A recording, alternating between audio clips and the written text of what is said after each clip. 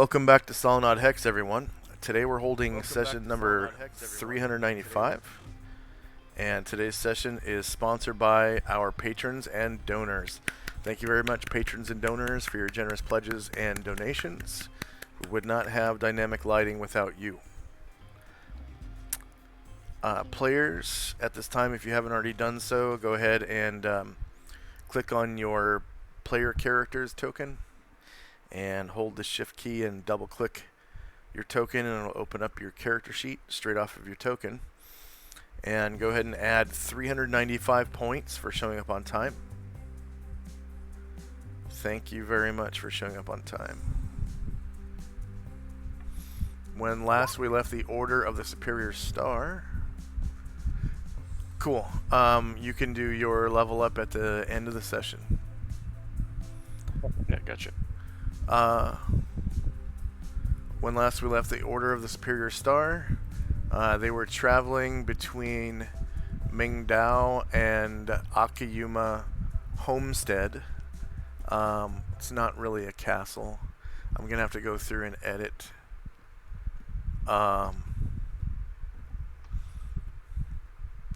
Edit all of the references that call it a castle, because it's really a misnomer.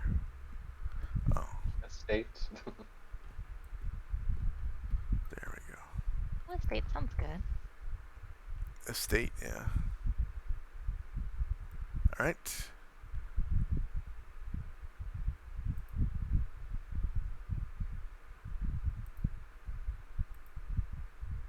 And as you can see, player characters are hot on the trail of the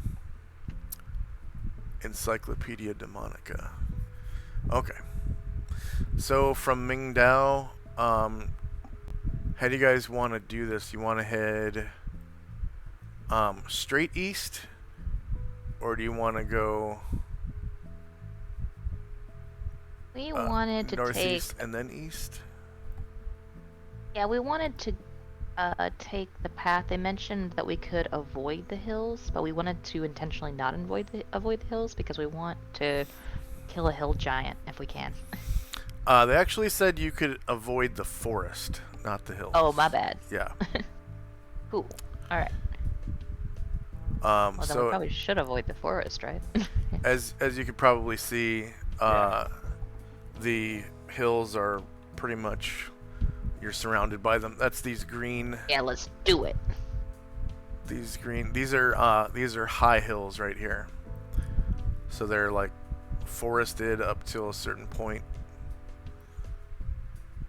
And yet, my vote is then that we take that recommended path that was slightly just a hair north to avoid the forest. What do you guys think? Yeah. Sounds good to me. Okay.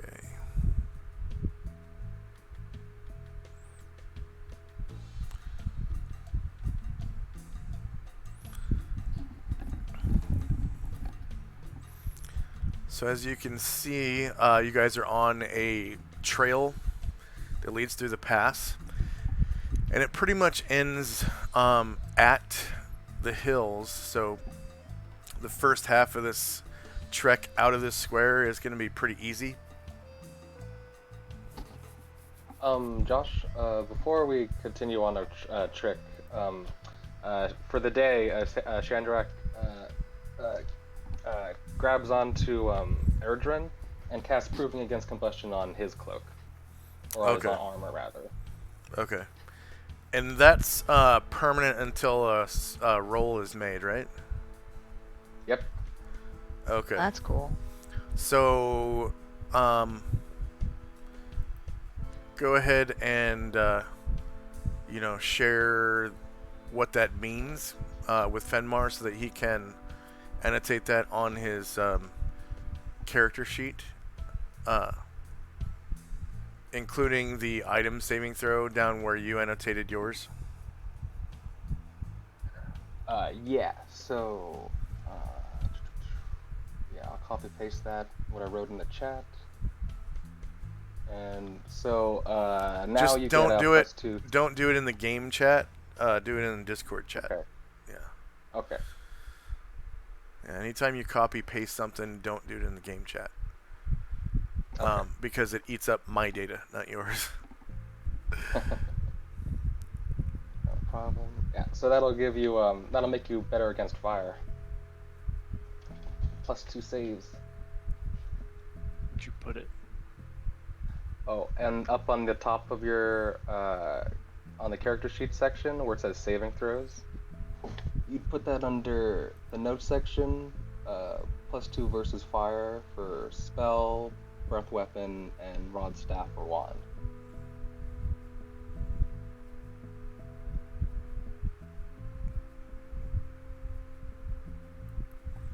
Okay.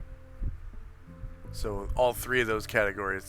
There's a category for rod, staff, wand, one for breath weapon, and one for spell. And you'd put it under all three in the notes section. Gotcha. Nice. And of course, you know the notes section is that section all the way to the right. Yep. Okay.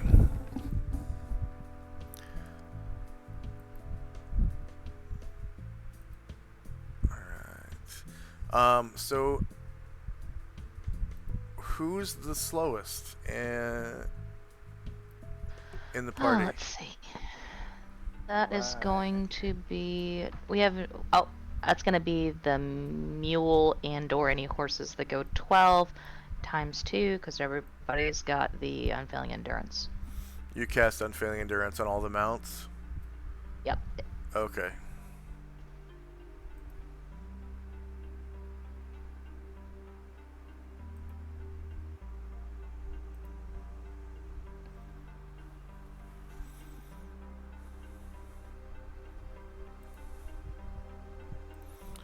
So mounted overland movement. Still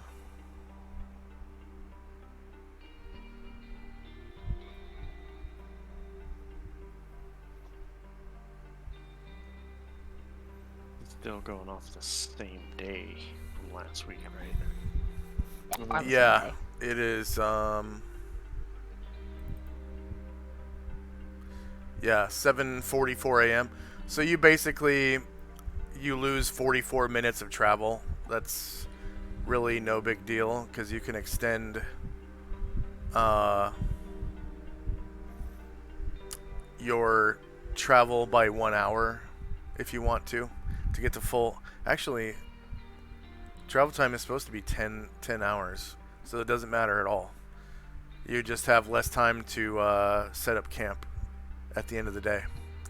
You'd have 15 minutes instead of 1 hour, which can be done.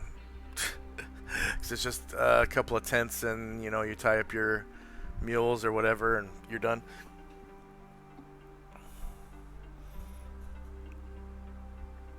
Okay, so is everyone mounted? Should be. Yep. My people are. I don't think the dragon is mounted, is he? Sorry, no, the dragon is flying. Okay. And his movement rate and is... Our hill is flying. Oh yeah, his movement is. Those are the only two entities that are not mounted, right? Other than the mounts. Okay. Someone's got a horse on a horse. Oh, a horse is a horse, of course.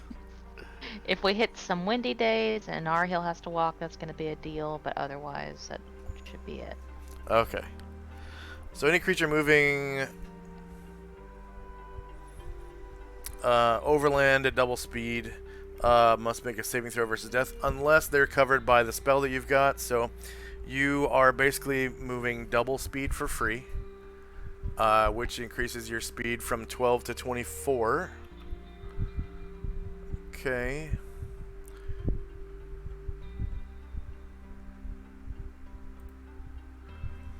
How many miles until the party leaves the current terrain? So it is technically 6 miles till you leave the mountains, but that's cut in half because you are on a trail. So that's gonna be 3 miles because the trail cuts the terrain cost in half. of whatever terrain you're in.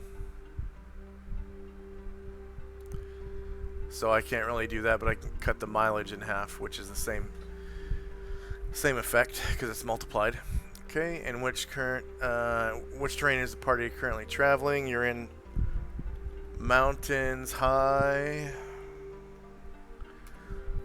The high mountains of the Barricade Mountains.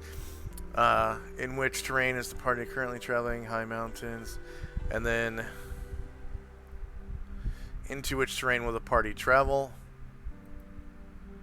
Hills high.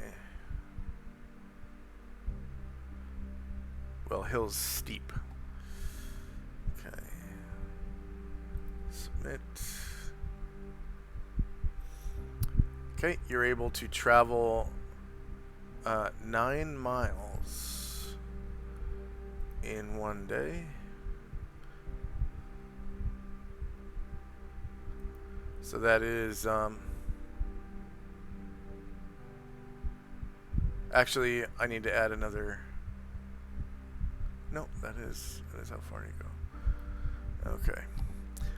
So you leave today. You leave the high mountains and enter the steep hills. But I need to roll encounters for mountains.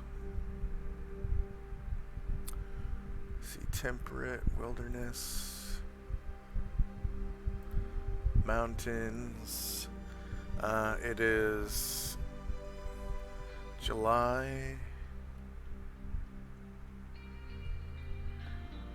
21st, 11th year, and it is summer. So as you leave Mingdao, there's like no wind. And there's like a little sprinkle of rain. So leaving Mingdao is kind of bittersweet. And you get all the way out of the mountains without encounters.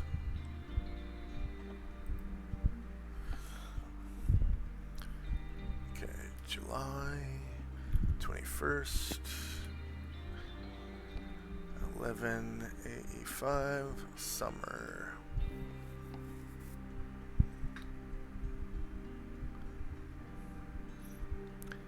And as soon as you step into the hills, winds become favorable, so they're blowing in your direction of travel.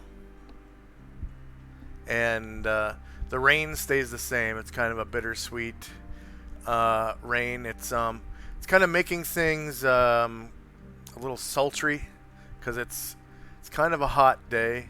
Granted, you guys are pretty high up in the mountains. I think it would probably be about 70 degrees Fahrenheit, and as you descend into the hills, it probably increases to about 80 degrees. So it's pretty steamy as you descend.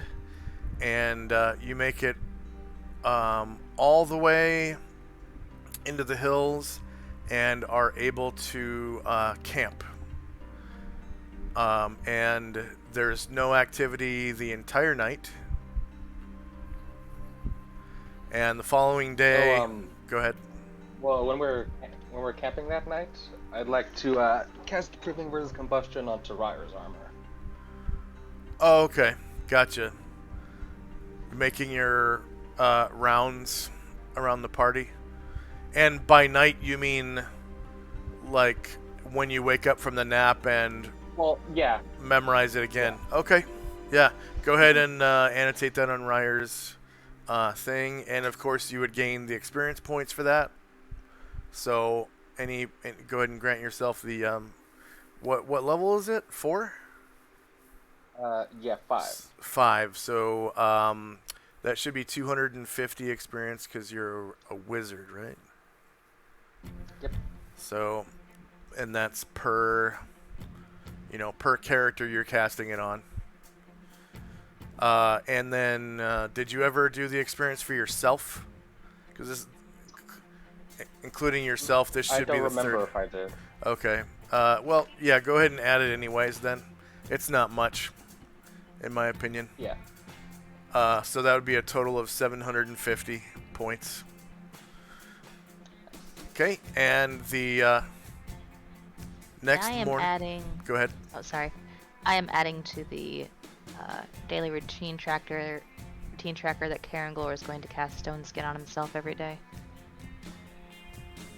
Ah, okay.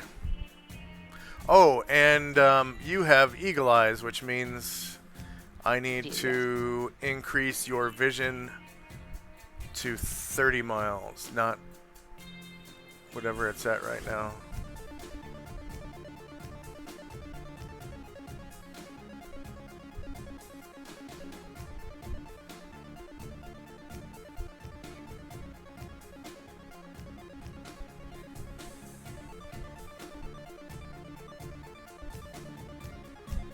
Wait a minute, are you guys seeing the entire board? I'm at Landing the page. yeah, landing. Are you? Oh, you're on the landing page. Okay. I need to bring you guys back to. Actually, I guess I'll fix this first. Should probably fix this first before. Yeah, it worked out. Okay. Night vision. 3 miles. So, Fenmar, Asher actually has a magical item called Eagle Eyes. She plucked out her own eyes. Or no.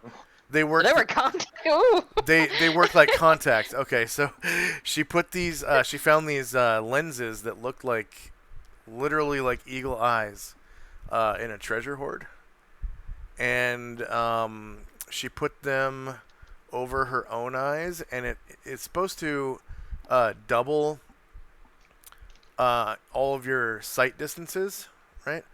But elves' sight distances are already doubled because they're elves, so I'm tripling it. And normally, your overland sight is supposed to be 10 miles. Hers would be 20 because she's an elf, so it's working out for the entire party. Whoever can see the farthest that's how far the whole party sees, because you would probably use that person as a spotter. And because it's an elf with eagle eyes, it turns into times 3 the distance, because there's no doubling a double in 2nd edition. Unless it specifically says to. So you guys are able to see 30 miles.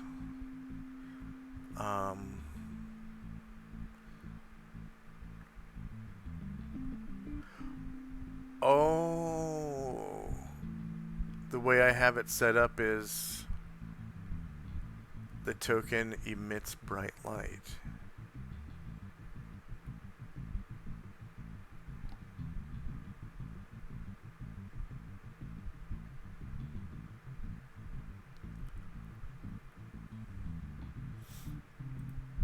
I'm just going to turn that off.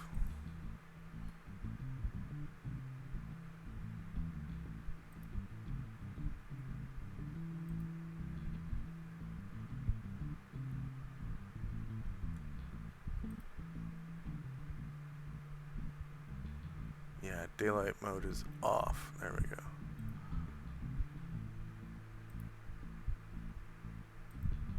There. Now your radius is much bigger. As you can probably... Oh yeah, I need to put you guys on the map so you can see it. Derp.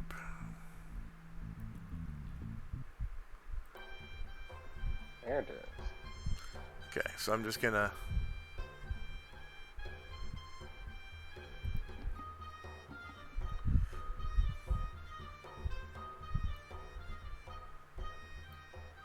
And it should actually be that large for the entire trip.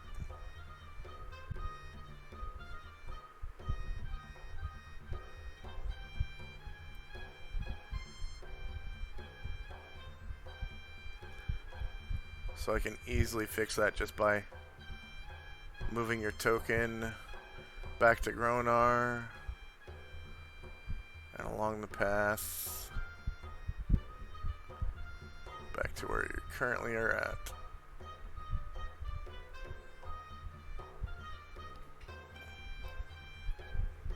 There. Now your path should appear wider, so you can see the location of Bonneville back here. This is Gronar at the foot of the hills. The Spoot River originating from this what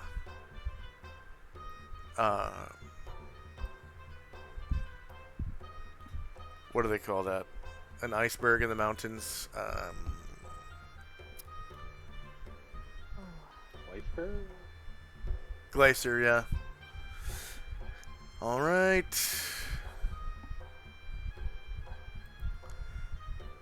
So it's now the 22nd, and you're passing through hills.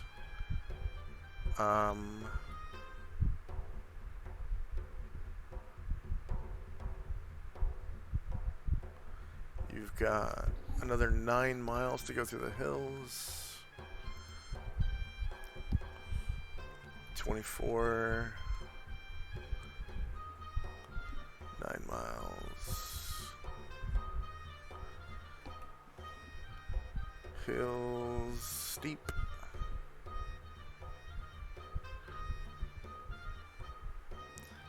And once you do that, you'll be on plains.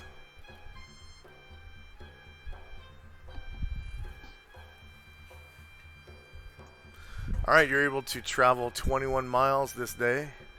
So you just want to descend out of the hills and then head due east. Question.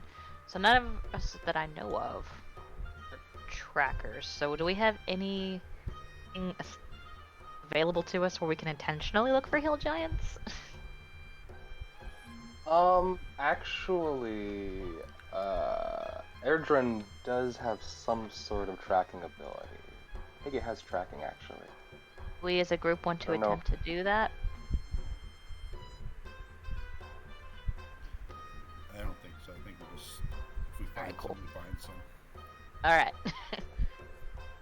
It's trailing, not tracking. Okay. Yeah, trailing is stalking somebody through a city without being noticed. Oh, interesting. Neat. Yeah. Okay. So you're able to get out onto the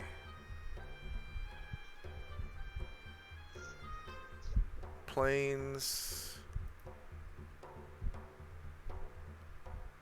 And 1 more mile. Bam. Alright.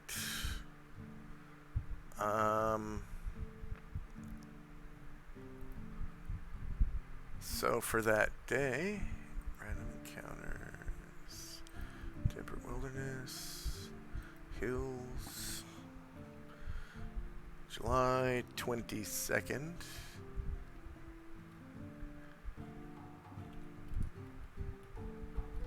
Summer.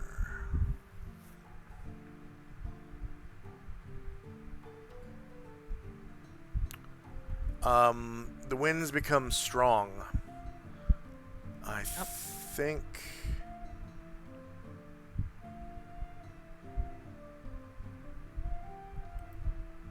Let's see.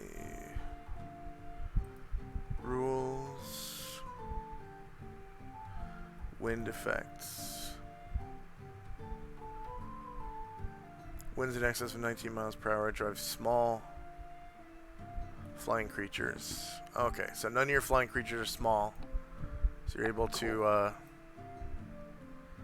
all of your flying creatures are able to fly normally. And you do make the 21 miles. No encounters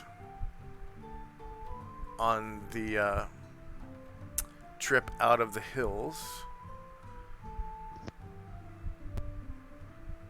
And plain.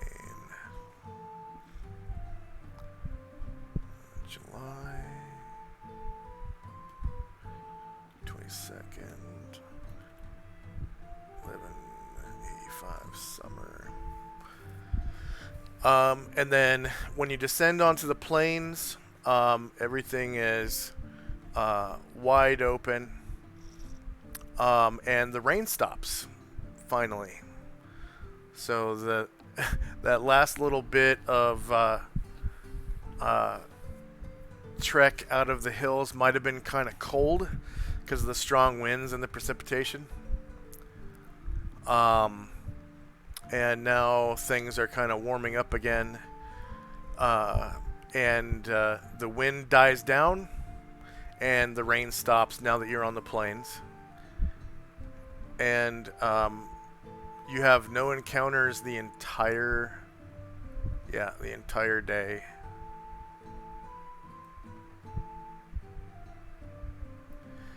And this plane is it's different than, the plants and stuff are different than the plains in Panoplia. And I think none of you have been this far east, even Tenzi. So the grass is like a different breed. It's like a lighter green. And this it's called the Schwing steppe. I know it's kind of Schwing. It's Xuing steppe. And it's a vast grassland with kind of rolling knolls. So not GNOLLS, but KNOLLS. That'd be pretty funny if we just saw a field of rolling knolls. Yep. I'm rethinking whether I wanted a random encounter. And now that you've been on it, Asher, Tinzi, Shandrak, and Fenmar all know about Schwing steppe. And as you descend out of the hills, this is sort of the view kind of behind you. You can see the hills there. And you can see those clouds kind of breaking at the foot of the hills where it stopped raining. And you've advanced through the plains a little bit and have found a spot to camp as the day breaks there and the sun goes down. And you can see the vegetation is it's almost a yellow grass. It's a very light green. And there are short shrubs here and there, and you can see this knoll on the right. It's a perfect example of one of the knolls. And you can see, I put Great Barrier. It's just the Barricade Mountains. Let me change that real quick.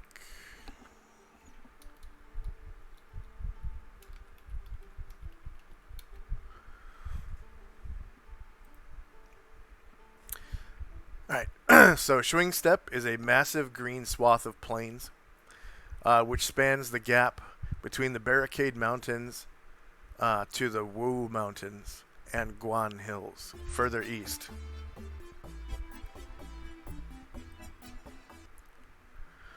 It is home to Akiyama Castle and the people of the Yu barbarians and the tribe of Tian barbarians. And I don't think any of you have really experienced any of those things, other than, I guess, the Barricade Mountains now, so I need to make sure that all of you have access to that. Asher, Tenzi, Shandrak, Fedmar.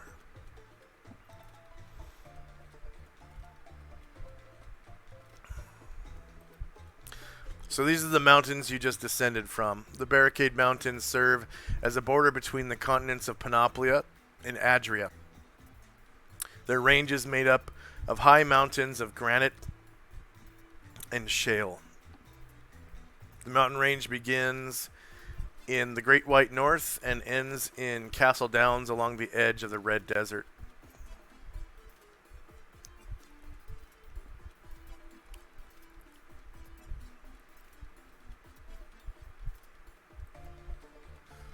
And as you know, the Red Desert is pretty deep into Upper Seba? Upper Seba. Oh, you know what? That's not right. That is not right. I actually need to change that.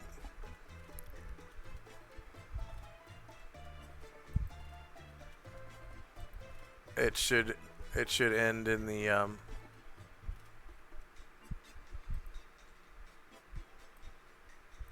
Actually, is that also Red Desert? There's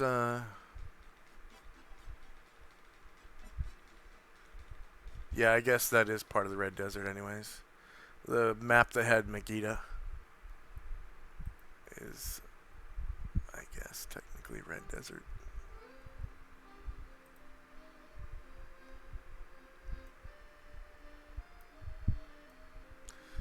Alright, so you're camping on the Schwing Steppe. And, yeah, the weather goes becalmed and the rain stops. And there are no encounters the entire night. And it is now July the 23rd. So after we did our nap spell, I re-upped proofing versus combustion, and I casted it on Erjun. Okay. And you earn another 250 points.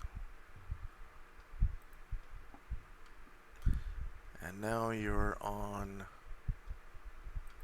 Temperate Plains.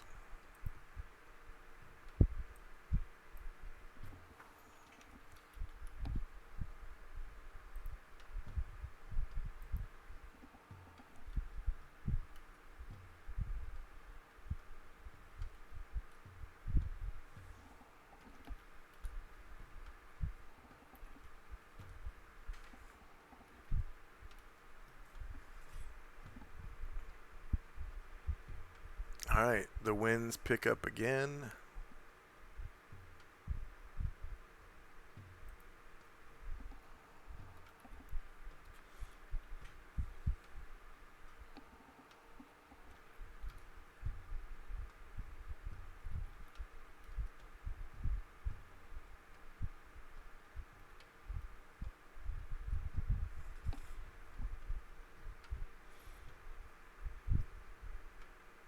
And on the 20, say again.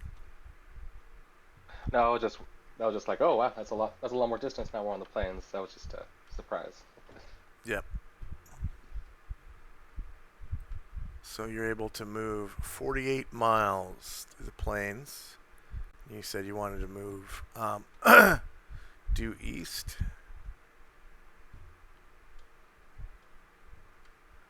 On this day. Yeah, Okay. it looks like we can see the castle. You can see Akuma Castle, right, Ooh. from where you're currently camping. And today, you have an encounter at 5 p.m., so it's right before you find a camping spot.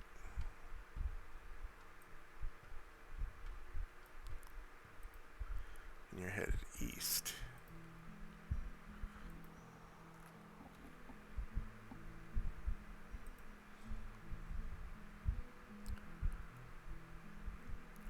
And the winds are strong right now. So it makes missile fire very difficult. The effects will be... I think it just goes in range categories, so...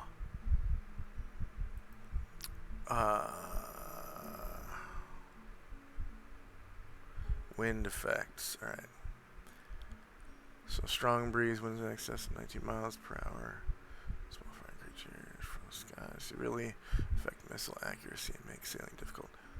Okay, so with strong winds, all range categories are bumped up one category with missile weapons, like normal missile weapons. I'm not talking about boulders or magic spells.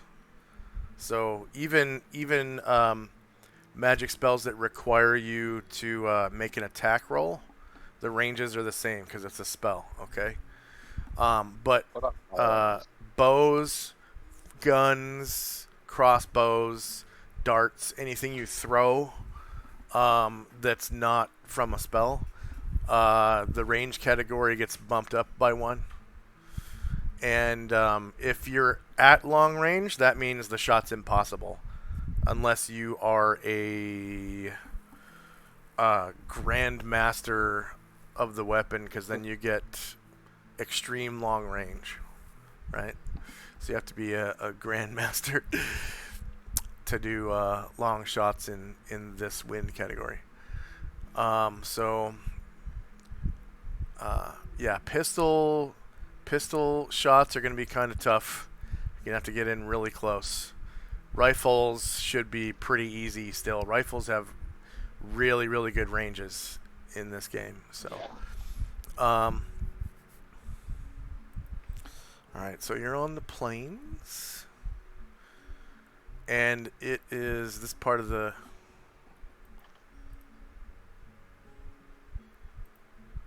This part of the plains is just this vast open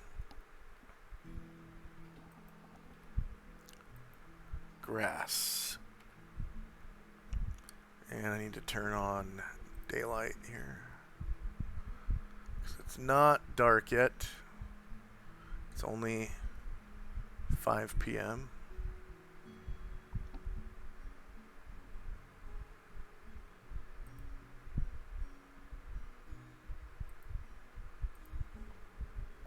Oh, that is daylight mode.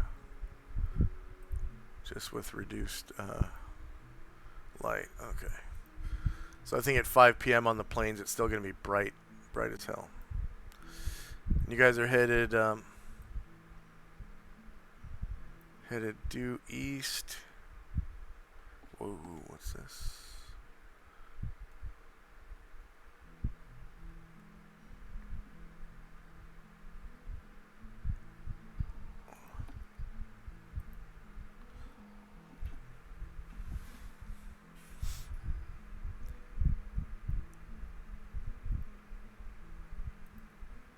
Okay, go ahead and roll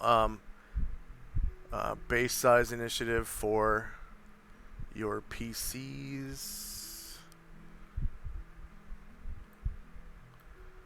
I kind of need to scoot you guys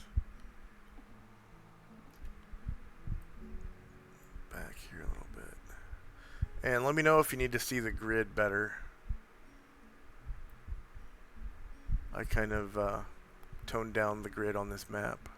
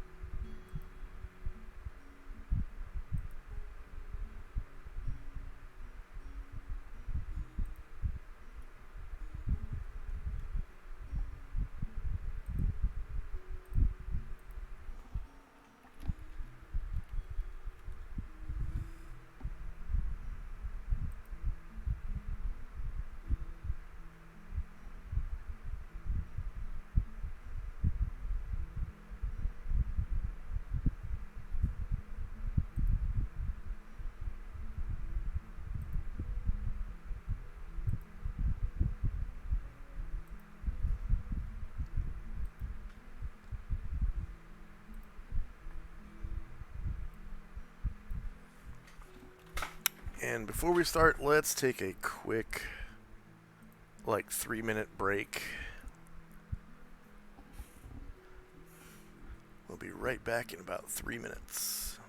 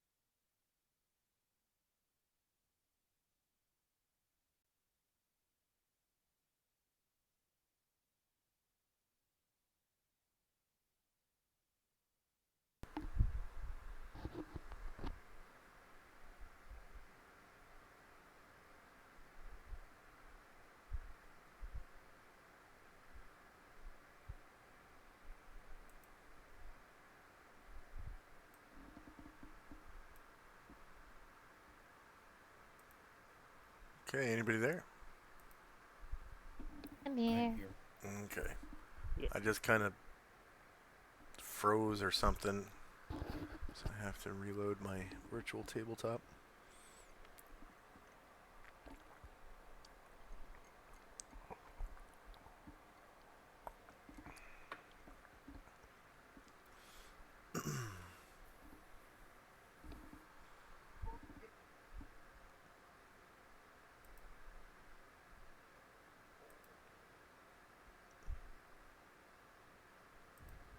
Yeah, the frame rate's pretty.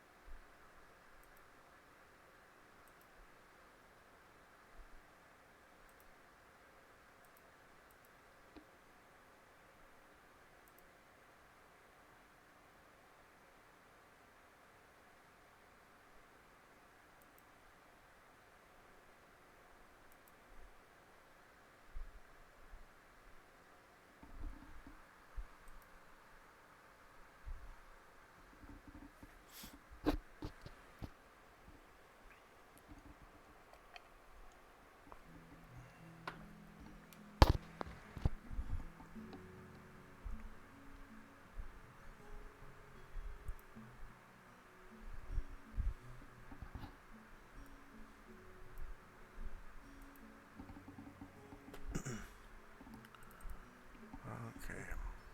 I'm back. All right.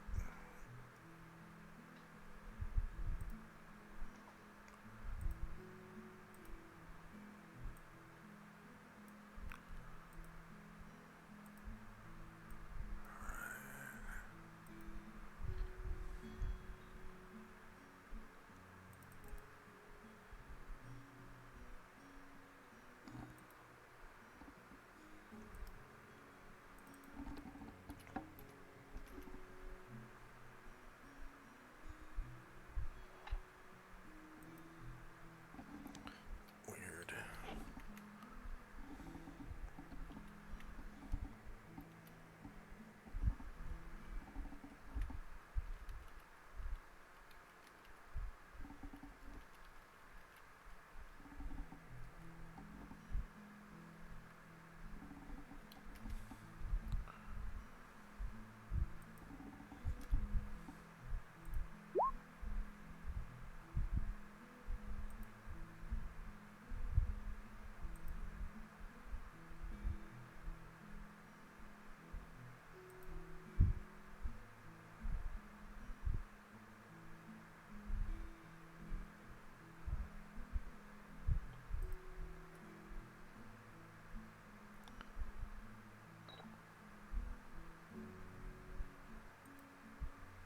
Okay.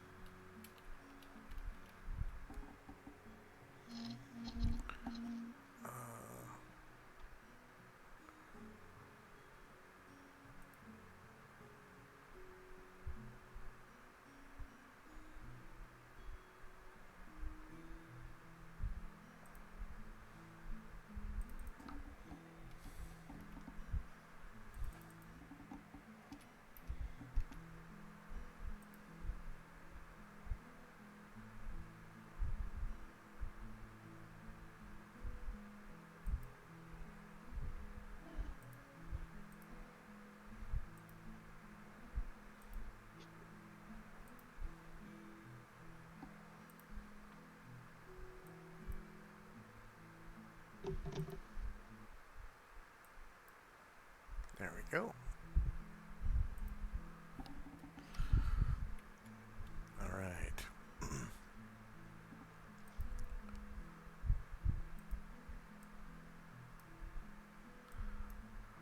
So time now is July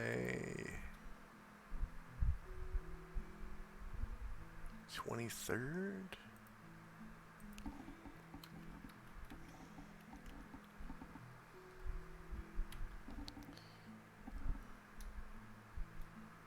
PM.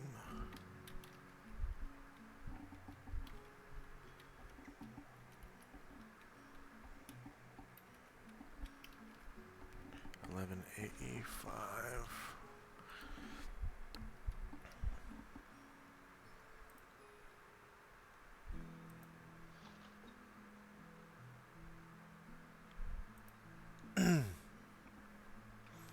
And first up is Tenzi and Company.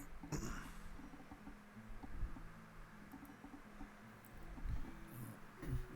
forward.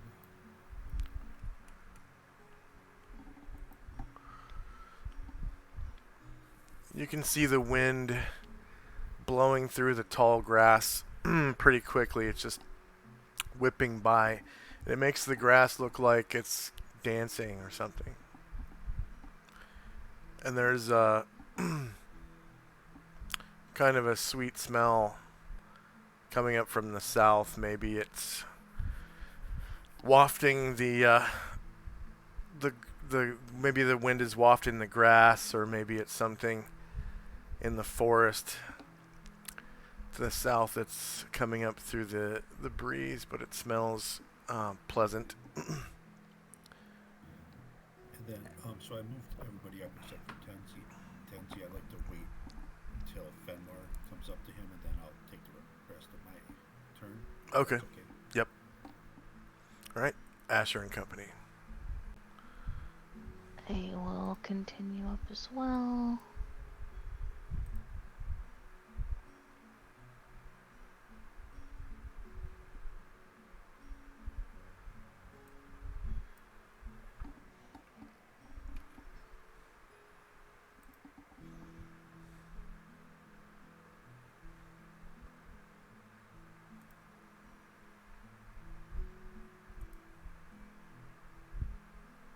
Get that far.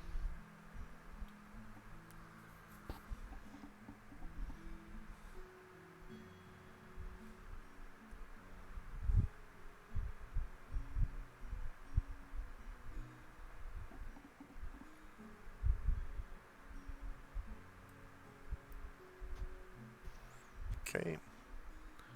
Fenmar and Company. On up.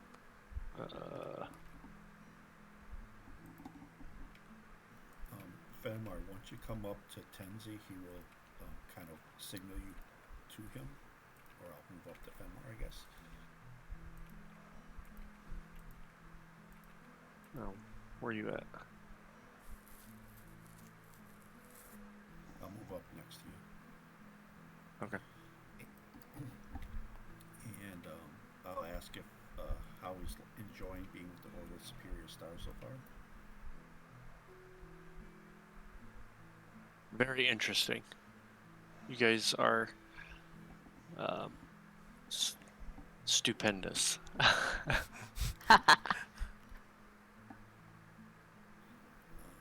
reaches into a sash, pulls out a vial, and gives it to Fenmar, and says, "This is a healing potion.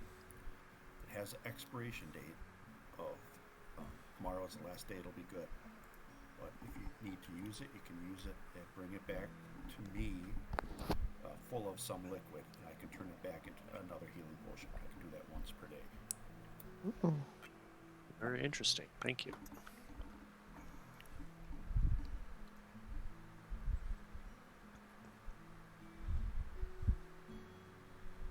A handy thing to have. Yep. Welcome to the Order. And that'll be it for Tenzi. I'm not gonna, like, give him a nod or bow, like a sign of respect or whatever. Okay. And then Tenzi, you can finish up your movement, and Fenmar, you as well, and Shandrak and Company. Looks like somewhere along the line, Ryer lost his horse. Oh wait, I can just drop that though, right? Yep, you can drop it. Let's see. It looks like U-Haul.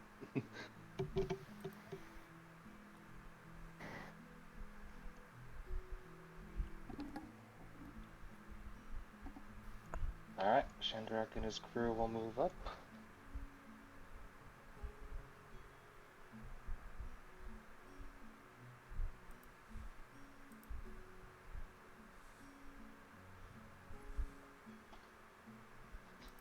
Okay. And just breathe in that nice after rain air.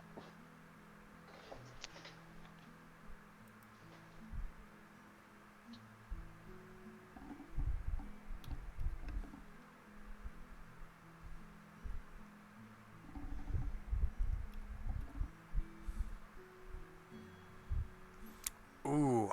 Okay. So anyone who does not have +1 reaction from something cannot roll initiative. So +1 reaction can be gained from successful alertness proficiency, dexterity of certain amount or above, you get a reaction adjustment. Or having a familiar gives you +1 to your reaction adjustment. And all three of those things can actually stack. So, just to double check, what time is this? Cat's Grace may have expired or might still be on. 5:01 p.m. Okay, then.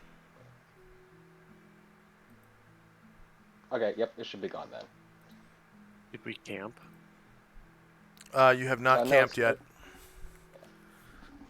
yet. Uh, So it's getting towards the end of the day. It's about another 2 hours till you camp.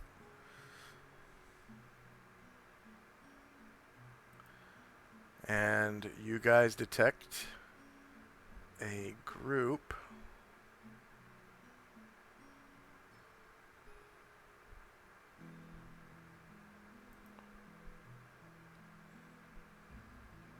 of strange-looking creatures.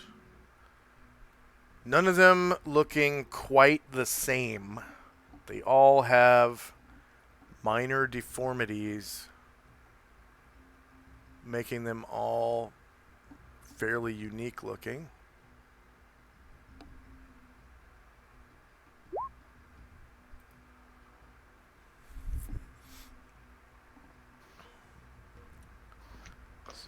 Anyone who cannot be surprised can roll initiative. I think there's a couple of you guys that cannot be surprised. I mean, the ones who had the +1. Anyone who has a +1 can roll initiative. Some people cannot be surprised. Okay. Period. Like they're immune to surprise. Cool. I think that is the Deva. And maybe somebody else. Not sure. I know Tenzi cannot be surprised when he has a certain spell. Yeah, Blessed Watchfulness would have ended right around 5, so but he has a +1 reaction. So. Okay.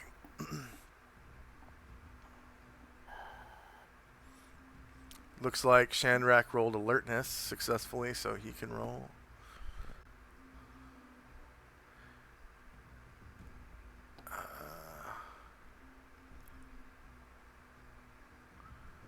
Okay, so distance for one group surprised.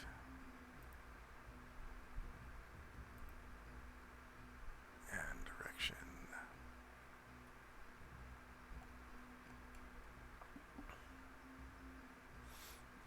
All right.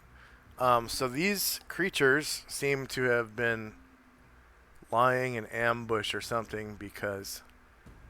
Ah, crap. They seem to pop up out of nowhere.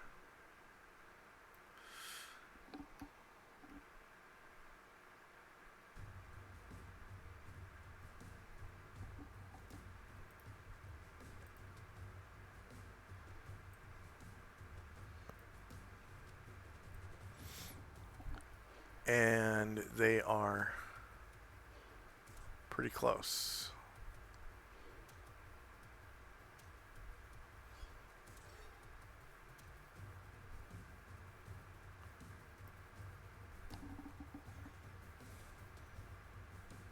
You can hear them talking to each other.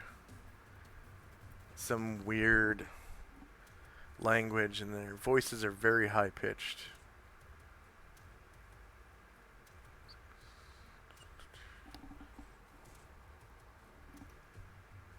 And they seem to be carrying an Adrian polearm known as a Naginata. All of them.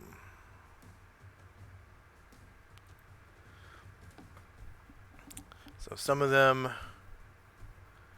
look serpentine, some of them look bird-like, some of them kind of dog-like, some of them a little bit more humanoid than others. Some of them have like bat wings. Some of them have like cat-like features. They're all pretty unique looking. And these are creatures that mean to do you harm. They've popped up pretty much out of nowhere. And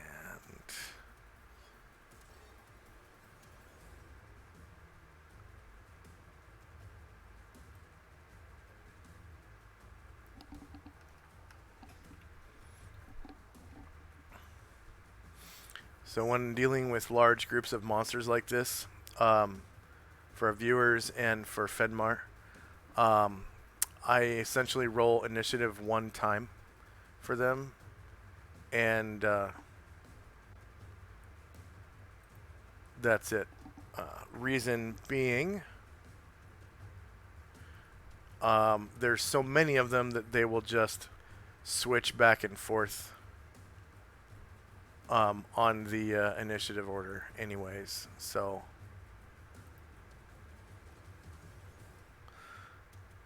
but players always need to roll initiative every round for all their characters.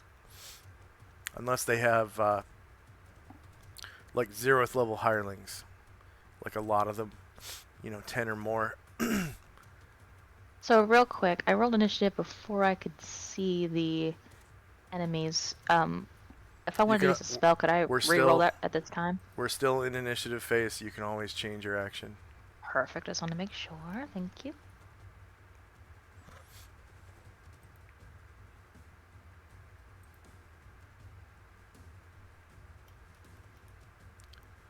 Still in initiative phase.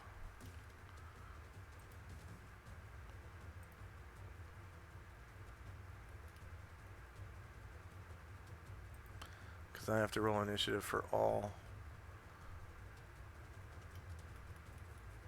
these guys.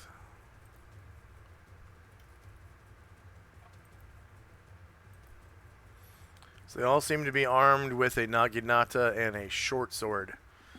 So literally like a short, like Chinese style sword.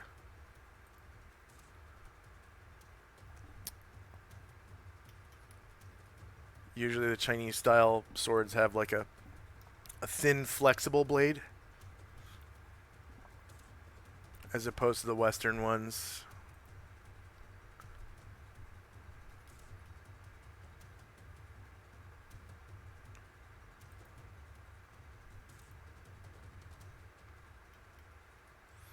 And I apologize for the ones that aren't all the way inside the box on the grid. I'm kind of trying to fix that right now.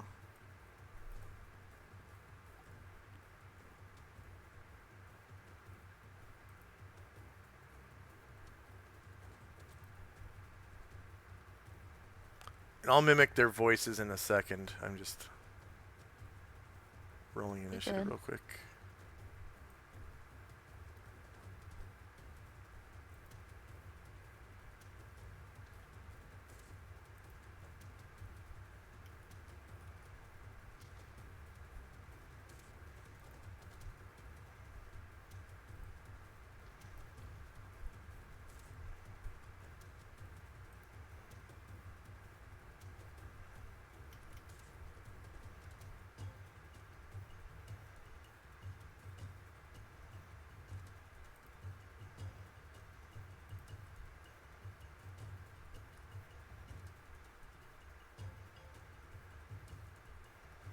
Kind of sound like Gremlins, actually, from the movie The Gremlins.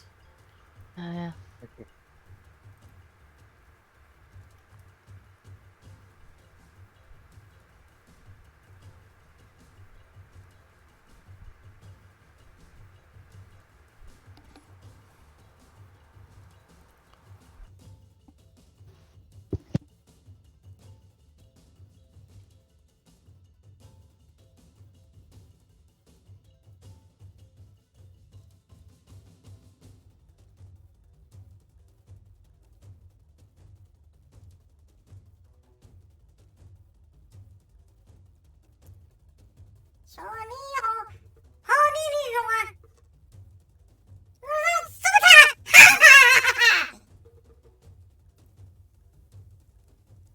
And they all seem to be frantically waving around their weapons as though you guys were standing right in front of them, and they're already like attacking. They're just like swinging their weapons around in front of them. Okay. Here we go. First up is Anatar. He's gonna twist around in his saddle and cast Fireball. Right.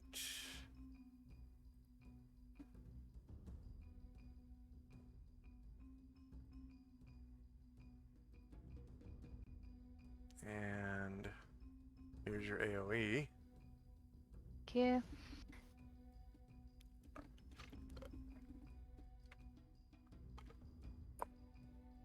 Let's see.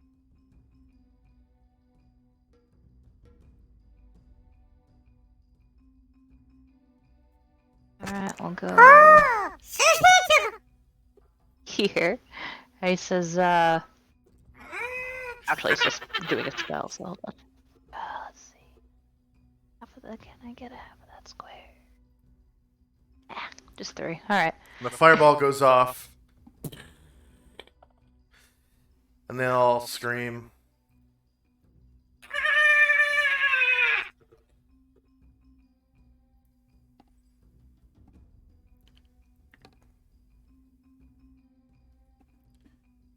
And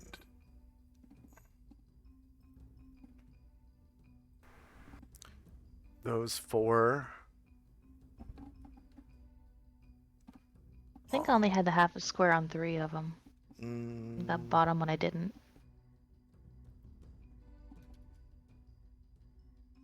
Yeah, you got 3 of them. So those 3 that you got,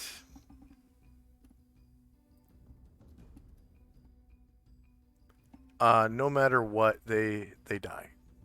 I mean, you do like 35 damage on the average with that spell. So they're gone. Go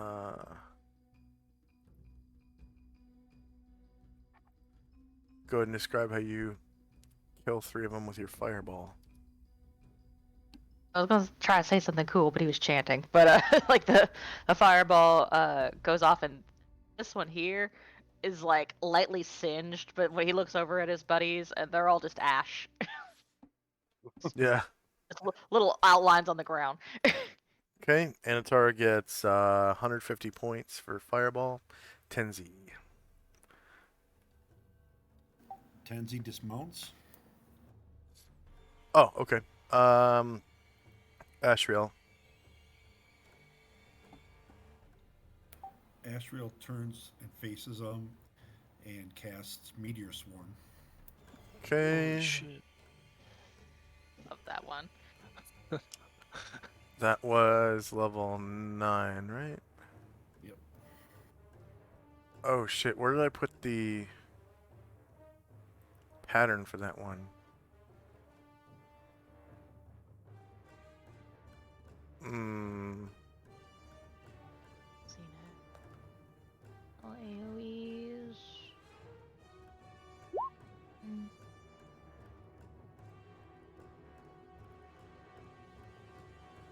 Oh, I think I left no, it it's out. just Yeah, here it's it is. under for some reason Apercebus. No, it's It's yeah, it's below. under It's Apercebus down below Warrior, right stuff. beneath that.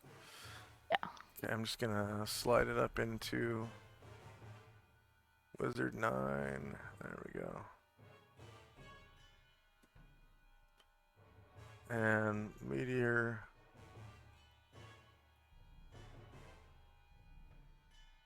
Okay, are you doing a diamond pattern or a square pattern? Oh yeah, I should probably put the damn thing down first before I ask you that.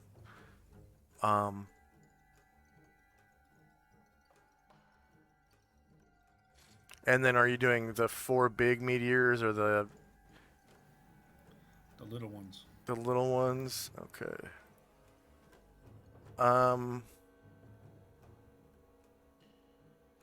So here's the square pattern. And here's the diamond pattern.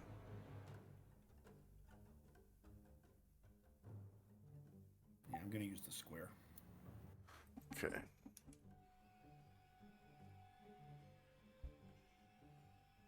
And you should be able to move it.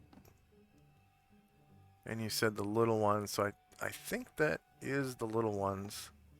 1, 2, 3, 4, 5, 6, 7, 8 little ones, yeah.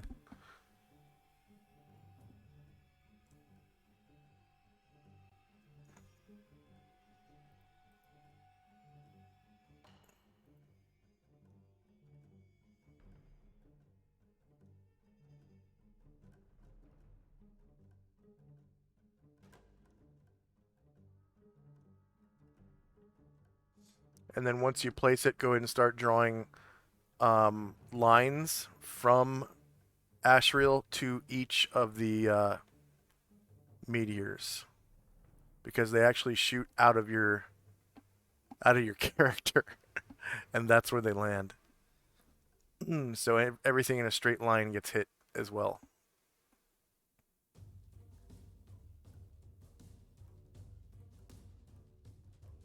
Is that where you want it? Yeah. I'm sorry. Okay. All right, so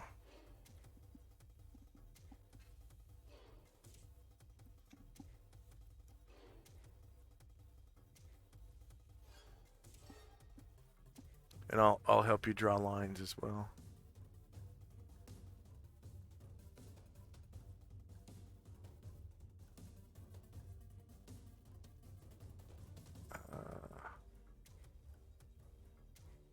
So like that? No, literally draw lines with the Yeah, drawing that's tool. right. Yeah, I did. That's what I just did on this one. I don't see any lines. I saw a ruler.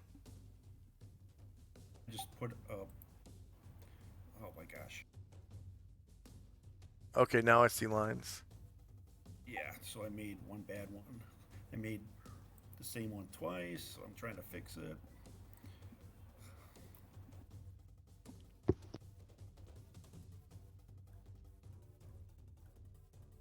Starting over. Here we go. Line 1. Line 2. Oh, you got them, okay.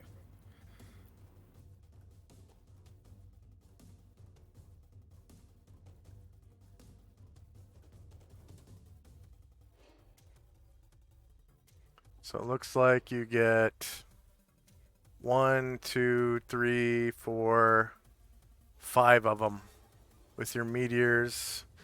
Some of those are actually multiple hits, and these creatures are small. They're about the size of a goblin, and they're not very like muscular looking, you know. And this just blasts them all to hell. So it's 1, 2, 3, 4. You get 5 of them. So go ahead and describe how you do that. He went with the smaller ones because he didn't want the meteors to be bigger than the actual targets. And as they rip through some of them and land, they just explode. Some of the creatures explode as well when they get hit by the fire. 1, 2,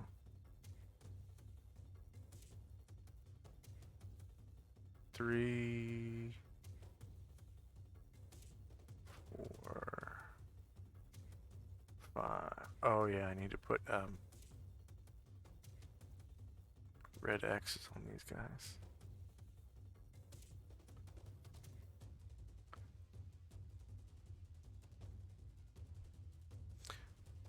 So Fenmar, Ashrail can only do that once a day, and it's because of his race. It's a innate spell-like ability, so he didn't actually chant that spell.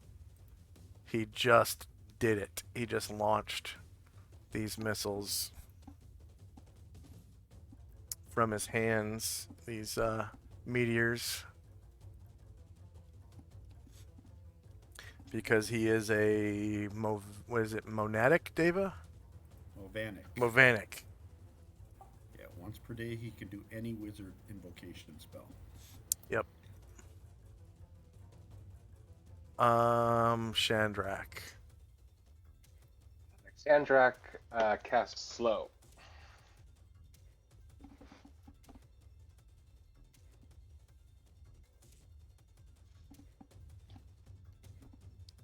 And you know where to get the AoE for that, right? I haven't used that before. It's a really pretty Where is it? AoE too. I'm pretty proud of that one. It is good looking.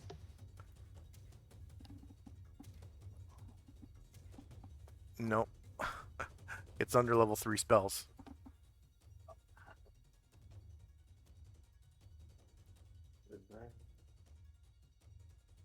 There it is.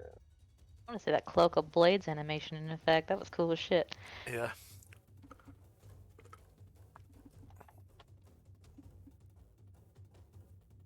There you go. Is that where you want to put it?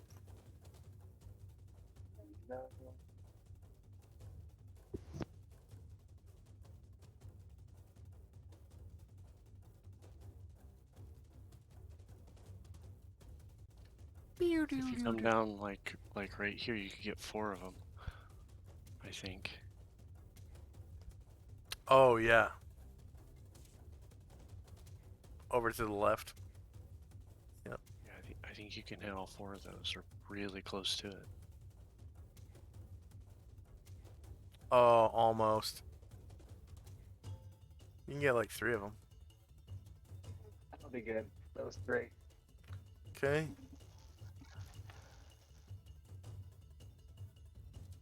And the saving throw is -4 for slow, right?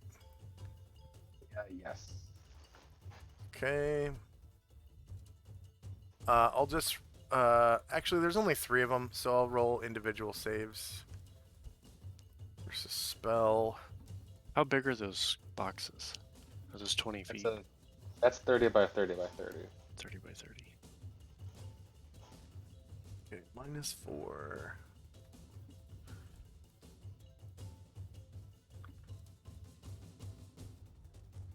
They count as first level warriors. The one on top fails. And what was the token marker for slow? The snail. Okay, there it is. Alright, so this next one, -4. Warrior 1. This next one right here fails.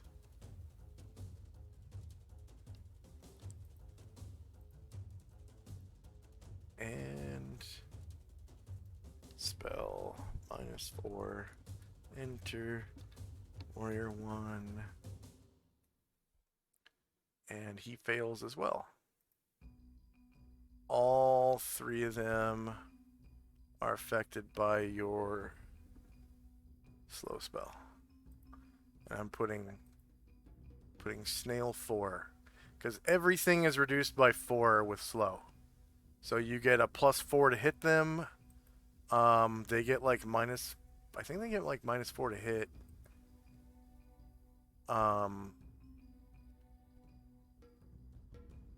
And they can't attack this round. They can only attack next round. Their movement rate is cut in half. Let's see, what else? I have it written on the actual token marker. Like if you hover over it with your mouse in the list. Slow spell negates a haste spell and inflicts 4 penalty to hit, damage, saves. Hit and damage. Wow.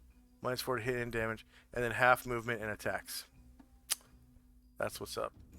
And the saving throw for the spell is affected as though they were already slowed. So you get a -4 to save versus slow. Oh, I didn't know that. That's cool. Yeah, slow is a really fucking awesome spell. It's probably one of the strongest debuffs in the game. It can really turn the tide of a battle if it works on the target. That's why you want that the one that Shandrak is going after. It's reduce resistance or whatever. So Yeah. you can target enemies that have magic resistance. And to reduce their magic resistance, so that you can actually, shoot fireballs at, something that has 70% magic resistance, and usually you'd be wasting your fireball or whatever. Oh, cool. Yeah. But yeah, if you were like facing a really powerful demon or like a Balor or something, and you reduced its resistance with that spell, and then cast slow on it, it would be an easy fight. Really, really easy fight. That's clever. Yeah. I think the way it works is when you cast a spell on them, whatever their resistance is, it's cut in half for the resistance against the spell. And then Say about half the normal resistance. yeah, half their normal resistance, and then they get a saving throw. And actually they might not get a saving throw. It might be just their resistance. And then once the spell takes effect, it cuts their resistance down by like 40% or something like that. My level, it's 40. Yeah, yeah, Nice. it depends on your level.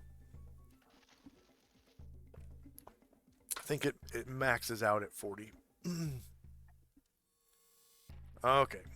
Shandrak gains 150 points for the slow spell. Asher. Alright. Asher is going to just dismount. I don't really want to bring my horse up to him. Okay. And she'll use her ring. Does she have horsemanship? Nope. Okay, so that takes a whole round action. All right. So these monsters are known as Bakemono. So this Bakemono has no attacks this round, but he can move at half. And they're slower than shit. They have tiny little goblin legs. Okay. So he only moves at 3.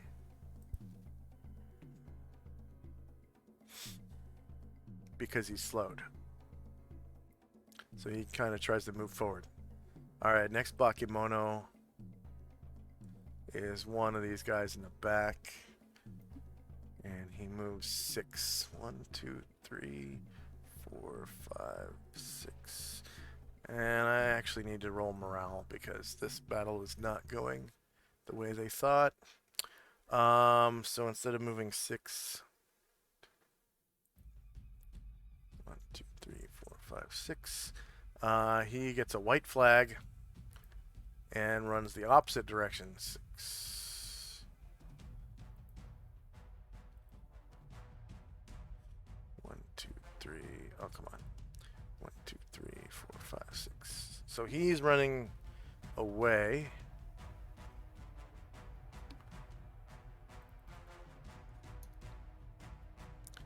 The one that's slowed. Yep, he runs towards you guys. Okay.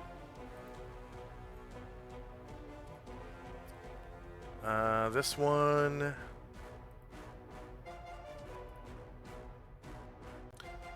White flags it as well. So white flag is for monsters that fail their morale checks, or creatures that are affected by fear. 1, 2, 3, 4, 5, 6. This Bakemono is slowed. And he charges into the fight. 1, 2, 3. This Bakemono is not affected by anything yet. Morale check for him. I don't see myself on the initiative order. Did you not roll initiative? 1, 2, 3, I- 4, 5, I did 6. I did the base, but I guess I didn't do for attack. Well, this round was for people who had the +1. Maybe you didn't have the +1? I didn't. So Okay. I Oh, did you accidentally roll for your horse? I see a horse on the tracker.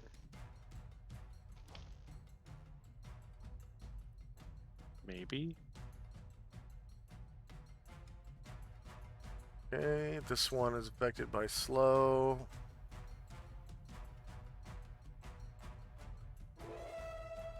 And wow, he actually succeeds. 1, 2, 3.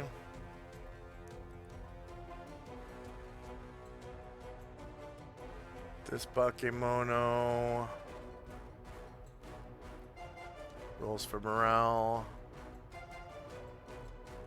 Succeeds. 1, 2, 3, 4, 5, 6. He cannot reach you guys. And next up is Karen Glor.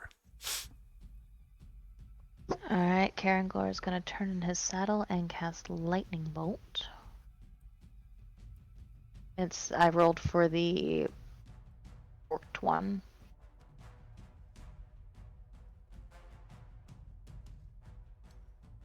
The spell's not on here. What spell? I'm trying to hold person. The wizard version? No, free spell. The priest one I think is level 2. Yes. It's on there, I've used it before. Yeah, it's been used. In initiative. Yeah, your character hasn't rolled initiative yet. This is a surprise round. Your character's surprised. Okay. But when you roll initiative for spells, you literally roll the spell template. It's not in the initiative tab. Okay. Karen Glor's forked bolt. That's the 10-foot one. 10 foot wide. Thank you. And remember, it has to be in a straight line from. Karangor, yeah. So let's. Is here.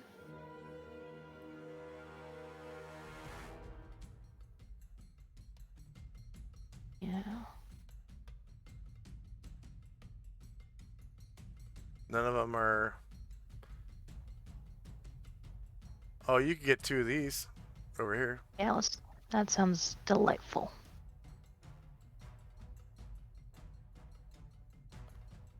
With I hate that the other ones are already slow. Let me see what else I can you would have had more options if you had used the 5-foot bolt because it's longer. Yeah. You're right. Everything Yeah, else I'll looks get- like it's too far apart.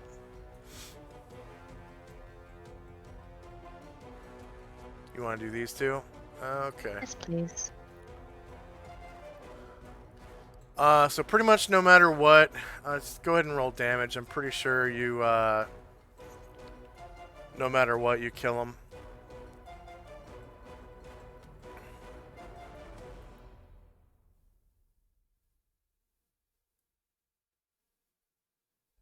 Yeah, no matter what, you kill them outright.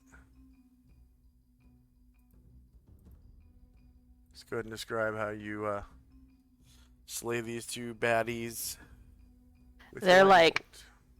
They're moving like in slow motion, and so almost in slow motion, you see them like convulse and hear, and then they fall.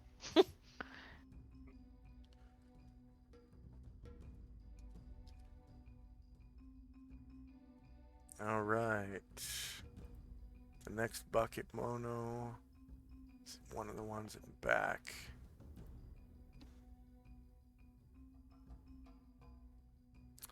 He maintains morale and moves forward 6 squares. 2, 3, 4, 5, 6. Oh, come on. Move it. 1, 2, 3, 4, 5, 6. Next Bakemono. One-on-ones in the back. Morale. Okay, he hightails it. 1, 2, 3, 4, 5, 6. Another Bakemono. One of the ones in front.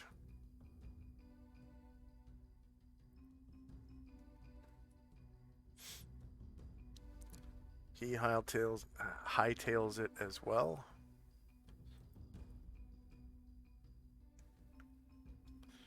One, two, three, 4, 5, 6. One more Bakemono.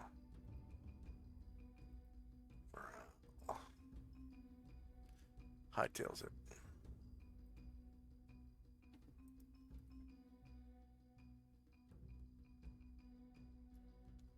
One, two, three, 4, 5, 6. All right, Erdrin. Assembles his gun, takes aim, and shoots at the closest Bakemono. Okay. So it'll be. So that's at the. You said the second range, if it's because of the wind, right? The next category. 1 second.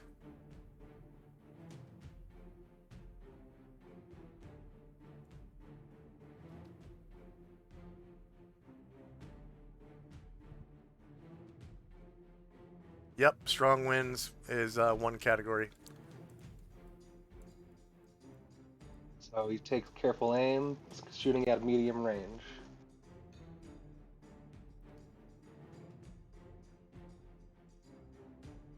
At this one? At the closest one. No, the closest one. So Oh, this one right here. yeah. 10 squares.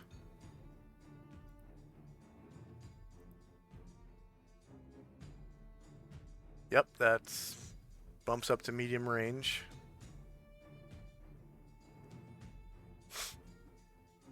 The lead cross killer has the bastard in his sights. It's a flintlock musket, so it does shitloads of damage. It's like a D12.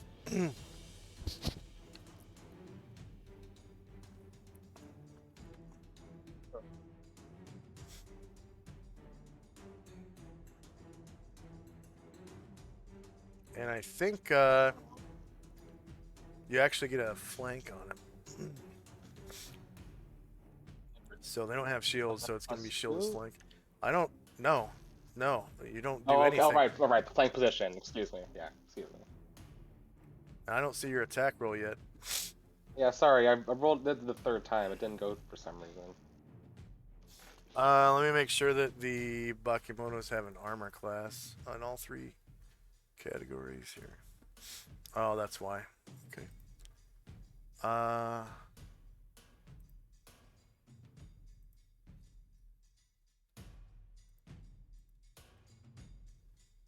Alright, go ahead and roll it again. It'll work now. It's because the enemies didn't have an armor class in all 3 AC slots. Makes sense. So this is shieldless flank. So whatever you get for shieldless flank. There we go.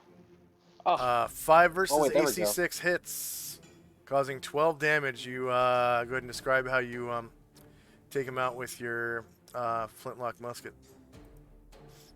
Erdrin aims at the closest guy. He's just swinging his sword or whatever is a naginata wildly, and Erdrin hits him like right in the throat, and then he stops and drops.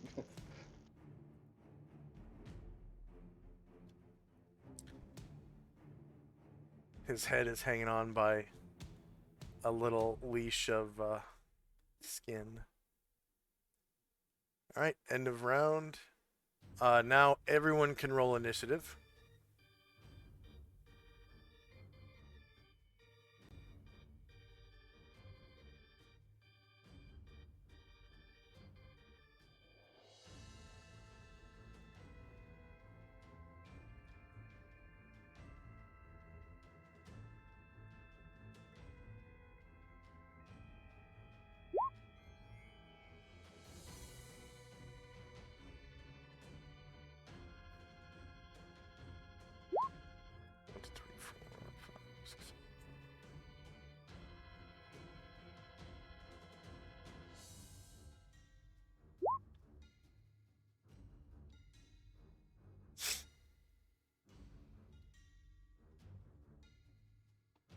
Ashrail's going in for the melee kills.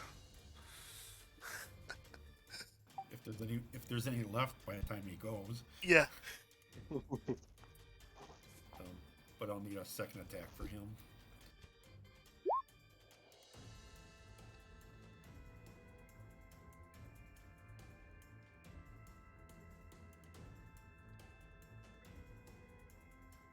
Looks like Anatar is going in for melee kills as well. And he gets a second attack. Yes, please, and 2 for Varen.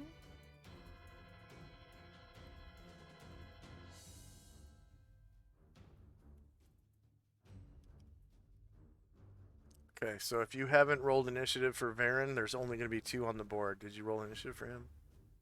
Yes. Okay.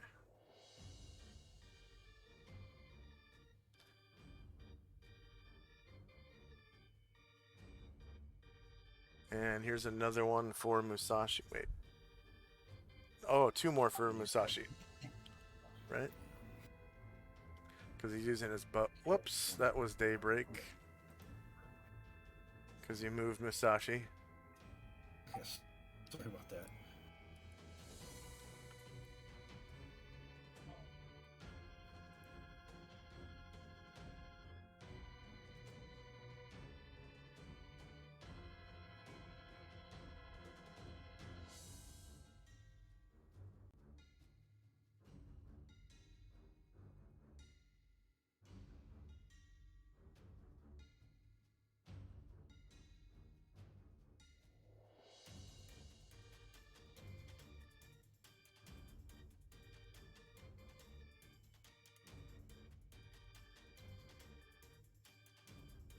Still waiting on Anatar and Varen. Yes.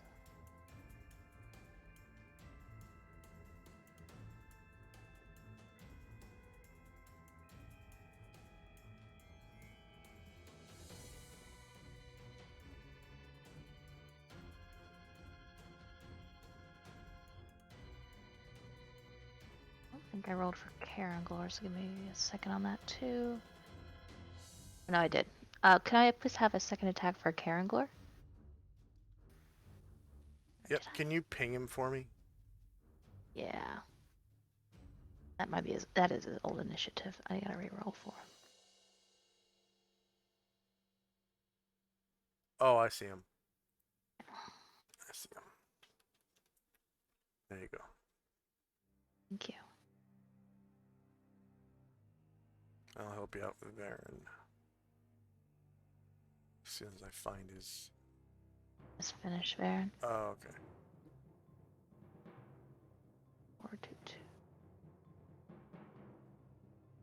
4-2-2. There we go. Alright.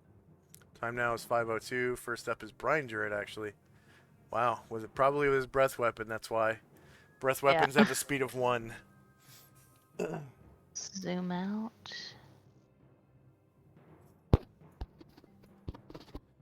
Uh... Let's see, so where is... There he is. Alright, so he will sure. turn. Brian Druid. Breath of Fire.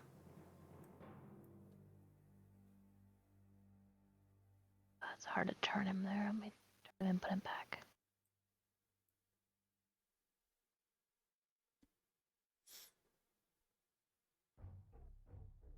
And is he walking or...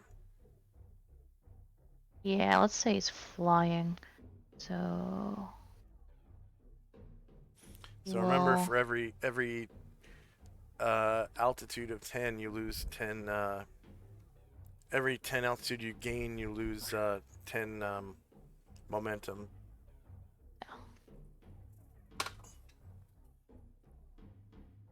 Right, so he will be flying at 10. And he'll fly a bit northwest.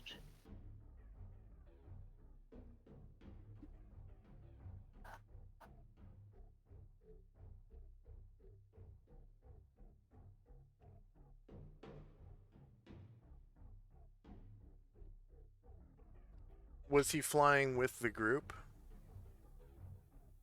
He was not, so he's taking off. Okay, he's taking off right now. So when you Oh wait, he was flying with the group. I forgot about that. Yeah, he was. okay, so what's his maneuverability? Is it like I think he's a C. okay? So he can only make a 90-degree turn. Yeah, you're So right. if he was Alright, so if he facing was flying with the group, then he can only turn north. yeah. Turn north. Thank you for that.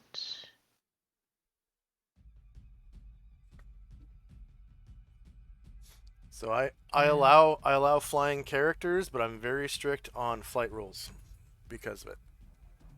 And there's actually Let's just been back and characters that forth. have smacked into objects and taken falling damage because of their flying in tight corners, in close quarters. What else is north?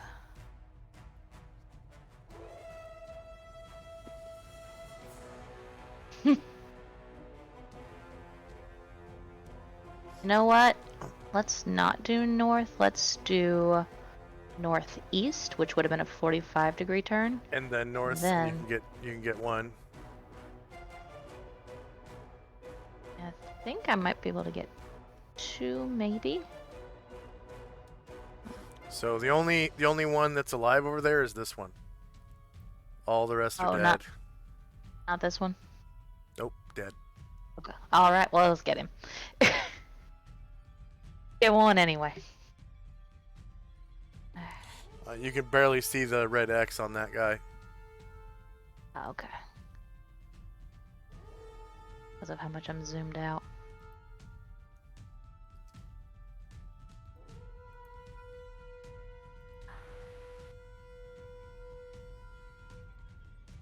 Oh, you're right. He didn't have an X. Okay.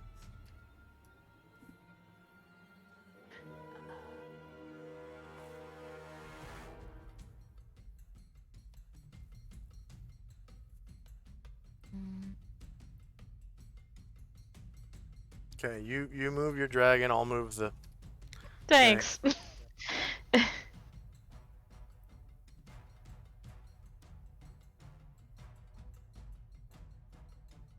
Here-ish.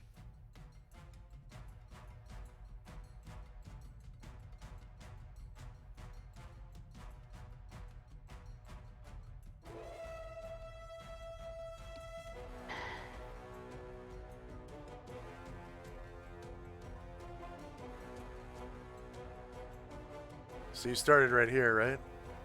Yeah. Okay. If you went northeast, you'd be probably.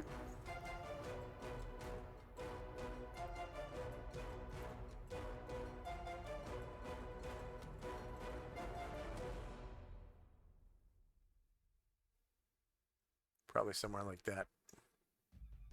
Cool. And then if you turn again, Yeah. you can hit your target. Beautiful. It's that cone And I he have trouble does. visualizing until it's there.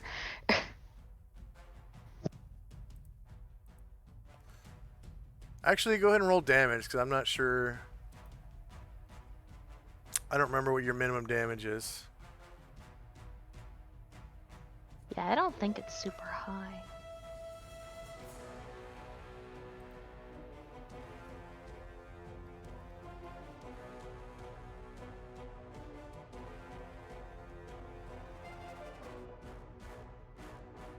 Yep, you kill him outright.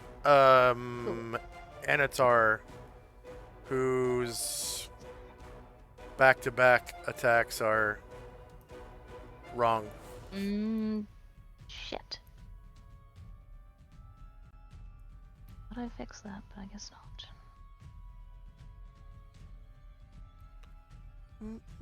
Alright, so he will... He's got to dismount too.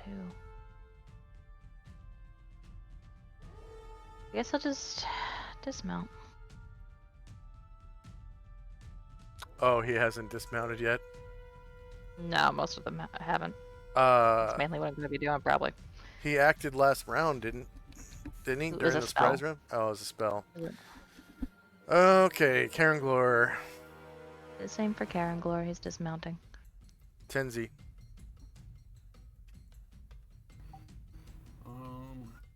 And, you know, go into waiting mode to see if any of these can actually get close enough to him.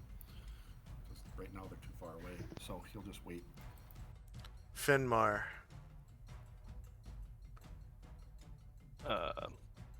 Just trying to cast hold person on one or two of these things. Find, hold. 4 persons in a 20 by 20 by 20 cube.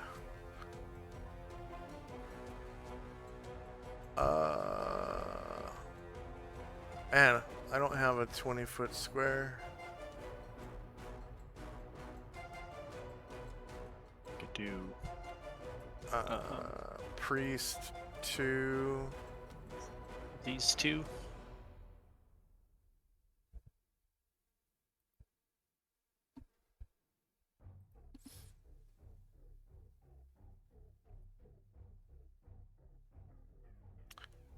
Five, 10, 15. Yep, yeah.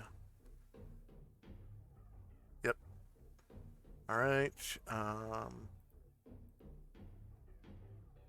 They get a saving throw to negate, but it's only against 2 -1. people, so it's -1. Okay. And any other wisdom penalties, I think.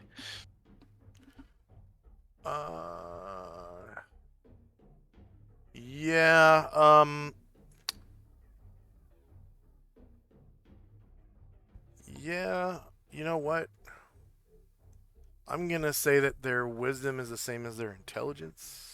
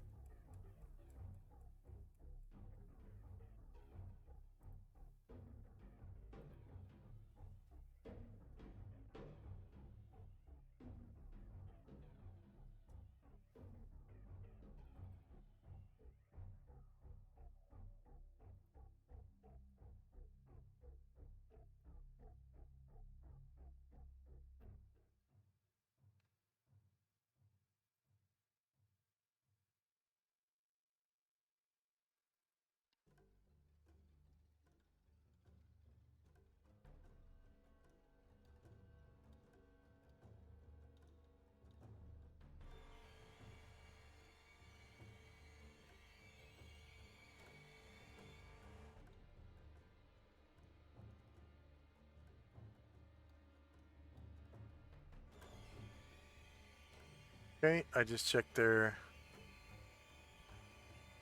intelligence, and they actually, yeah, they get a -1 magic defense bonus.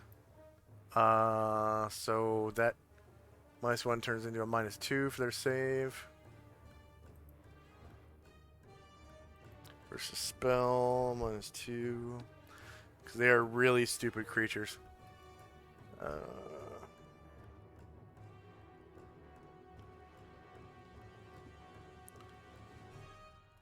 And actually, they should save as 0th level warriors. So this one is held. This one -2. Enter warrior 0. Yeah, you hold both of them. That was level 1 spell, so you gain 100 points.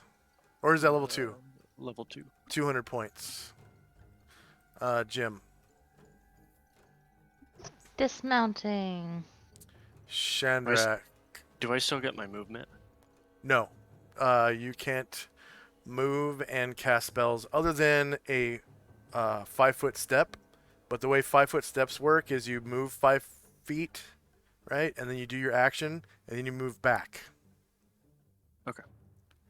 So you can do a temporary 5-foot move. It's mainly to pop out of cover and shoot a spell or a bolt or a bullet or an arrow or something, and then pop back into cover. But it does incur attacks of opportunity if you move out of the reach of anyone when you move back. So it's it can be risky if you use it in melee combat. Shandrak. Starts throwing some magic missiles. Magic missiles. No penalty. No penalty for wind on a magic missile. Let's see. Starting with the one to the far left. That's closest. This one that's slowed right here. Yeah. All right.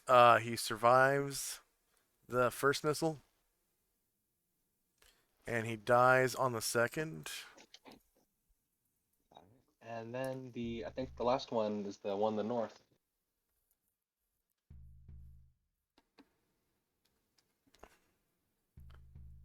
All right, you kill him with your third missile, Nice. and you just let the others run away. You don't shoot them. No, let it just run away. Okay. Is anyone gonna pursue the ones that are running away? Only one of them is. Oh, I guess there's 3, aren't there? There are currently 1, 2, 3 running away, yes. And 2 of the ones that failed their morale are held by your hold person spell. Yep. So nobody's pursuing the ones that are running away? I would when it's my turn. Okay. Asher? No, Asher's cool with it. Okay, Varen. Oh shit, Varen would probably. Alright. So Varen will turn and pursue on his horse.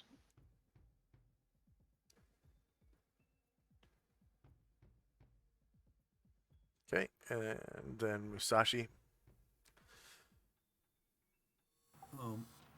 If they're magic held, he won't shoot.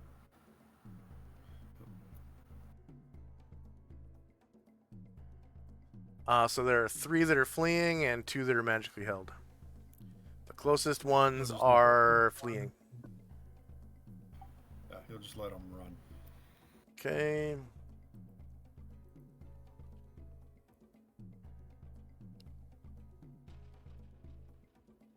This Bakemono moves 6 squares. 1, 2, 3, 4, 5. Nope, that's the one that's held. This one moves 6 squares. 1, 2, 3, 4, 5, 6.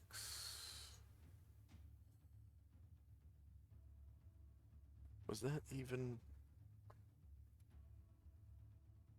Yeah, it was. Okay.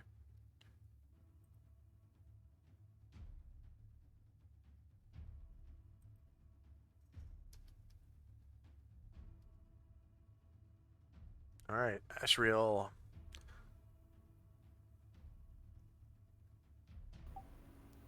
Seeing them run away, he'll just let them go.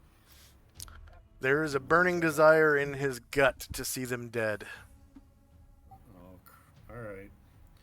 And he will fly over to the I'd say nearest these things are one. probably evil.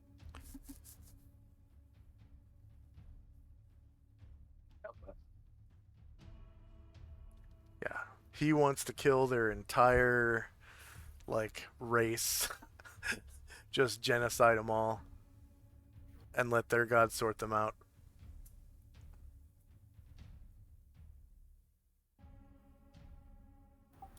That's his full move, flying to there. Okay. Would he be able to swing? Yes. And yes, it is evil. This particular one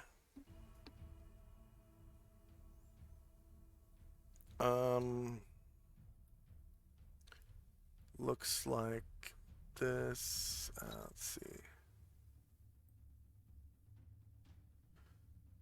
So this one has like bat wings and like leathery skin, so it's not like avian or anything like that.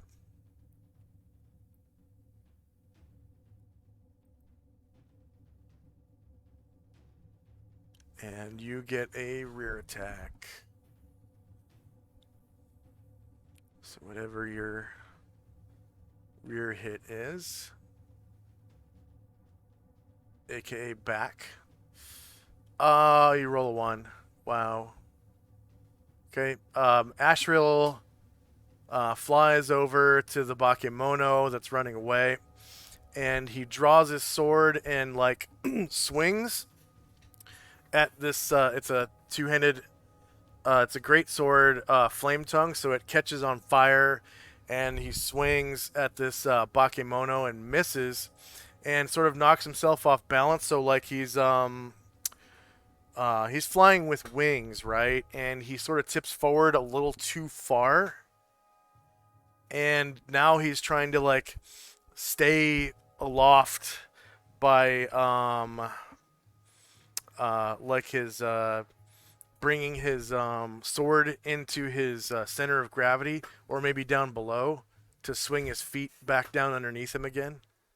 So because he's flying, he accidentally goes like Superman, where he's prone in the air momentarily, and it looks like he's tilting downwards even further, and he just sort of like grabs the hilt of his sword and swings it, maybe brings it close to his groin area so that it counterbalances him, so his feet swing back down plumb to the ground, the plane of gravity.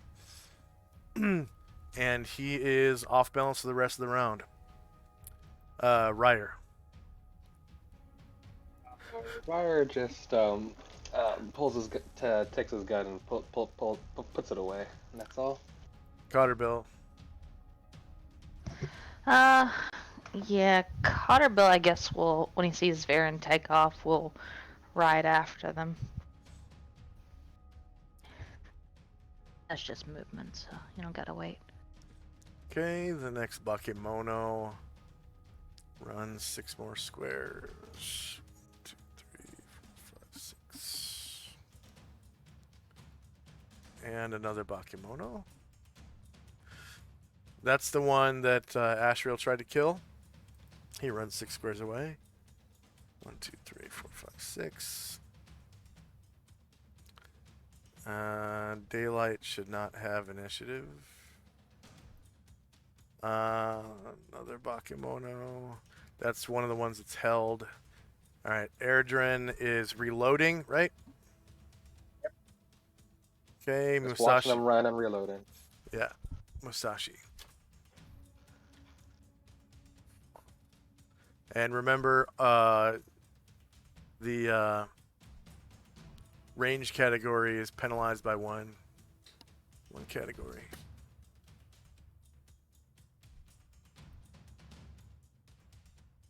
He'll try out his marksmanship. That'll be a long-range shot. All right.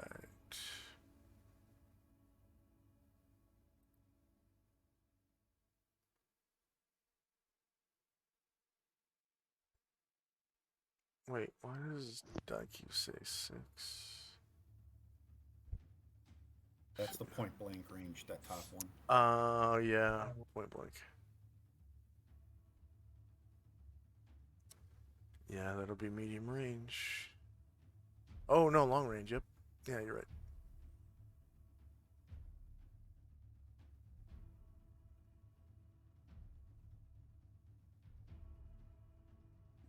So Hutch is your horse, right? Daybreak is of course.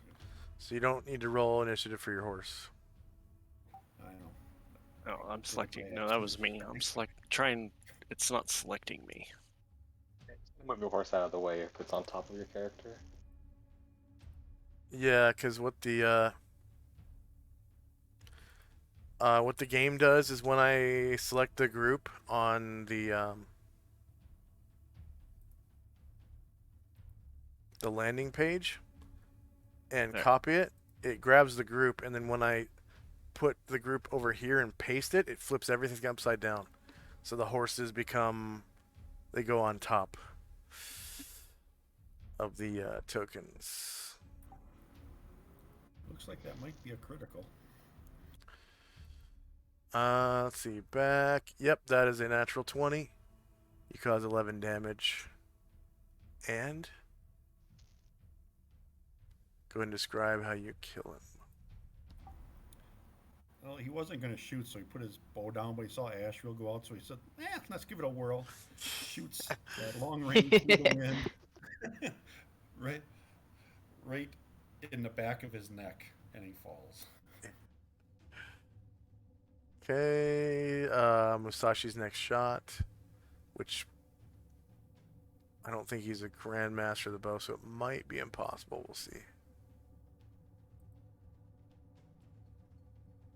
I think those will be extreme long range. Anything, more than 25. More than 18. Yep.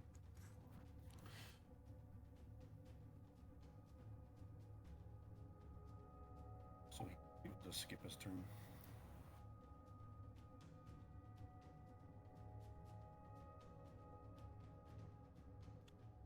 Okay. Anatar dismounted. Karangor dismounted. Baron. Baron just moved. He's not close enough to attack. Oh, he moved 24 squares? Oh Or, no, I guess he just. I mean, moved. 15? You get 15 squares with that horse. He Was doesn't it? get more movement. Okay, yeah, he's gonna move some more. Was it 15 squares that he moved before, or was it?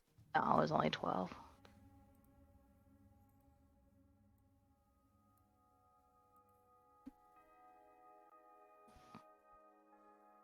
Okay, and end of round. You can go ahead and roll initiative again.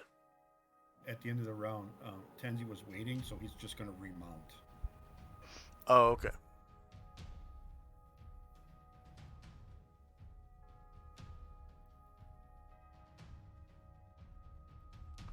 And I am going to re-roll initiative for these guys since they're just running away.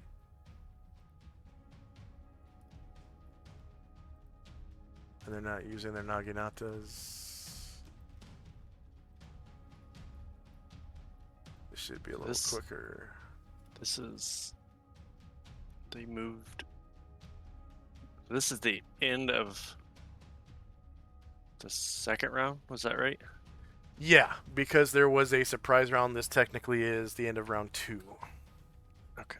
So, okay. Then this is my move. And remind me, can you make an attack, if you're not proficient, can you make an attack from horseback at a disadvantage or does not at all? If you're not a proficient rider, Correct. you fight normally. You fight Alright, normally. Thank you. So you have all your bonuses to hit and stuff like that.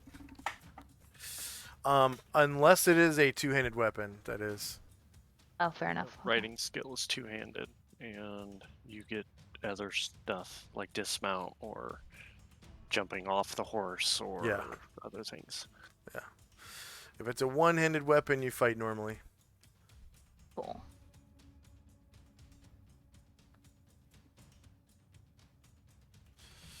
And thank you for the follow, Hatter World.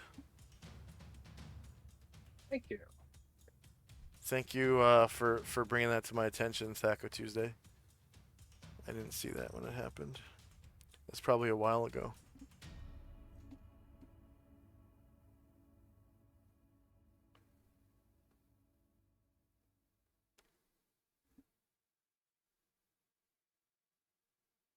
Okay, is anyone still rolling? Almost done. Okay.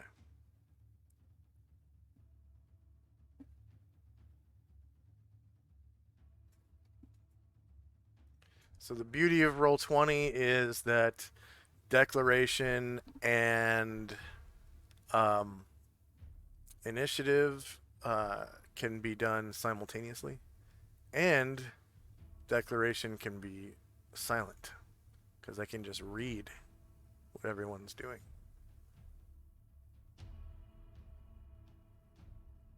Okay, is anyone still rolling? I have to change one more initiative. Just a second. Okay.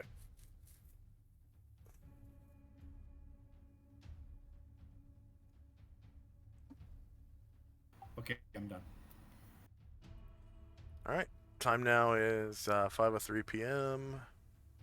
First up is Erdrin with his second shot. Yeah, Erdrin will. Whoops. Gotta get closer. He's way out of range. Okay. I'll allow him to take a half move and still make his shot.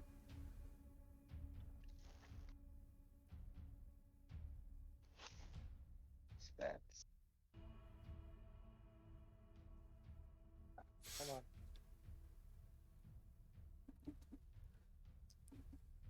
Unless he's mounted. Yes, he is. So if he's mounted, he'll just take his full move then. Yeah.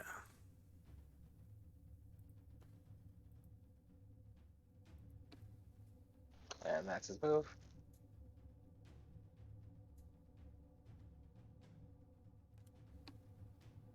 Go ahead and fix your facing. It looks like you moved sideways. Yeah. Varen. How's his original move? Alright, so Varen is going to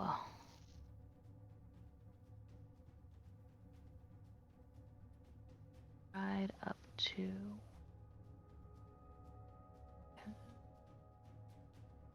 8, 9, and more, I guess, next to him. So 10, and this side 10 because he's gonna have his sword in his right hand. Okay, and make a longsword attack. That is not the right move. This horse. Attack with alabaster. Oh, he dismounted? Oh, sorry. I thought. Okay, so he needs to dismount to attack. I misunderstood. No, he doesn't need to dismount to attack, but is he a proficient rider? He is not. He is not. Okay, so he has to hold on to the reins with his one of his hands. He's ambidextrous, right? I believe so. Let me double check. Because when you're a proficient rider, you can steer with your knees. When you're not, you have to hold on to the reins with at least one hand. I think I'm probably going to pick that skill up. Yeah. Yeah, it's a good one. He is ambidextrous, yes. So my understanding is that he can go ahead and attack with alabaster, but not make his shield attack. Is that correct? Gotta hang out of those reins. Because he's ambidextrous, it's your choice which hand he holds onto the reins with. So he can either attack with his shield or his sword. Yep, that's what I'm gonna do then. Attack with his sword. Okay.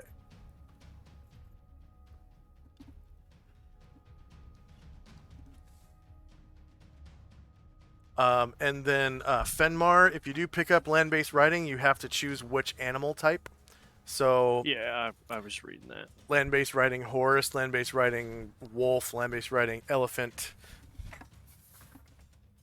Say you get a different mount, is that something you have to pick up another one to change it? You don't actually change it. The next time you buy the proficiency, you choose another type of mount. That's what I meant. And then the way I do it is I do it by like broad category. So if you pick like land-based riding horse, it works on all the horses that are listed in the monstrous manual. So all the war horses, the riding horse, the draft horse, the step pony, Unicorn? No, because that's not listed under horse. You'd have to have a completely new proficiency for unicorn. But, you know, if you take land-based riding dragon, that's all the dragons. or not land-based riding, but Air. flying. Yeah. Um, and then like land-based riding, great cat. That's all the great cats. The tiger, the lion. I think the leopard is on there. The panther. Saber-tooth tiger is not on there though. That is a Pleistocene era monster. So I would love to get my hands on a dire wolf to ride, but you know. yeah, that's a pretty solid mount. There's actually a paladin in this campaign that rides a dire wolf. It's pretty dope. Okay, so Varen attacks with his long sword. It's actually a back attack. So you get yeah, hit -11 for 6 damage. Or sorry, -11 versus AC 6 for 9 damage. Go and describe how you slay the enemy. So it's so small that when he brings his long sword down, it's almost like the blade, like it gets him, but it's sort of like croquet. The thing just like bowls through the grass. He's playing polo with Yeah. Bakemonos. Okay. That one is held too, so like that's even higher, isn't it? Because he can't move. Yeah. Yeah. Because yeah, it's that actually would be an automatic hit. Yeah, That's when true. something is sleeping or held, it's an automatic hit. But because combat is still going on, it's not a coup de grace. So Shandrak. There we go. Shandrak is just watching what's going on. Okay, Fenmar. So if we're in combat, so movement is different. But if I'm charging, is it doubled? No, when you charge, you actually have to roll initiative for the charging action. And what it does is it penalizes your I think it penalizes your initiative by like 2. You lose your dexterity bonus on your armor class, so it's as though you're surprised. And then you can only make 1 attack that round. And it's anywhere along your movement. Your movement is increased by 50%. So whatever the horse's movement is, plus half again. And when you make 18 is a medium, right?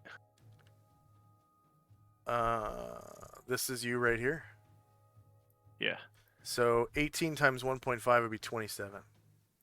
Basically, I just want to move up here. You can move 27 squares and make 1 attack, and your attack is made at +2 to hit because of the momentum of your charge. I don't even really want to hit. I just want to run this guy over with the horse. Okay. Yeah. Go ahead. Would it be a horse? Would it be the horse's roll for attack? No, you don't actually roll an attack yet. So go ahead and move where you want to within 18 squares. Actually, if you're not even attacking, you can just bring the horse up to a gallop, which will double his move. Which is 36. I just want to run this guy over. Yeah. Is that 36 squares, or do you have more? It's like 20. I've got more. This is like 22. You can trample. If I can go 36. I could go over both these guys. Go ahead and take your whole move. Move it up here. Okay, so what happens is normally they would get an attack of opportunity, but because they are fleeing, right? They have that white flag. They're not fighting anymore, so they're not attacking you. They do get saving throws to jump out of the way. It's a save versus paralyzation. The other one is held. That one is held. So yeah, that's right. So wait, hold on. This one is not held.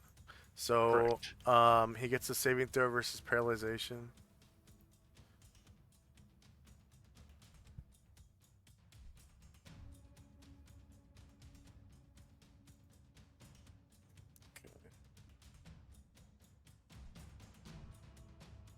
which he fails, which means he goes prone. And prone status looks like this. Okay.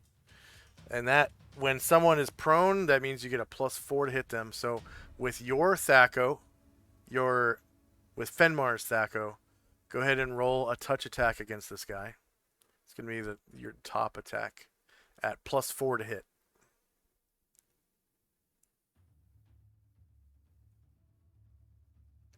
Because strength has nothing to do with what you're doing right now. So it's a touch attack. Strength and skill and all that. It's just purely based on your Thaco against this guy. And if you hit... Was there a plus? Yeah, +4. And if you hit... let's see, to his rear... Yeah, 1 versus AC 6 hits. Okay. So that's a solid hit. Now you get 1d4 per size category difference between your mount and him. So he's a small creature. Your mount is large. That's 2 size categories. So you do 2d4 damage. And that's just to this first guy.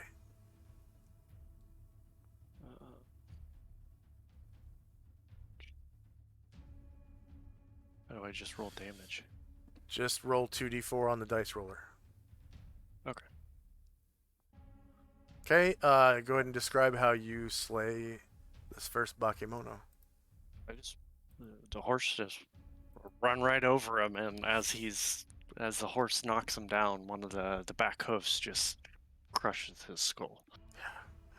And then go ahead and roll 2d4 for the second one that is held, because that's an automatic hit. He gets no saving throw. Okay, so he actually survives being trampled. And then go ahead and put your token back on your mount. Okay, and then Karen Glore twice for some reason. Because he had a second attack, but he's not using attack. He's just using base size. So he's just gonna remount. Okay. Ryer. He's not doing anything. He's just checking out the action. Okay. Asher. Remount. Brian Druid, who is facing straight north. Yeah, so he will. Yeah, it's less than 45 degrees to turn toward that. Hmm.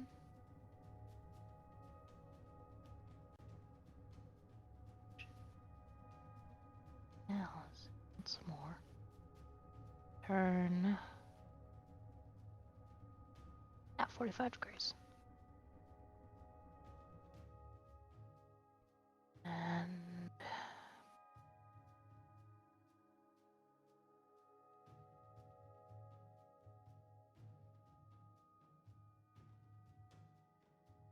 And bite.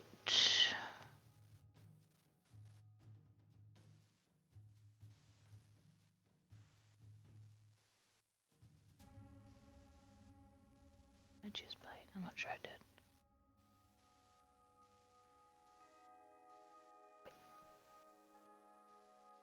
Okay, you have higher ground. You have the height advantage.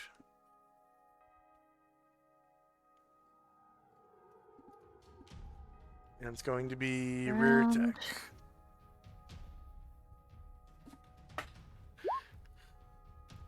Okay, -4%. Yep, you hit him, causing 23 damage from a bite. Look at that bite damage.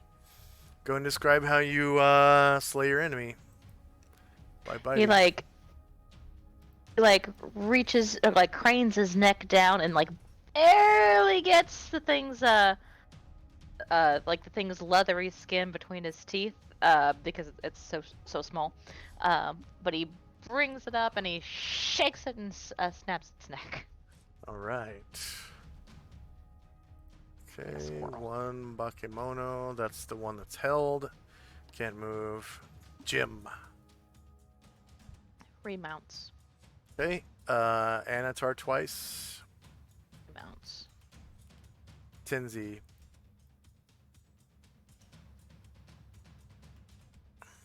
Tenzi's just gonna start riding a little bit,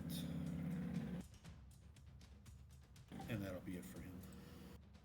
Okay. Musashi.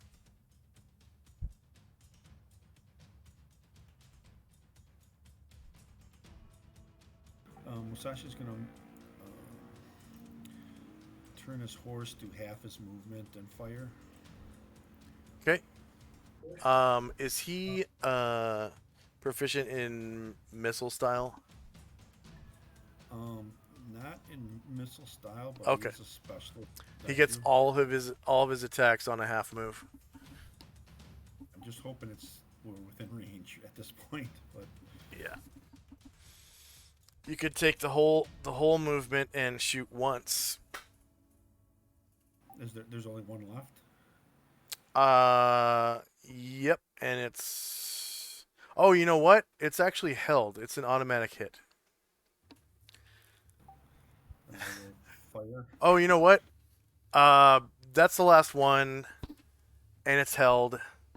You can coup de grace it right now. Since Brian Druid killed that one, yes. Now it's you can straight up coup de grace that one with your bow. So you don't even have to roll to hit. You just shoot it right in the face, and that is combat.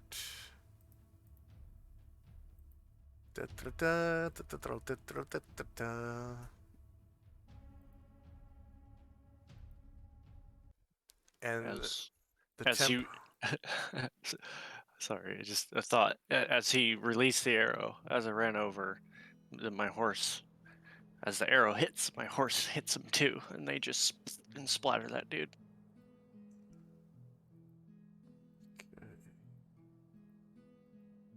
So the tempo of the planes goes back to normal. Was this a random? Yes.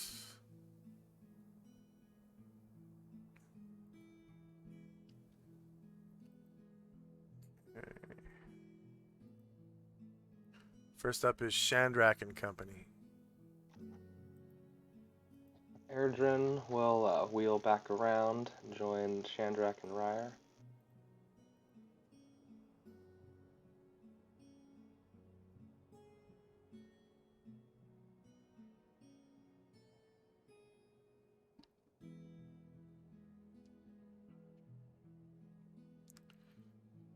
And then we'll all start to make our way east again.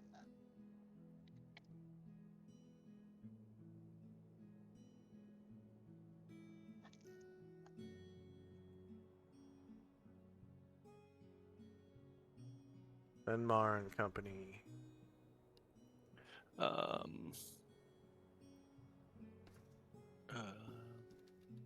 Turn around and just kind of holler. That was interesting. And honestly, I'll probably dismount and start dragging some of these guys together. I don't know, unless we're just leaving them, but I would probably want to like burn the bodies. Okay. Luckily, we did that for some of them already. Yeah. I guess so. Some of them would be completely gone. Yeah. Yeah, none of them have like personal treasures. You notice they don't have like belts and belt pouches like normal Western goblins. These things are like fucking stupid or crazy or something, and they don't carry their own money. They're just 20 naginata all over the battlefield, 20 short swords, and I think for the most part, these creatures, they wear armor, but it is like misshapen to fit their misshapen mutated bodies. So if you wanted to put it on, you'd have to have it. First of all, it will only fit a small creature because of its size. And then you'd have to have it augmented to fit your body by an armorer. And the armor is, I want to say brigandine. And it's covered in filth. Just like there's mud all over it, you know, bits of grass. Probably smells kind of pissy. There might actually be shit on the back of some of them. And it's just really, really nasty armor. Is it a type of metal or no? Brigandine is metal plates covered in leather, and I want to double check that real quick. It's the one What would be the AC? AC6 Oh, rules, gear and equipment, weapon and armor data, and they're obviously built for small creatures anyway, so it wouldn't fit you. You'd have to have like a goblin or a kobold in the party or something to wear it. I could take 2 of them and have it altered. But no, mine's I think the hide's better. So Yeah. and it's hide. it's imbued now. So Yeah, hide should be the same. Wait. Hide. Oh, hide armor is AC 4. Wow. yeah. Okay. Brigandine. Oh, Brigandine is AC 4. So this is Oh,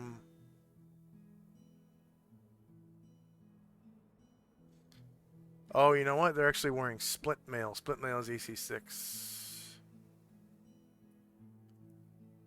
Oh shit. Change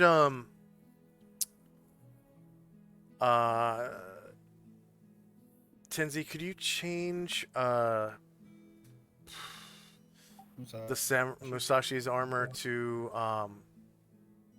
Brigandine instead of split mail? I got him backwards. They changed it. They changed it in this version of second edition. It's split mail is AC 6 and Brigandine is AC 4. Okay. So they're wearing split mail, which is oh.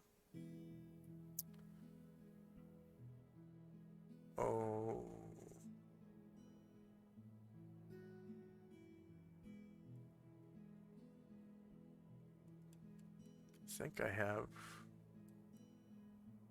armor description on here.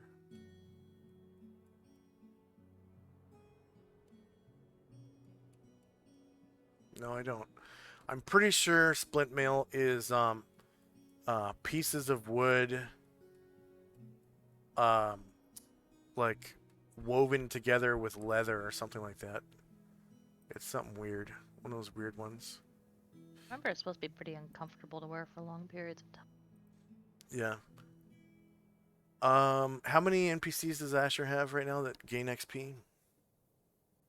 6 5 warriors. 6 5 warriors. Okay. And then Tenzi has 1, and that's 1 warrior. Yes. And Shandrak has 1 that's a bard. So 6, 7, 8. Number of creatures defeated in the encounter was all 20. Hit dice per creature is 1. Warriors and bards in the party. You said 5 warriors? So Mine, 5, yes. 6, 7. 7 warriors and bards. So here's your group XP for the Bakemono. They are literally the Adrian version of goblins, so they are worth little to no XP. It's like a pittance. I thought there was going to be more fireballs, but yeah, unfortunately, that took a little bit longer than expected. All right. Anything else from Fenmar? You want to drag the bodies together and burn them? Yes. So this area where the um,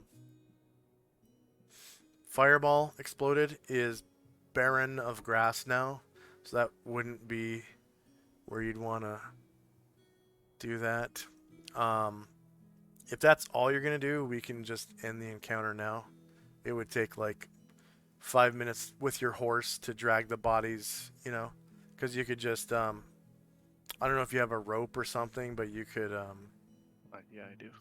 just kind of tie a rope around their necks or something and attach it to the saddle horn on your saddle and have the horse drag like 6 or 7 of them on a a string of rope and pile them all up and then just kind of pull the rope out when it's all done and they're all piled up.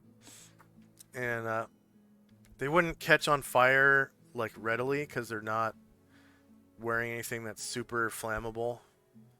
So do you have any oil or anything that you want to add to or firewood, or do you have any kind of fuel at all?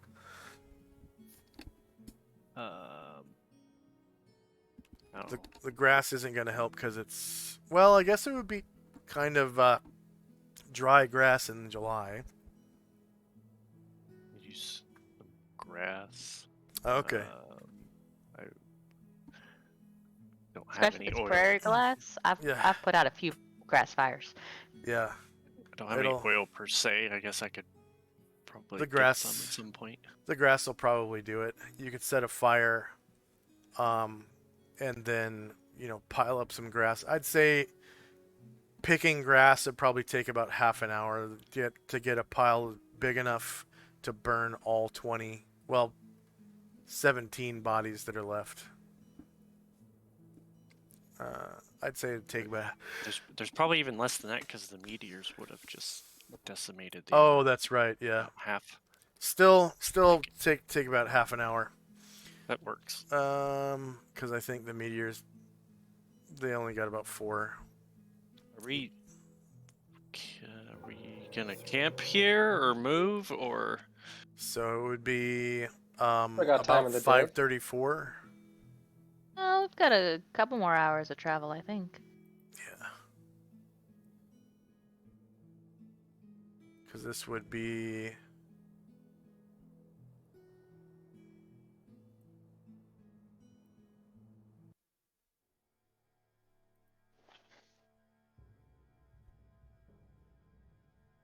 I think you traveled 48 miles. That's 4.8 miles per hour. And if you missed an hour and a half, 4.8 times 1.5. That would be 7.2 miles you wouldn't be able to march, which would change the time at which you arrive at Akiyama Castle.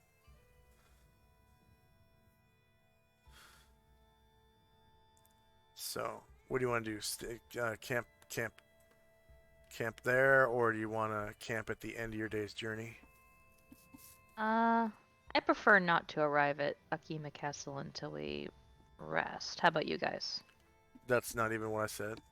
Oh, sorry, I so misunderstood. so at the end of your day's march, you would be here. Okay. If you camp where you're at, it would be 7.2 miles behind you. So I'd move the marker back 7.2 miles. Okay.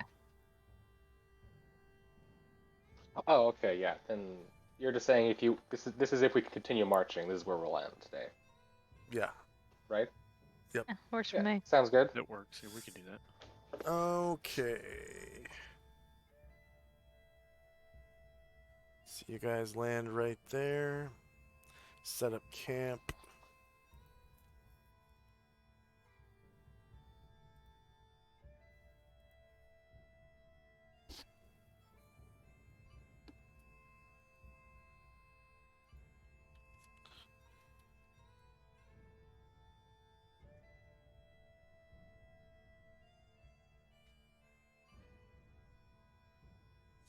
Okay, so the strong winds persist through the night.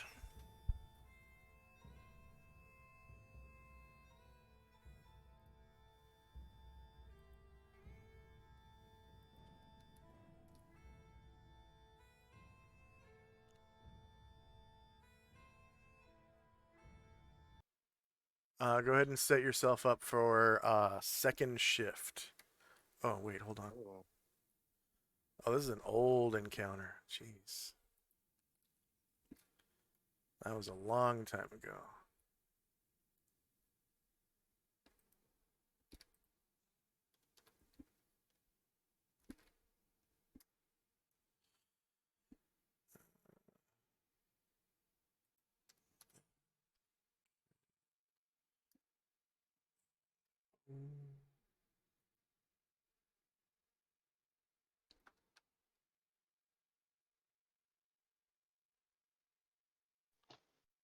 Right, should be able to see your tokens now. I'm gonna turn down the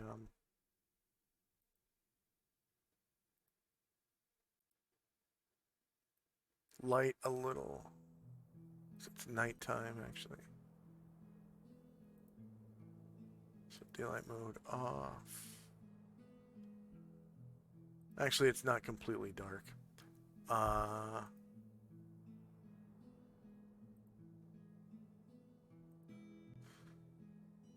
So this is notes, calendar, July 23rd,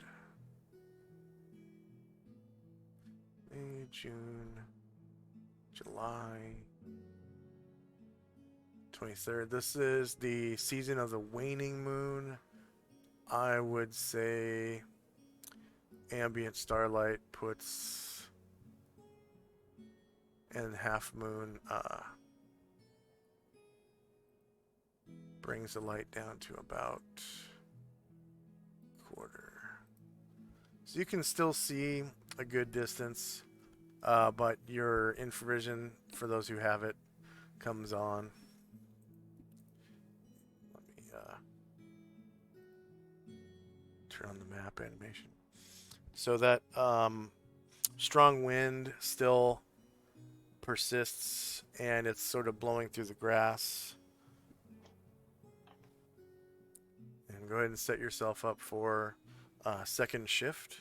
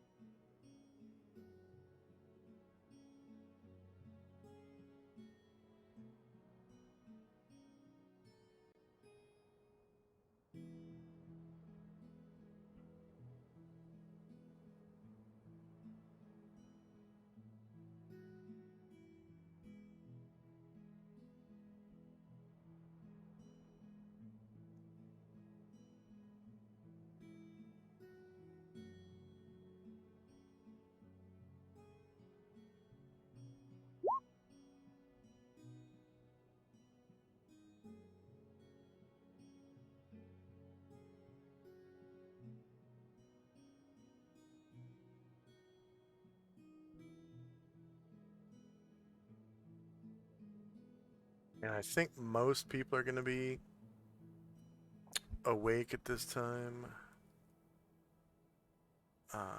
Daily routine says second shift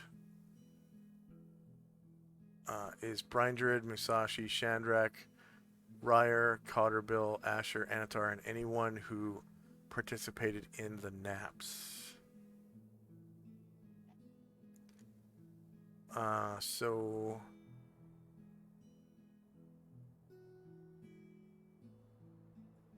Shandrak participate in a nap? No? Yeah, the first one. The first one? Okay. And...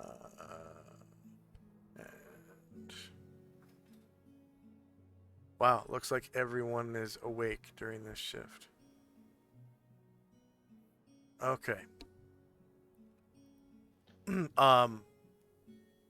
Benmar, in case you don't already know, the camping objects are under Found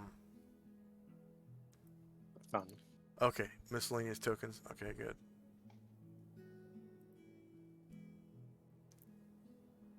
All right, so let's see if you guys are surprised here.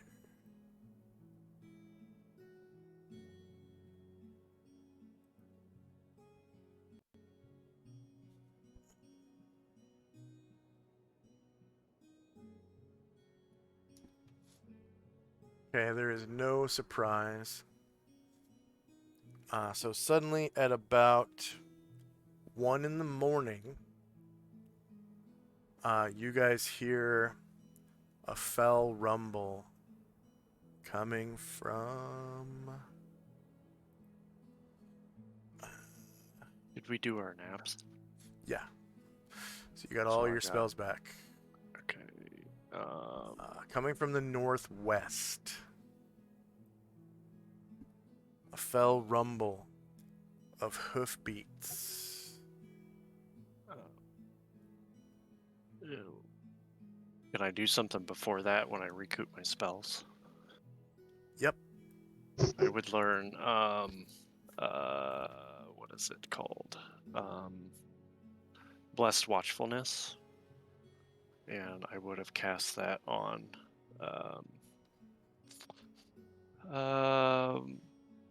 probably one of the warriors. One of you guys can pick or something that is on guard duty that here, I'll just cast it. Musashi's on guard duty, isn't he?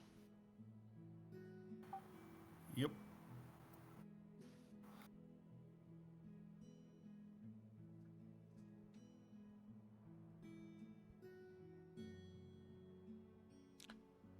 You're I would've level casted it. 4. Yeah, you're level 4, so you gotta re-roll that.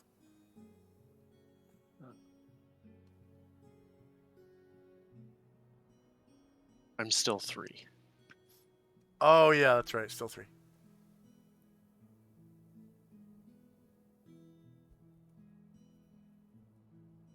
Is this the one that makes you immune to surprise?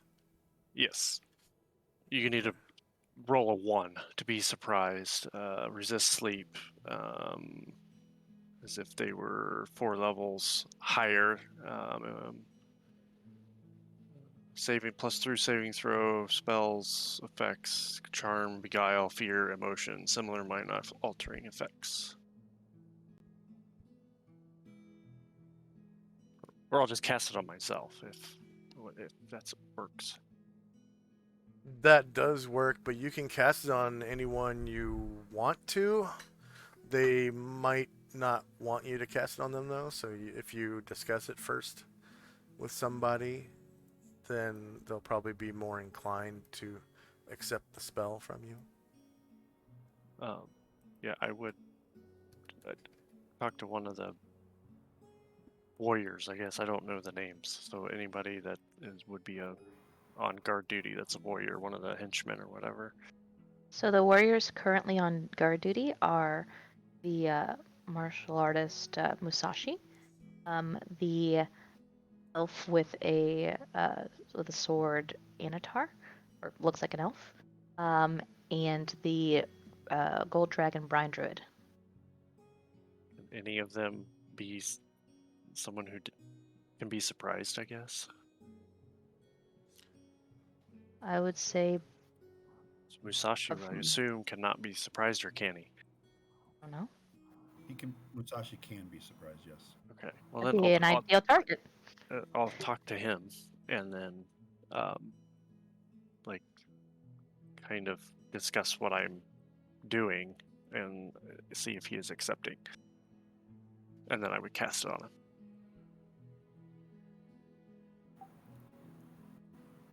Got something that Very can good. help you. It's like coffee but better.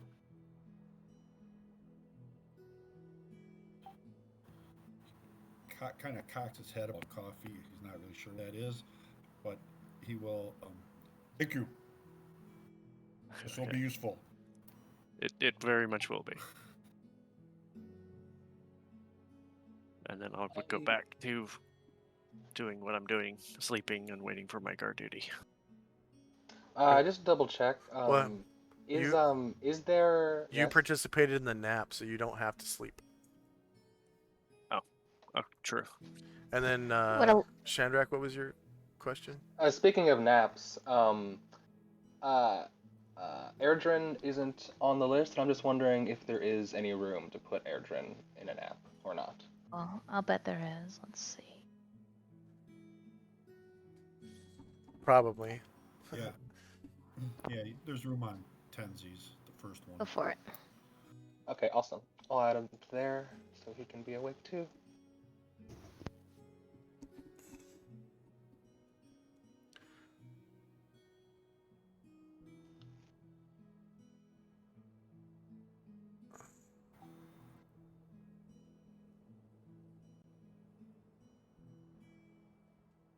Okay.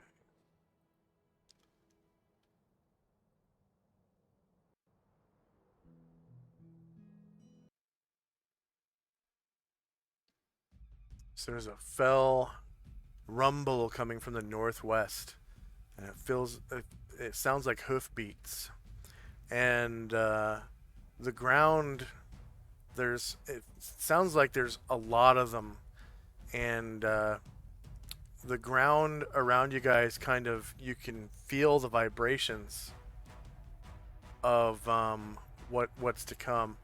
The hoofbeats are causing vibrations in the ground.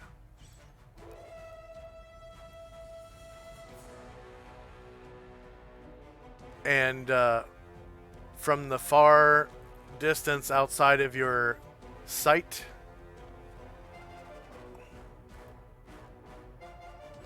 you can hear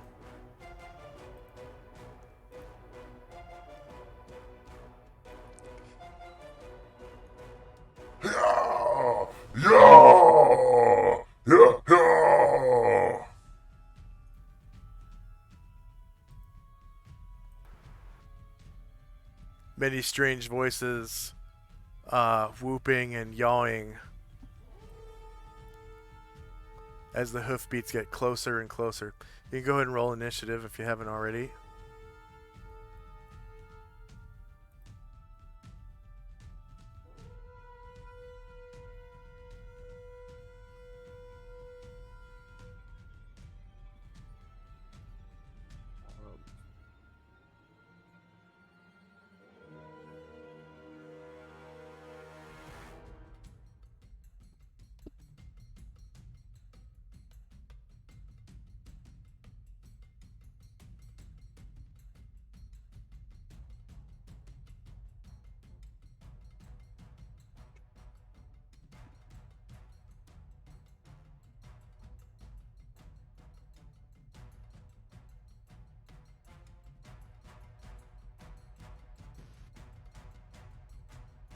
May I please get a second attack for Anatar?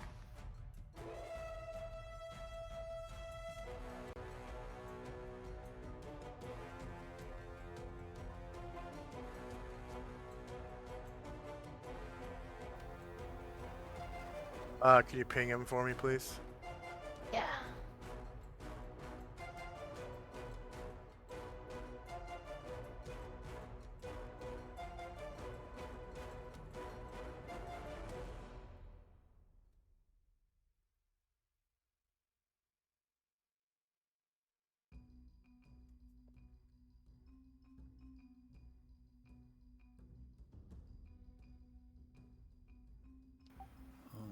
Two more from Musashi and one for Ashriel. Who's our big caster? Don't really have one. Do we have one? You guys are like fighter, thief mage, right? Oh, I am, yeah.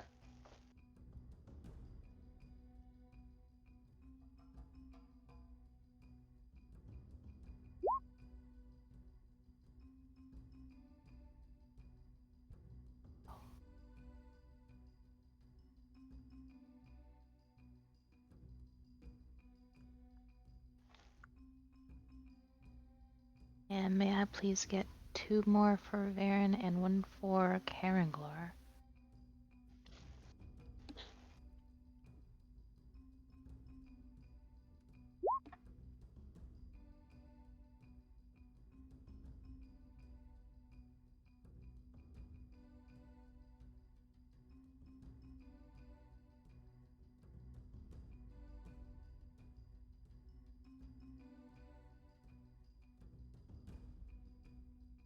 I'm going to fill my proficiency slot with writing if that's okay. That is not okay. You can do that in between sessions only. Okay, then I'll do that at the end of this.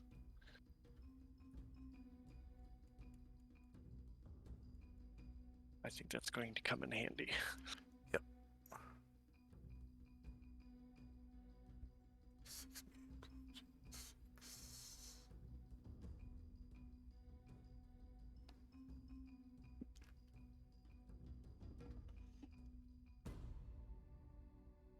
Ah, shit.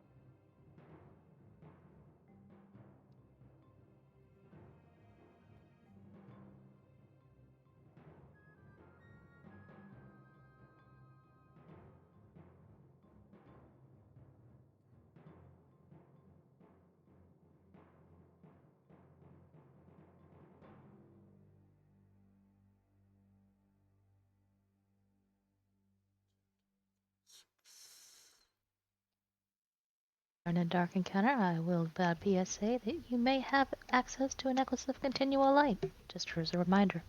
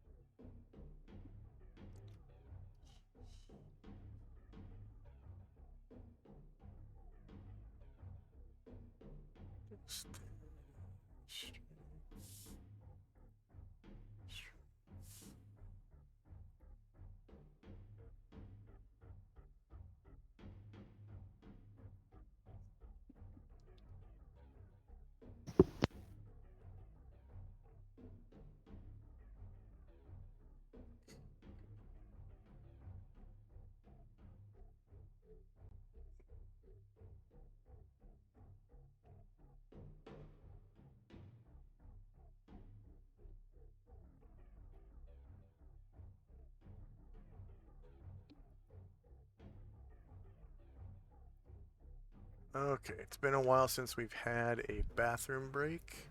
Let's go ahead and take a 5-minute break.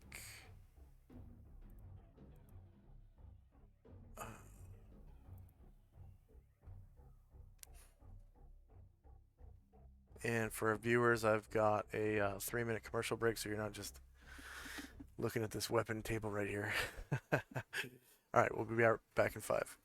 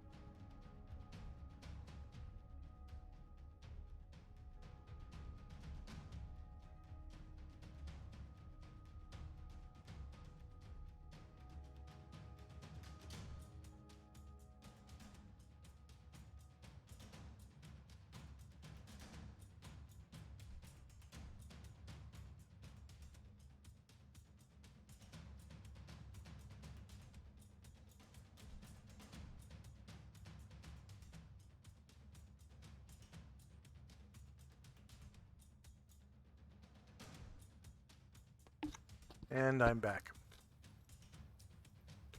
Me too. Me 3.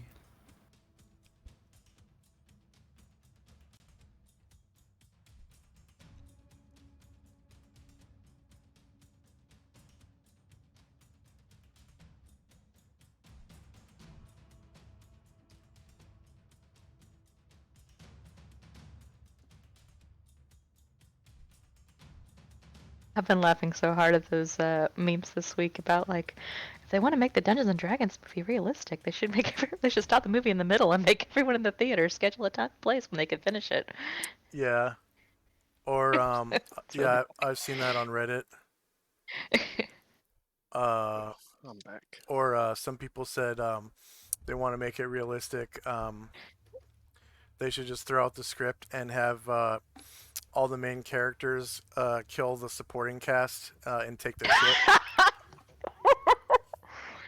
Do you know that I did That's not the one that I like? wrote. Oh, that's funny.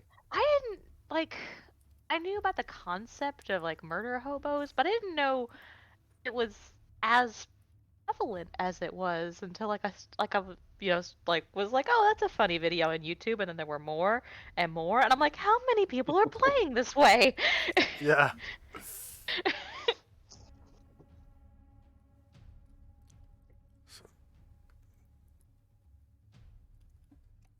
By the way, where is that necklace of continual light? Is it the same as continual light, or is that a different icon?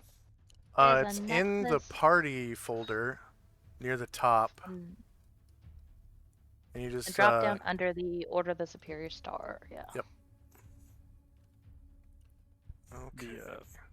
The duration on that spell is wrong in the box. It's 4 hours plus 1 hour per level, so it should be 7-hour duration. Which spell? Blessed Watchfulness. Let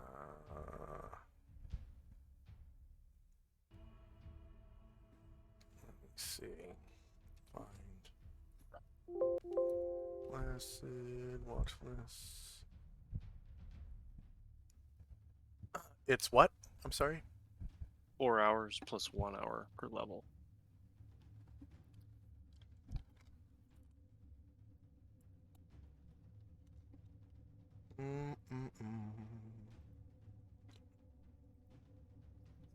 Find Blessed Watchfulness. Where's all the priest spell? Spells and magic options. 4 hours plus 1 hour per level. Thank you for bringing that to my attention. You get a 500 point bonus. Okay. Duration Thank you. 4 hours plus 1 hour per level.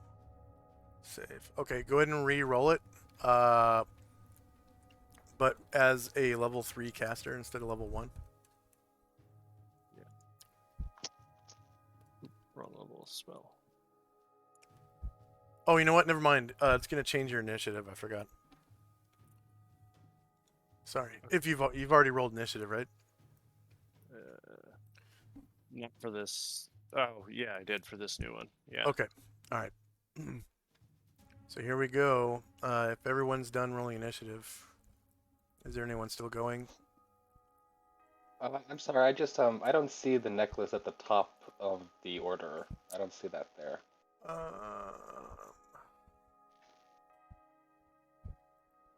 Order of Superior Star. It's right below Darren's Instant Fortress. Necklace of Continual Light. It's the second one down. In the Order of the Superior Star folder. Yeah, I see Dern, and then I see PC Party Upkeep. I don't see the necklace. I see the stats. Oh, it's because it's only in Asher and Tenzi's journals. Okay.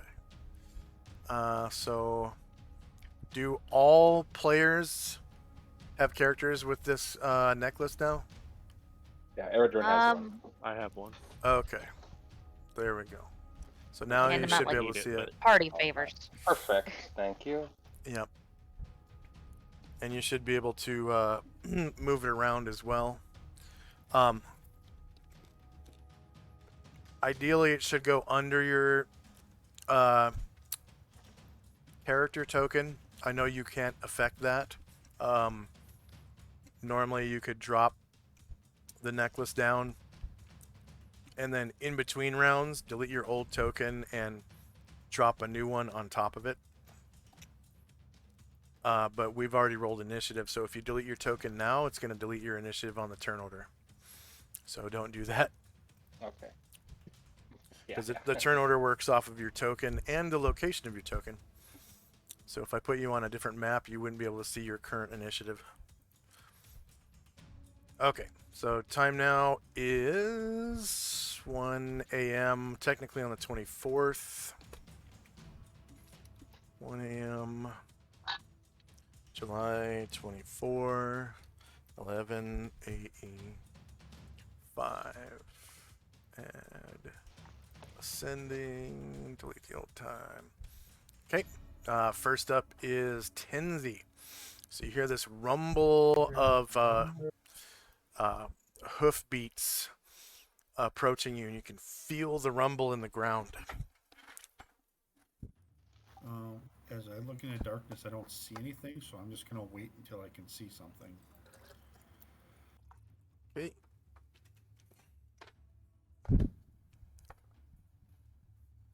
Varen. Waiting for the same reason. Okay, Shandrak.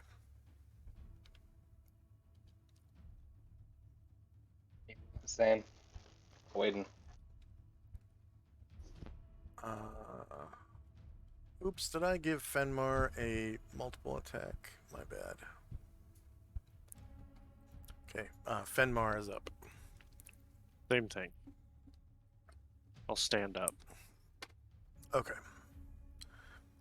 Oh, you weren't standing up before? And resting, I guess, laying down, sitting, meditating. Okay, well, we'll say that you stood up, when you guys initially heard the sound before you rolled initiative. So you're Okay. standing now. I'll wait. Okay. All right, first up is the first of whatever these are.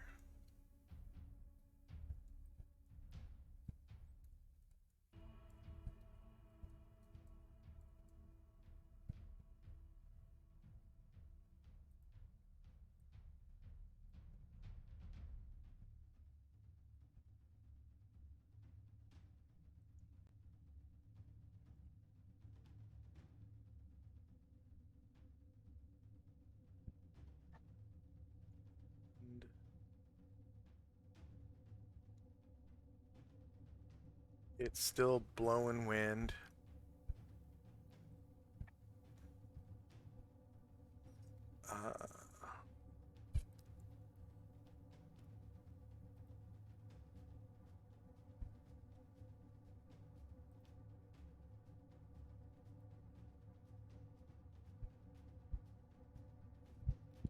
Six.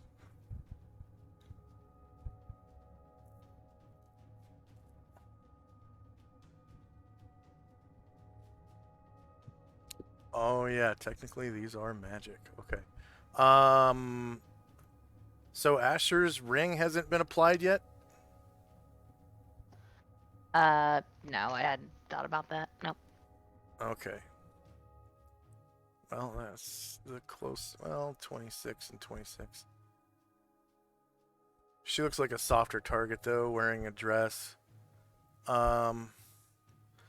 This crackling bolt of electricity. So literally like the length of a flight arrow.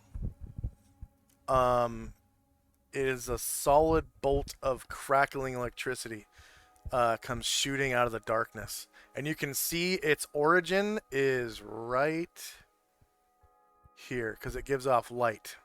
And instantly,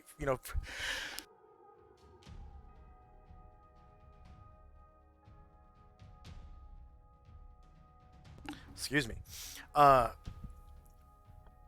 Just for an instant, you can see that there is this creature that looks like a centaur that's shooting the bolt from a short bow. And it actually forms the bolt in its hand magically, puts it up, knocks the bow and shoots it at you. So it is not a normal missile. It is whatchamacallit, it's magical.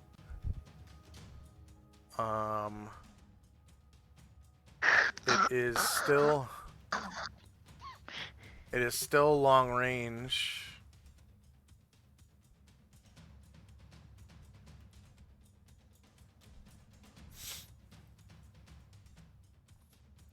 So long range, same elevation, and no attack roll modifier. And so that will take one of your stone skins if it's not a 1. Attack roll modifier, none. To your front, you're not wearing a shield, are you? Yeah, you are. You're wearing a shield, right? I have a shield, yep. You have Dex bonus 2, right? Yeah, sorry, my cat has a giant bug. Yes. So it's turtle AC.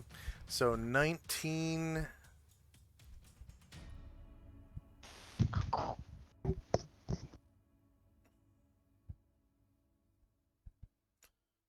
What? Oh, shit. Okay, well, I need to re-roll that.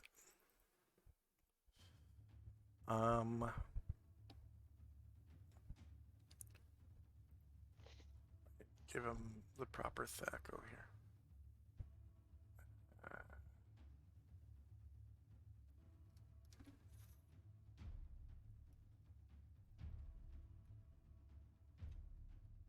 There we go.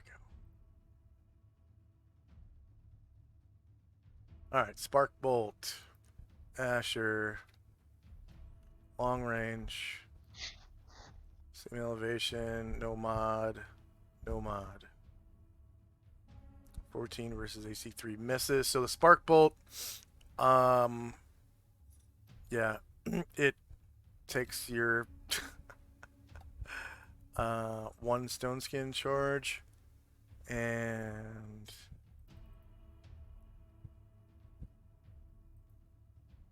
what was the level of the caster? 9.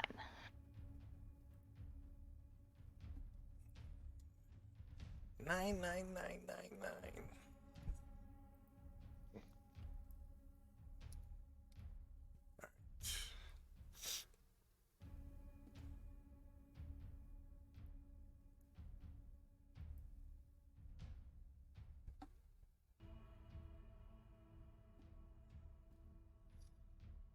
All right, Anatar.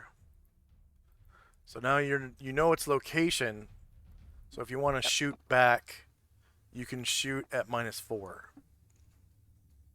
And its location is right here. Alright, You all pretty much saw it. Yeah. Baron will beat him on initiative. He was just waiting. Stop this soon marker.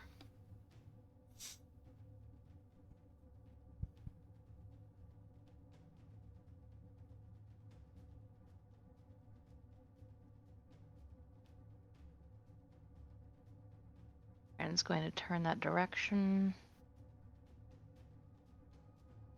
And rise 10 feet in the air. Then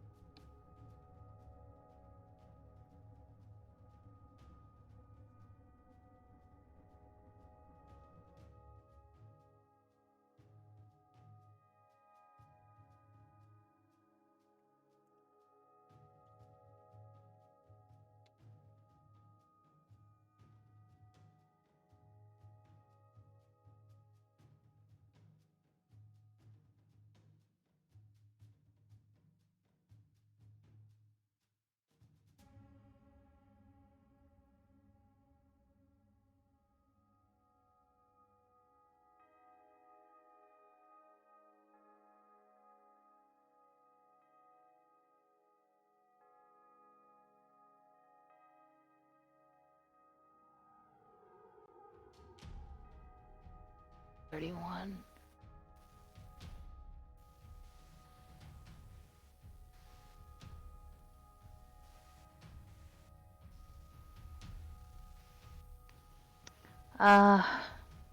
He's got 2 more movement, but that's not going to be able to get him there. So he will stay here, and then next turn he'll... Oh, wait, no. He only moved turn 45 degrees. So he can turn on... No, well, wait, he didn't turn at all. He's turned what was turned while he was on the ground. So he'll make a 45-degree turn. Okay. And he has enough movement to get there, so he's going to make an attack. Breath weapon. This is Varen, so he'll go Oh, gotcha. sword first. I need to zoom in. Better Okay. elevation. Yeah, it turns to face you, and this is like no other centaur you've ever seen. It's crazy looking. Okay, so it looks like a pale undead centaur with the horns of a ram or bull.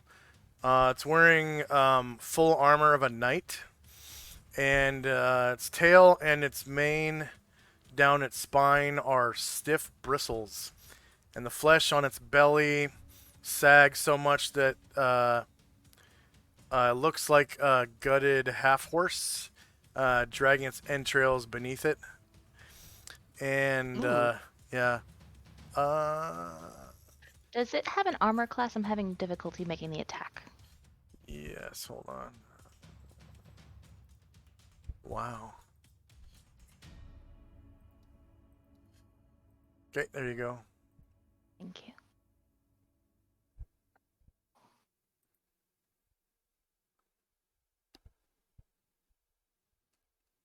Ground.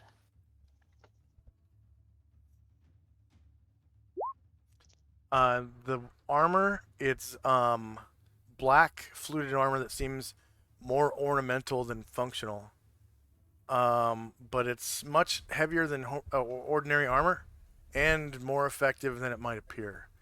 And he's carrying a flanged horseman's mace, like around like a belt at his man waist / horse neck.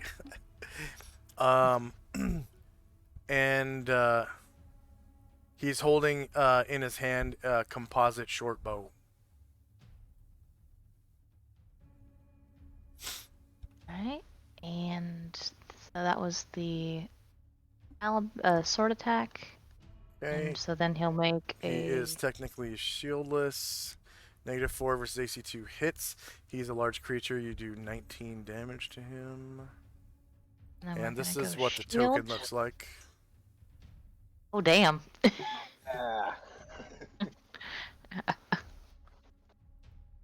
Alright, now we're gonna go shield.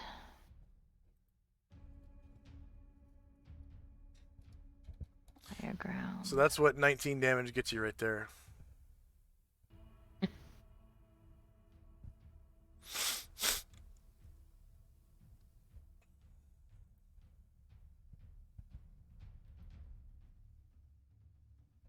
And I'll roll for natural fighting. Captain Panoplia, shieldless, -13. You get him. He's dead after the Captain Panoplia shield. Oh, okay. Go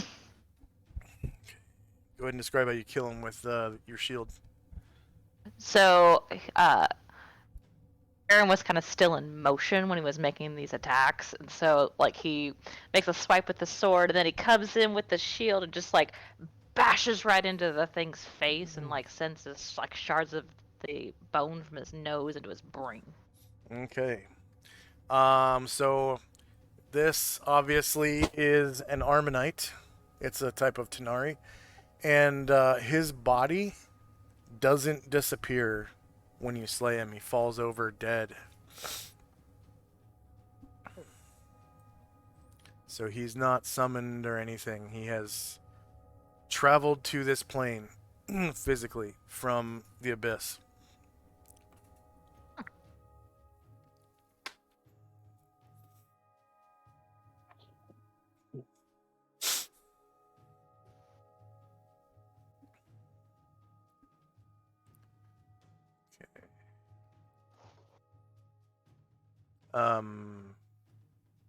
Anatar.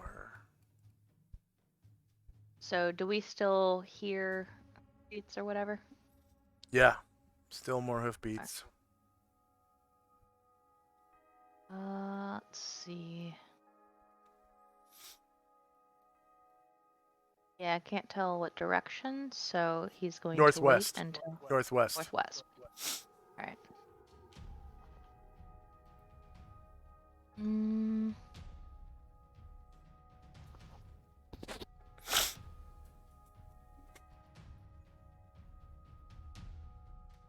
Big movement. And did Varen fly at least half his movement? Yeah, almost all of it. Okay.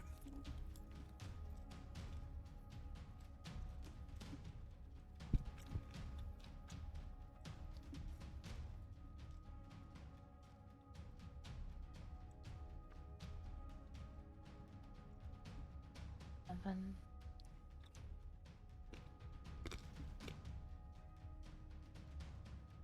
Anything that has maneuverability C or worse, they have to take at least half their movement to stay aloft when they fly. Because of aerodynamics, their wings. That's all of Anatar's movement. He is going to hold his attacks in case something is close enough. Okay.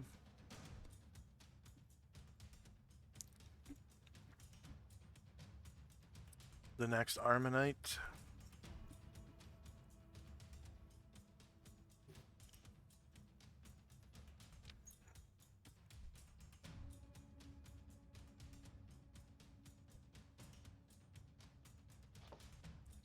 Gonna take a half move.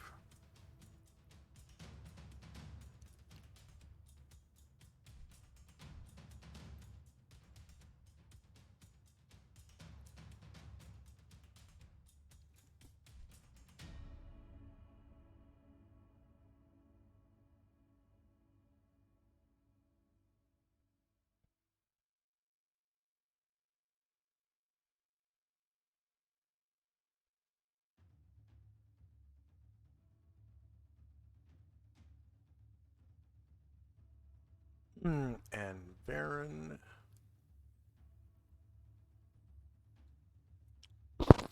A spark bolt comes out of the darkness from right here. 8 squares away. That is short range.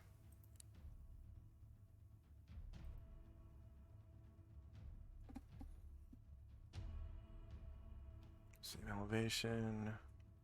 No mod, no mod.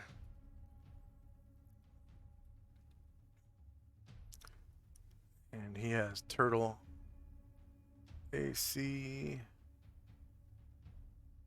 He has a shield. Yep, turtle AC is a Oh, shield. yes, that's right. So 6 versus AC -10 is a miss. So it just clangs off his shield.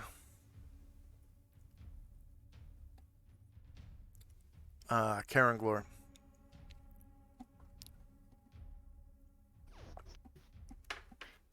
Yeah, seeing how far out they are, he will wait and probably change his initiative to jogging.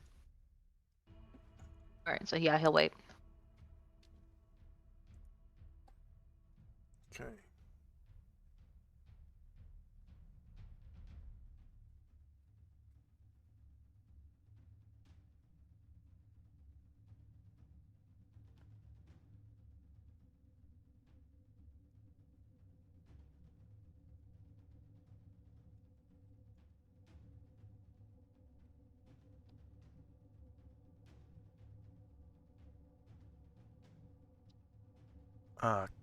Cotterbill.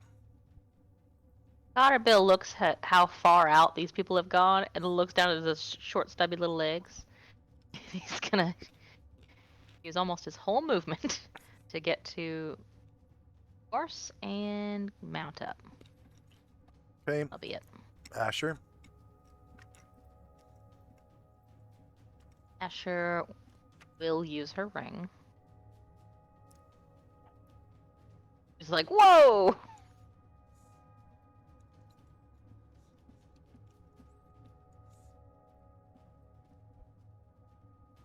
Alright, the next Armonite. She'll hold her attack.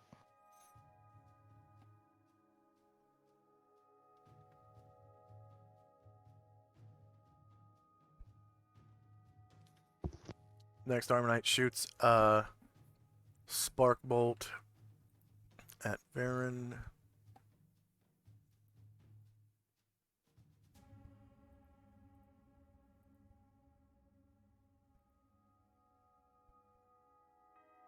-10 versus -10 is a miss. Alright, the next Armonite.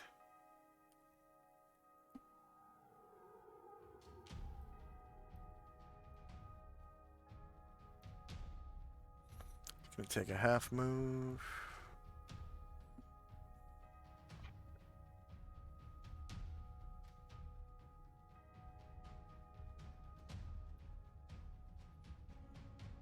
Shoot a spark bolt at Varen. Short range.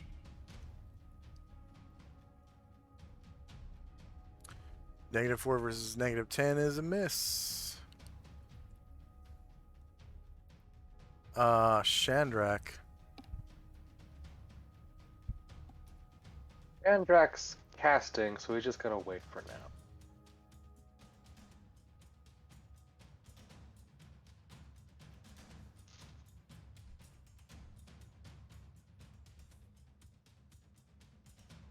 Okay, next Armonite.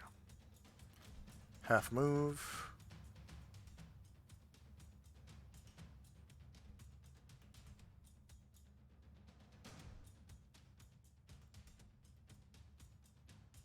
And shoot a spark bolt.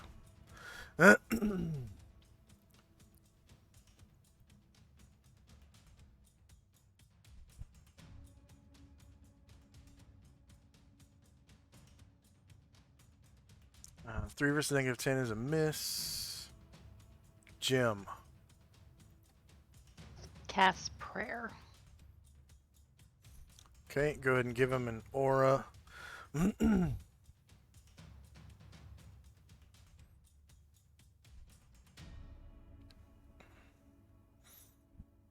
let me know when the aura is up. 60 feet.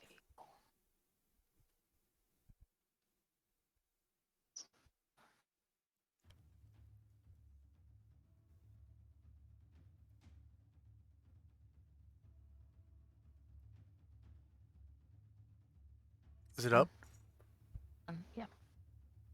Uh, You change the color. yeah, I'm going to change the color to blue.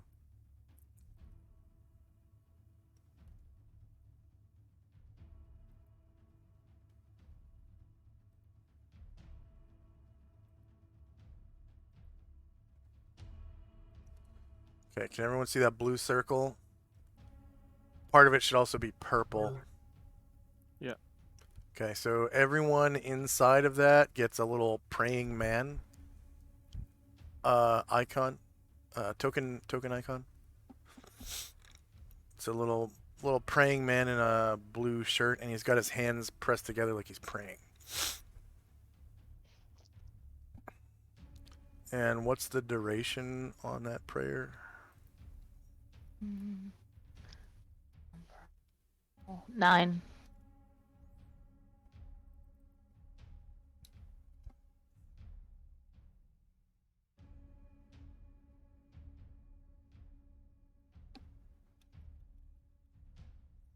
So Jim lets out a little prayer to Hera.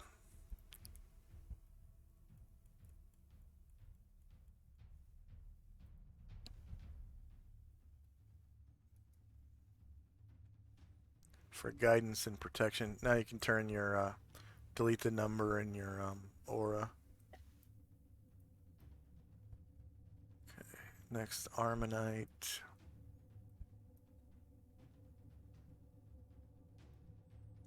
Half move.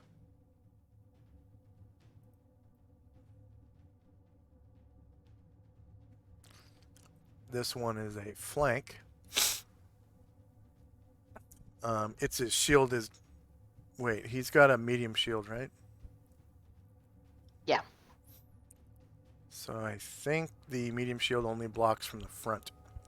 So this will be a shieldless flank. Spark bolt.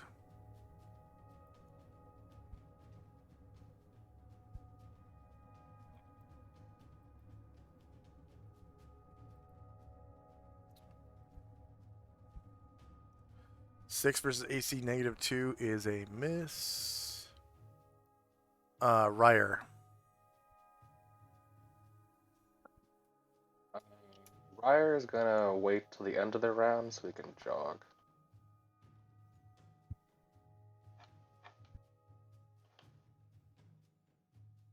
Get a little closer later. Oh, to change his action.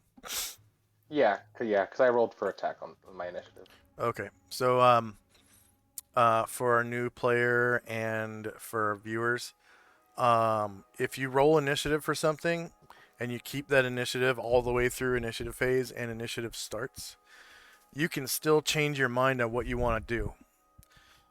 However, if you rolled initiative for a spell, to cast a spell, that spell is wiped from your memory. And you can wait till the end of the round and do whatever action it is that you want to do. Even if you were, casting a spell or whatever. So,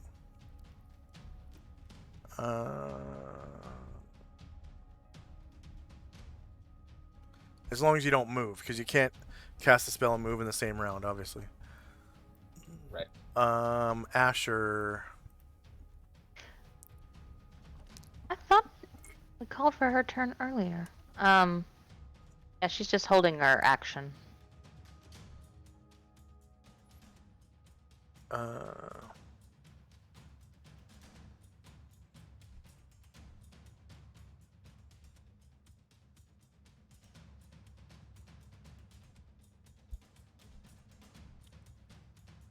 Oh, maybe I didn't delete Asher on the other map.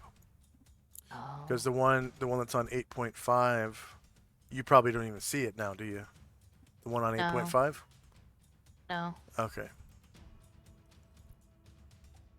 That's weird. That's so weird. Can you do me a favor? I'm gonna put you back on the old map. Okay. When you get there, can you click somewhere, and then hit Control A and see if you select a token? Looked at something, yeah. Okay, and delete it, please. Done. Okay, thank you. So that's the glitch. It's from invisible characters. It's that PNG I use for invisible stuff.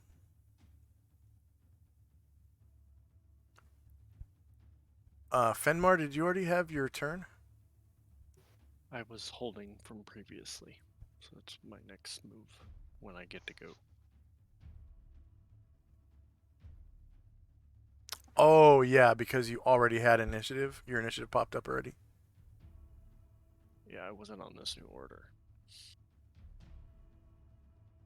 Oh, you didn't roll initiative during initiative phase? I did, but I wasn't on the list.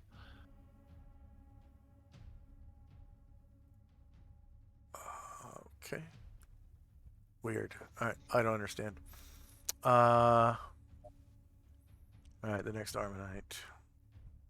So your initiative is supposed to be 11.92?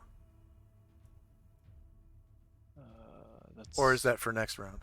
That's for the spell. That's for next round, or what?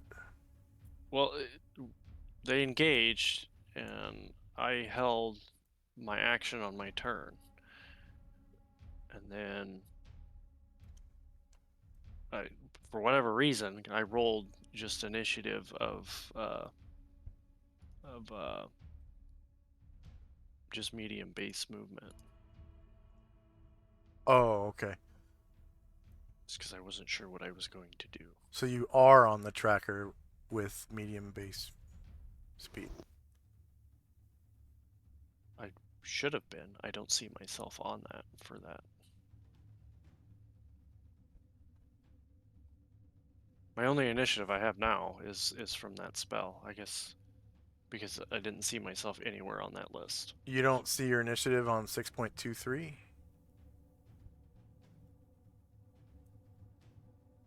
That's weird. I don't know. My only one I see with my name is that spell now.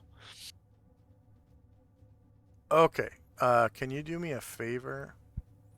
I'm going to put you back on the last map. Could you click somewhere on just anywhere on the map and then hit Control A to see if you select a token and then press backspace to delete it? Yep. Did you find one? Yeah, all three of mine were on there. Okay, and then hit There was backspace. 3 of you. Hit I got it. backspace. That's weird. It's still not deleting your 6.23 initiative. You got all 3 of them? Yeah. My horse, myself, and my donkey. That is so weird. Okay. I don't understand what's going on now. What the hell? I totally cleared off this map.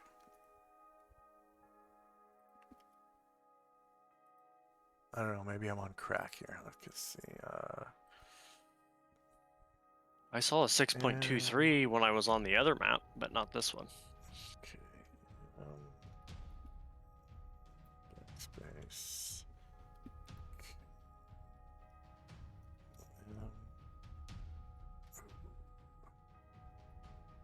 Alright. That should...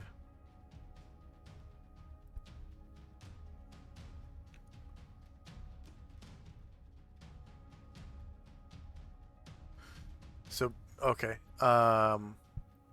Do you still see it on the turn order tracker?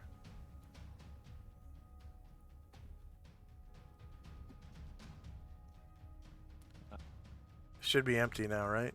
Is Yeah, it? no, I don't see it now. Okay. Whoops. There we go.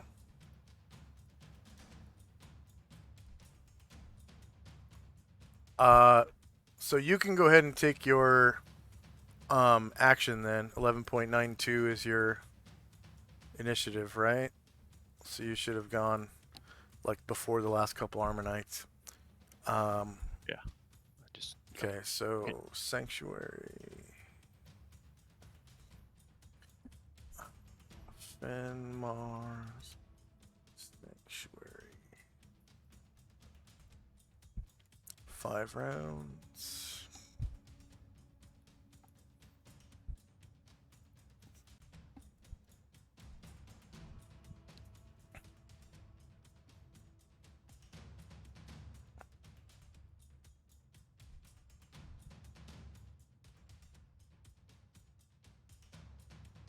Okay, this Armonite moves there. And I'm going to take a pot shot at Anatar. This is a magical missile. Spark Bolt. Is Anatar covered by stone skin? No, he's not. Same elevation. Oh my.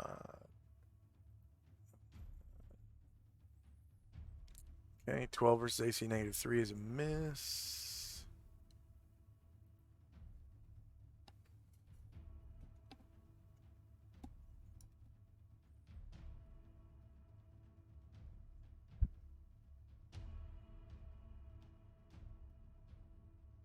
Right. Next one.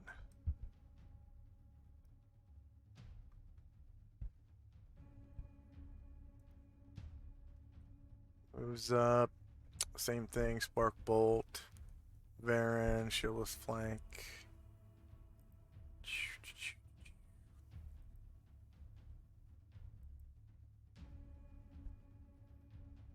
-5. Oh, that's a critical. Okay. So you get a saving throw versus spell to take half damage, which is which would be 8. 8 damage would be half. Okay.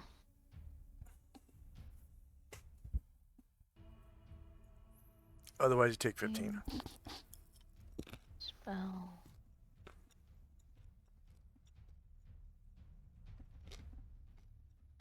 I guess it's the actual arrow. So an arrow that's electrically charged. All right, so you only take 8 damage.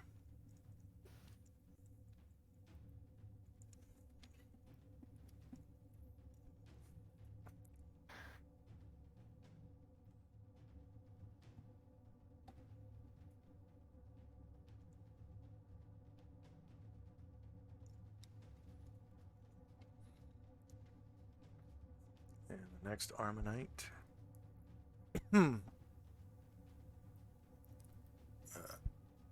Excuse me.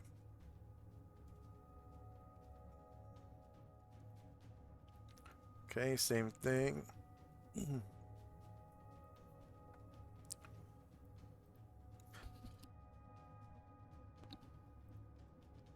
Shieldless Flank.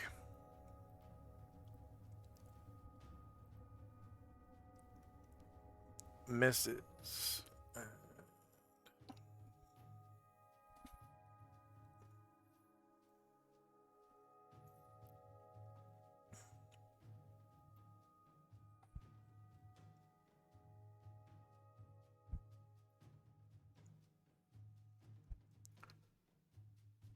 Next Armonite moves up, and he is going to take a half move. Same thing. Spark Bolt, but this is at the front.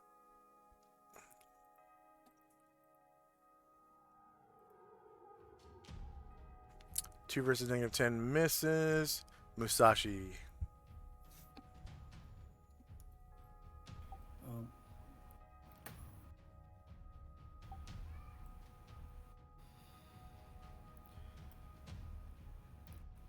Musashi is going to he'll move half move.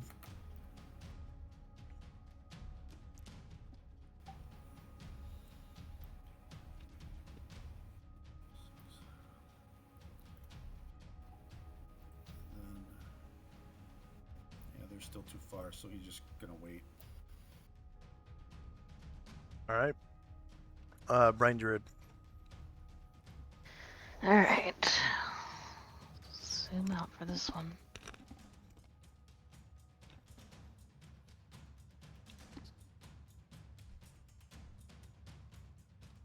Turn on the ground.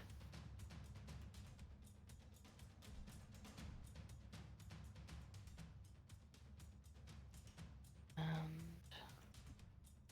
double check its movement. I think it's 44 in the air.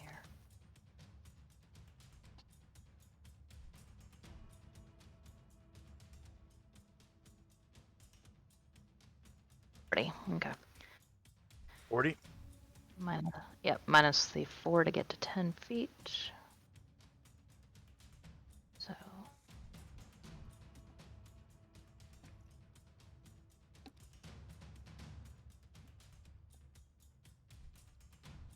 It's half of it. Well, yeah. So it's 24.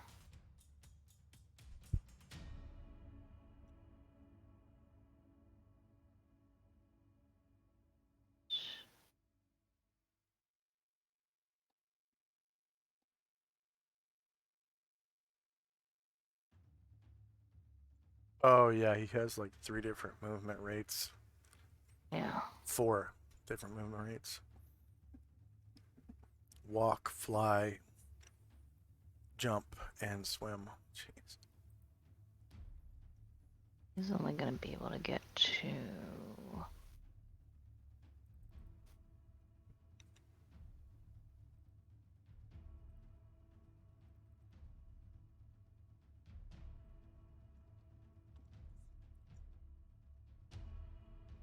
Oh. Barely. He's gonna try to bite this one.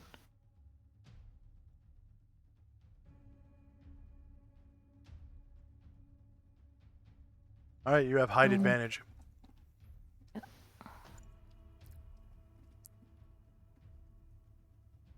Oh, I'm sorry. I need to re-roll that. I forgot to add the benefit from prayer. Go ahead. They are shieldless.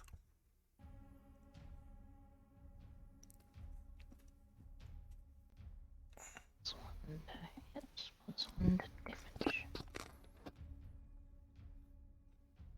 All right, you hit and cause 26 damage.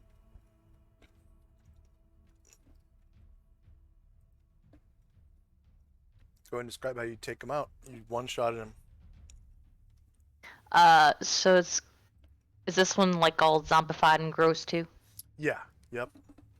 He goes after like the entrails that are falling out of the horse, and he like pulls it out like he's unwinding some yarn, and the thing just like collapses. Mmm. Yummy. All right.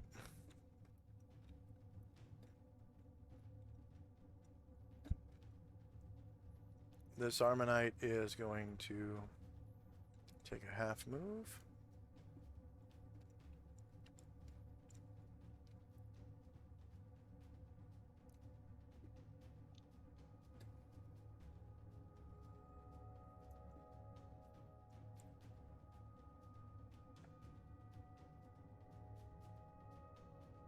Okay, and he's going to shoot at Brine Druid, even though he has a height disadvantage. Is Brine Druid covered in stone skin? No. Okay.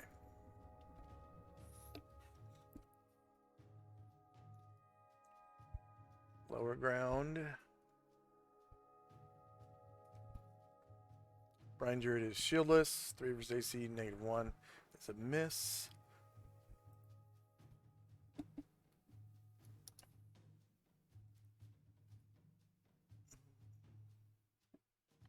We're still within the 24 hours of that stone skin, correct? It gets It's happened for a while. recast every day. Oh, okay. The one that's on the daily routine.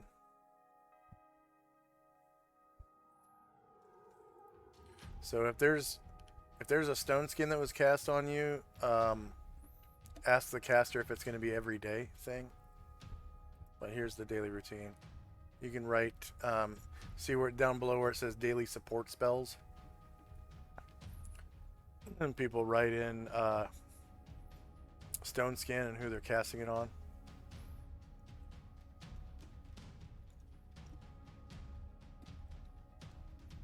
Arangor cast it on himself. Shandrak cast it on himself.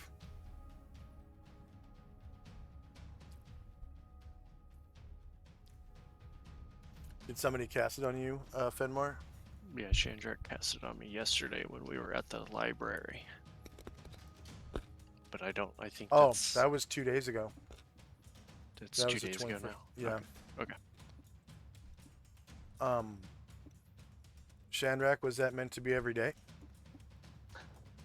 No, that was for that. I have yeah, I have a stone set open for him, but I just not doing it daily at the moment. I was just trying to figure out what time we were at since then. Yeah, you guys have camped several times.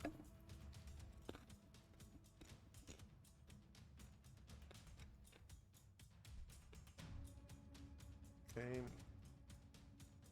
Next Armonite. Actually, the last Armonite.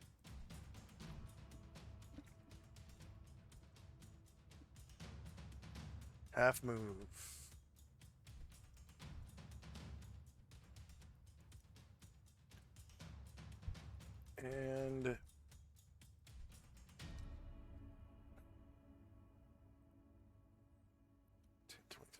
1, 2, 3, 4, 5, 6, 7, 8, 9.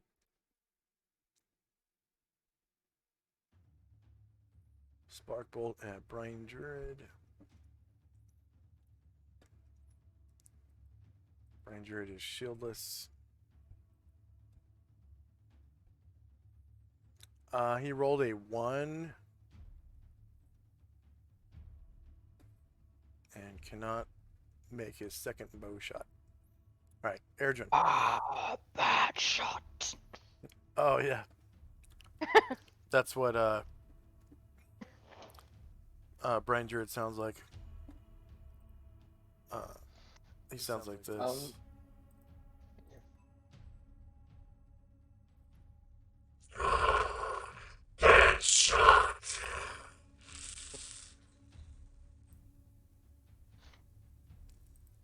Oh, sorry, but so I see the necklace to continual light now, but when I try to drag it, the item doesn't go onto the screen. Are you dragging the text of the name? Yeah.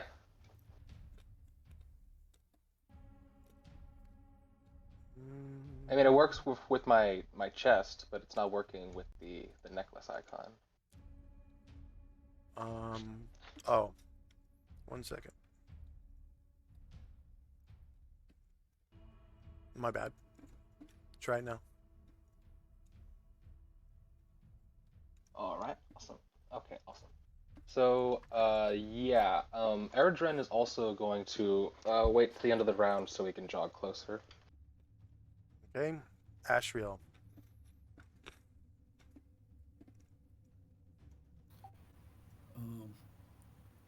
Ashriel is going to fly towards the sparks. So he'll go 15 and then stop there. Okay. Ashriel feels intense evil and hatred.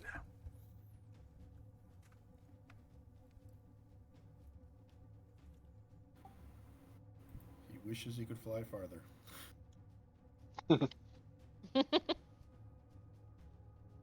Varen and company. Oh no, Varen is not. Varen is way no longer a player character. That was like 18 months ago. All right, Varen, his second We attack. love you, James. He's only got one more square of movement, so he will take his 45, or he gets more than that, but he's gonna take a 45-degree turn and take his last square of movement. Okay. Anatar's second attack. Anatar took all of his movement, and so unless somebody comes up to him, he's done. Okay. Oh wait, since he didn't make an action, can he go ahead and look? No, he didn't wait. Oh, proceed.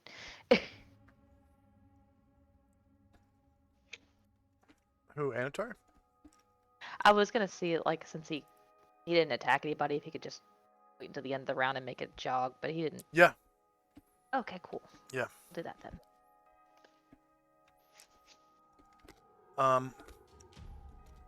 Yeah, the first Armonite made a half move, and he's gonna shoot a regular arrow at Brain Druid, although it is barbed. It's a flight arrow that has barbs on it, and these arrows do 1 extra damage if they hit. Okay.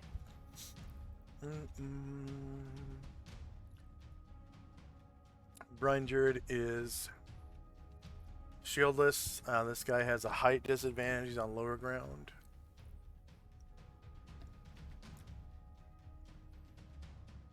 Zero versus AC, -1 misses. The next Armonite. Same thing. Composite short bow with a barbed arrow against Brain Druid. This is actually Brain Druid's shieldless flank. Lower ground.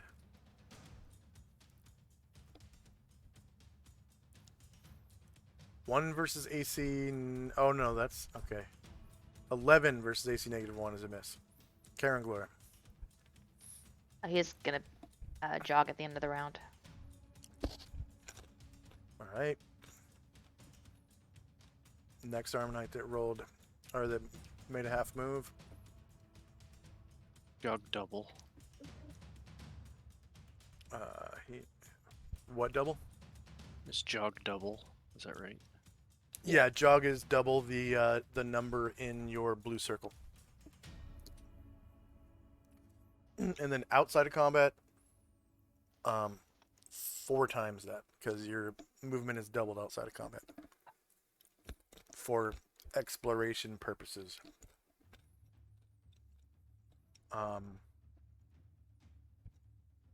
So attack, composite short bow, Brian Druid. This is going to be shieldless. It is not a flank. Does have lower ground though. -1 versus -1. It actually hits him. He's a large creature, so he takes that 7 damage, max damage,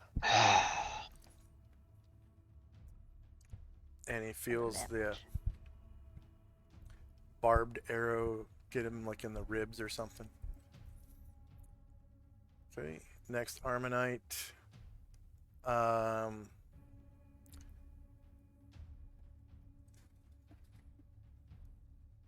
Man, he's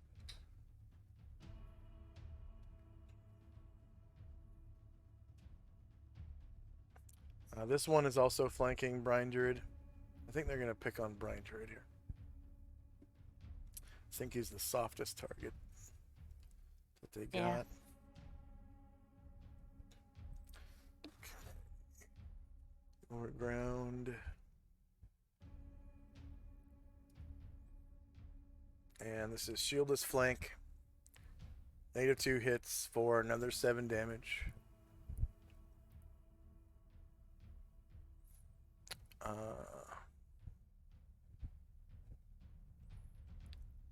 Negative.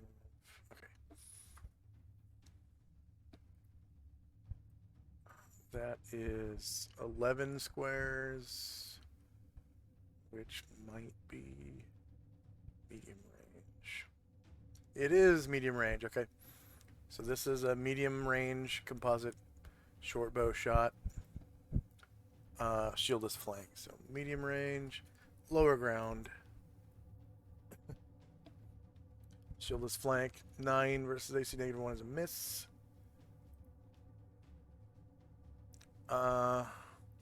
This guy's not going to bother shooting at Brian Druid. He's going to shoot it. Actually,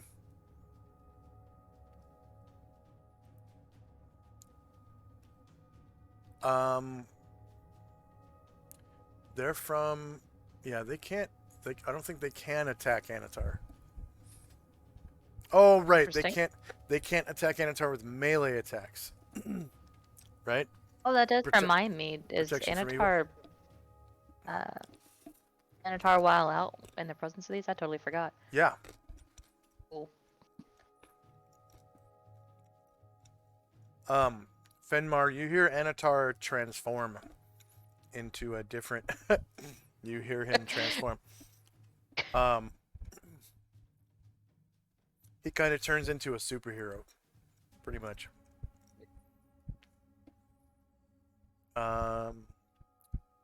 Yeah, I think with protection from evil, extraplanar creatures can still attack you with missile attacks, right? But not melee. I think it goes that they can't attack you with melee until you attack them. I'll double check. They can attack with melee, but not their natural weapons. That's They weapons. Can't they can't touch Yeah. Yep. And use their claws or bites. All right. So Anatar, short range. Anatar's on foot, right? yes. Same elevation. -4 to hit because he's within. Protection from evil radius. Anatar is shieldless. Yes. 15 -3 is a miss.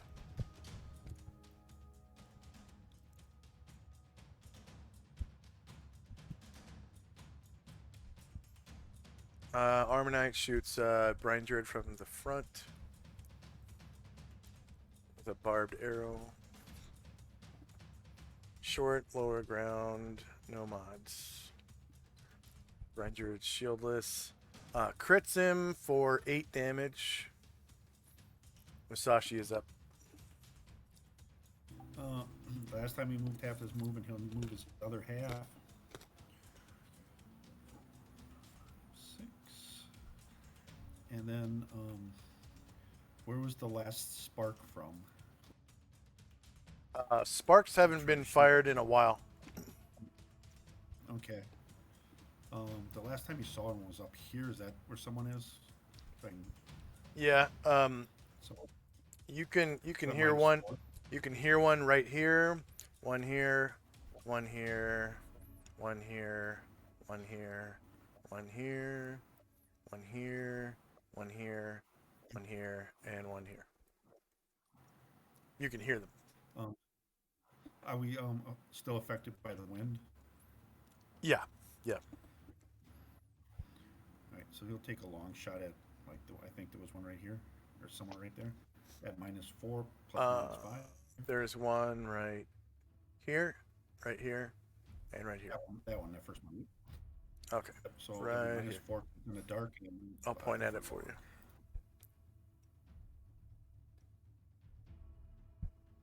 Yep, so that'll be -9. Well, you just tell it to shoot at long range. You don't have to put in the minus for it. It's just -4 for darkness. That's all.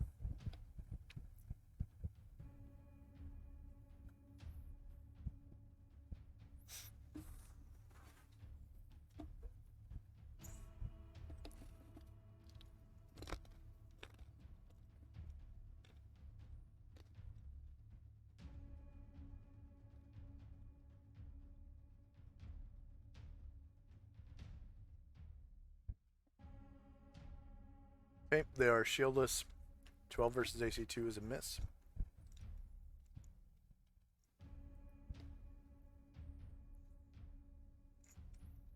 The next Armonite is going to shoot Anatar. Oh, shoot at Anatar.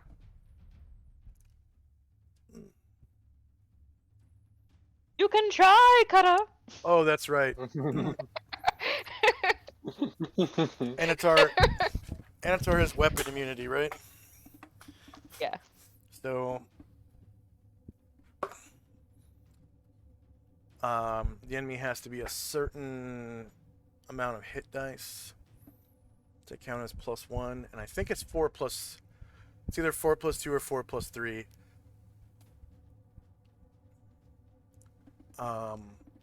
Yeah, these guys count. Okay.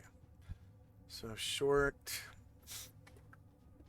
Same elevation, -4 to hit.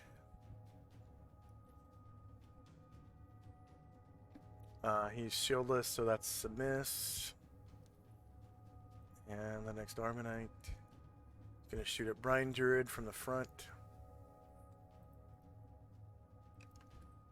with a barbed arrow. Lower ground. Oh.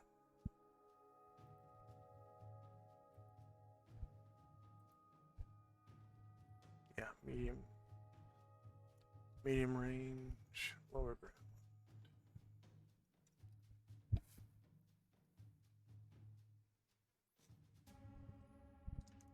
And Brian Druid is shieldless, that's a miss, 11 -1. Alright, Ashriel's second attack. Ashriel just moved, so he doesn't get a second attack. Okay. Varen. He's out of movement. Musashi. My attacks went down to 3/2 instead of 3/1 because I moved full, so I'm done. Okay. Alright, end of But at the round. end of the round, Tenzi's gonna jog. So are Go ahead. Asher and Karen Glor. Make your jogs. Yeah. Same when I can go again. Oh, this is the time. The end of the round. Yeah. Who now? I thought you cast Sanctuary. I did. So if I can't move, then Oh, I'll oh wait yeah. until I can move. That would be next round. Okay. Yeah, and if I can too, Shandrak was he was casting a spell, but can I fizzle it and move? Yes. Yeah. So I'll also Um, jog. Oh, wait, no, I just said no. No, you can't cast spells and move at the same. Yeah. Can't do that. Oh, okay, Sorry. right. Okay, yeah. Sorry. Even yeah, no problem. Yeah, yeah. Yeah, because then Yeah. you could strategically abuse that if you could. Yeah. Yeah. And I can't cast into the darkness, right? That is correct. You can cast into darkness that you can see through for your infravision, but as far as casting a spell on an unseen target, that's impossible. So I couldn't say cast it like near the end of Varen's light and possibly catch somebody. Then you wouldn't be targeting an unseen thing because True. it's in the light, right? True. So the True. the center, as long as the center of the AOE of your spell is in a place that you can see, that's fine. Okay, then in that case, yeah. I'm gonna try to cast slow. Okay.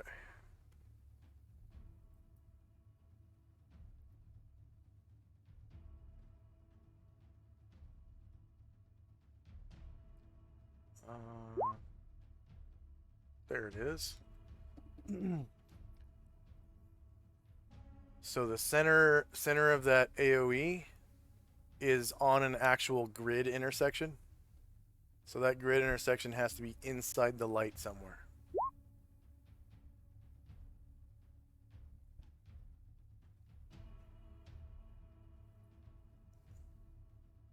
Like this, is that good? The center's in the light, right?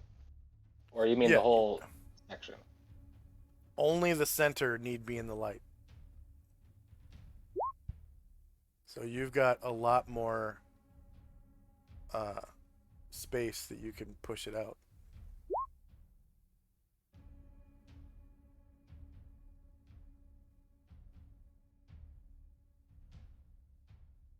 Yeah, that's too far, right? Uh, it's borderline. I'll take it. Okay. It's right on the edge, man. I'll take it. Okay, Alright. thank you. Yep. Back. Oh, why did I do that? Okay. Front.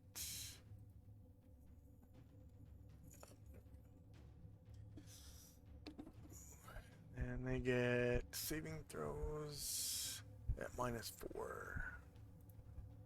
Spell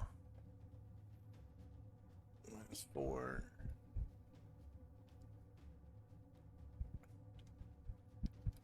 Warrior 5.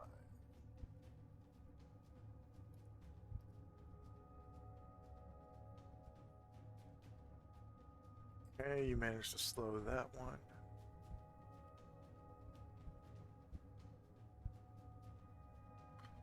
I accidentally made an initiative roll for because of Shit. continual light.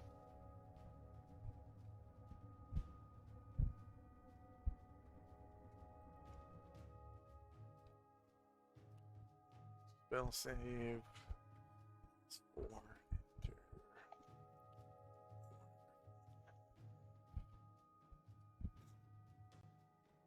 So one passes, one fails. And then what was that about continual light? I Amber? accidentally made a rolled initiative for a necklace. Oh, okay, I'll delete it. Yeah. Oh, Wait. and I don't know what happened, but Erdrin's initiative is freaking out. What do you mean freaking out? I mean, so in the chat, I don't know if you see it. Like, I just see a whole bunch of like macros and stuff, and then when I try to take the initiative, I don't see the. Oh, that's weird. Oh, that's weird. Yeah, so I see like medium Errors? base speed. Yeah, I see errors. Make sure that he's got 8 spots on his weapon table. If he doesn't, just keep adding lines until you get 8 spots.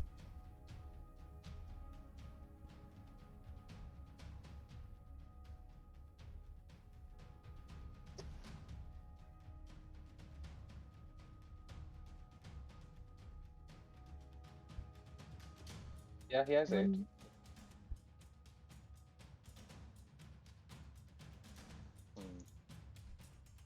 Oh, okay, it's back to normal. I don't know what happened. Okay. Did you add 1 line I didn't or add something? any. No, I didn't. I just opened up his character sheet. But I don't see errors, so it's all good. Okay. Oh, and by the way, you get 150 points for that slow spell. Nice. I keep forgetting to grant spell XP.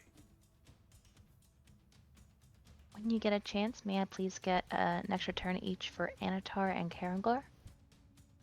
Tar is here. Karangor. Here. Check out Karanglor's token. Oh That's yeah. badass.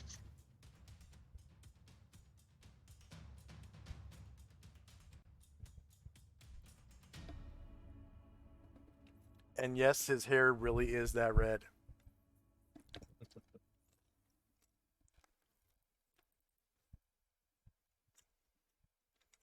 As you can see from his character sheet.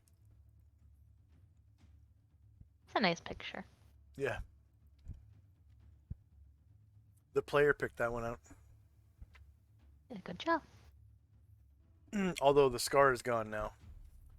Because he Oh yeah, had. that's true.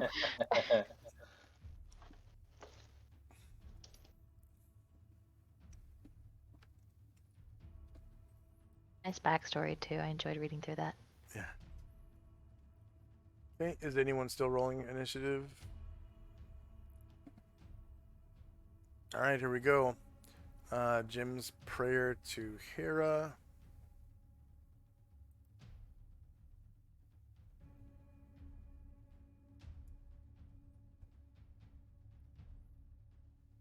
Benmar Sanctuary. Time now is 1:01.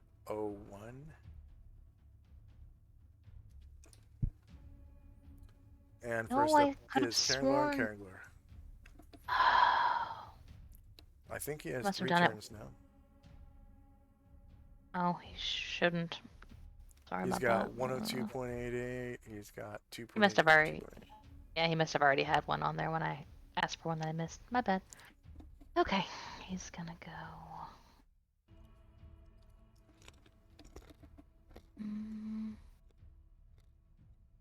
He'll get there. I don't know if he's like the other ones, but does he need to make a save versus fear or anything? No. Okay, cool. Demons are different. They have different mechanics.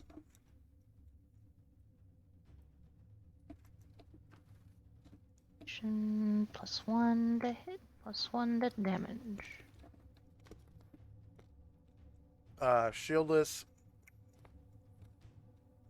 Yeah. You cause 5 damage on a crit? What? Damn. Aragorn looks at his sword and like shakes it like maybe it's broken. It's a +5. Yeah. That should be impossible. It's a +5 Yeah. It's a sword. +5 sword. Yeah. Minimum should be 6 6. plus strength.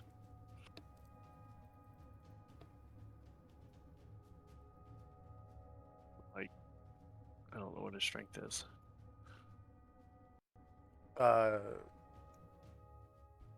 He gets a damage bonus of +1 from his strength. Minimum 7. Oh, it's because nobody put +5 on his strength and damage bonuses. Oh.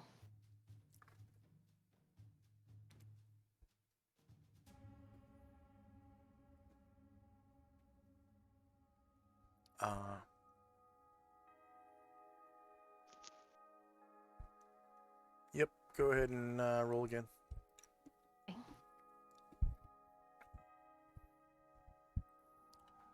And I'll Sorry, I'm raise his health experiencing back up to max. Lag spike. Yeah, but I'm good now.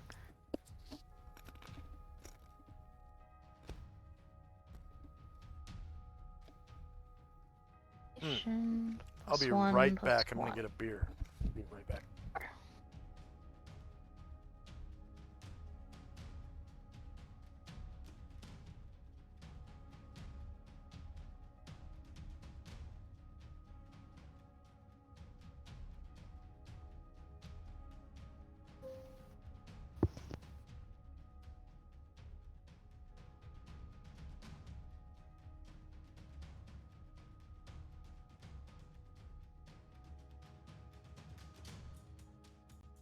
And I'm back.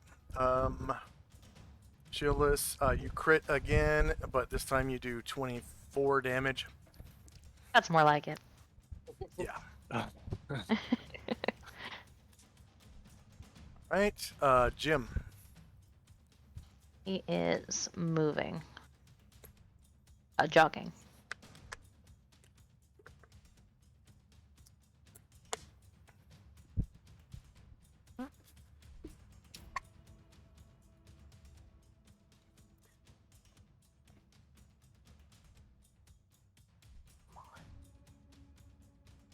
And then Brain Druid.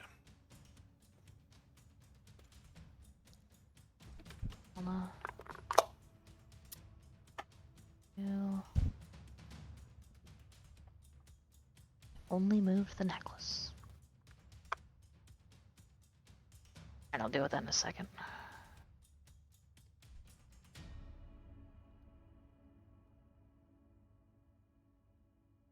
Alright, Brian Druid is going to turn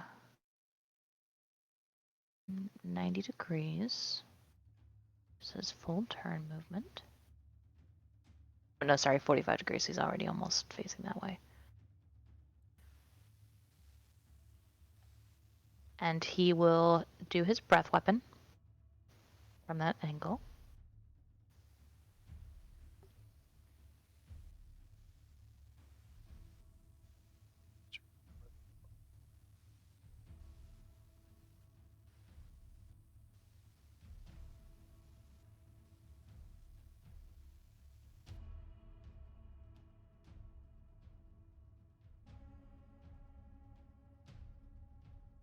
Looks like you get 3 of them.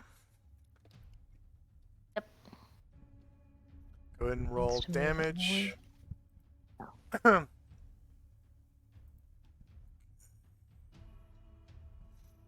The one in front of you. Oh, wrong one. Breath weapon. One in front of you takes no damage. The second one back.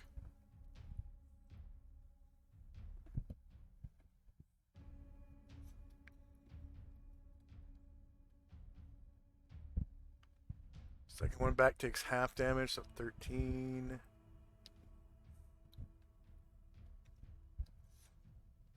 And third one back.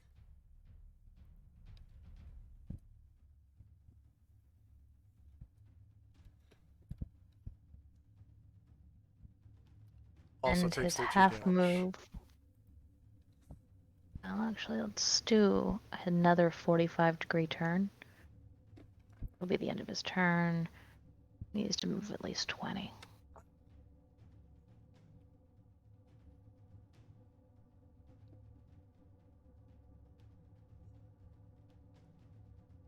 Anatar.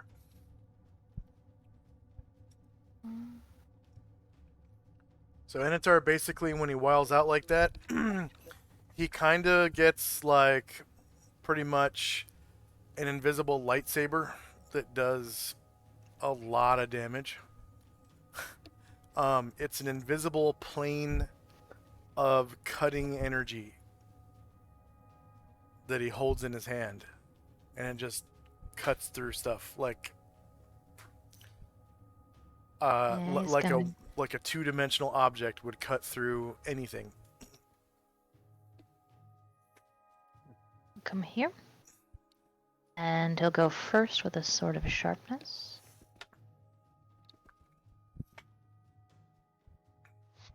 It counts as a sword of sharpness. Yeah, the blade plus plane. 3. Yeah. So I think he has to roll like 18 or higher to sever a random limb or something like that, or was it 20? I think it's 18. 18, yeah. So pretty much on a crit, because he's Okay, got regular it's- crits. Evil. Yeah, it's definitely evil, and it's definitely shieldless, and you're in its front, shieldless. Yep, -1 versus AC2 hits. You cause 25 damage and one shot it. Go describe how you take him out. So the thing that a blade plane doesn't cut off a limb, but it'll like kind of goes directly through his center mass, and he like falls apart into 2 pieces. Yeah. And then Anatar takes a step forward to this one and is gonna make an attack with his longsword. All right.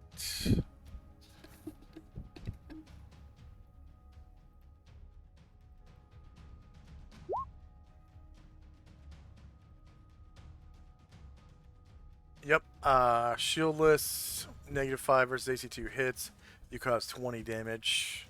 You take him down to that much. You see his health bar go. Yep. Okay. Tenzi.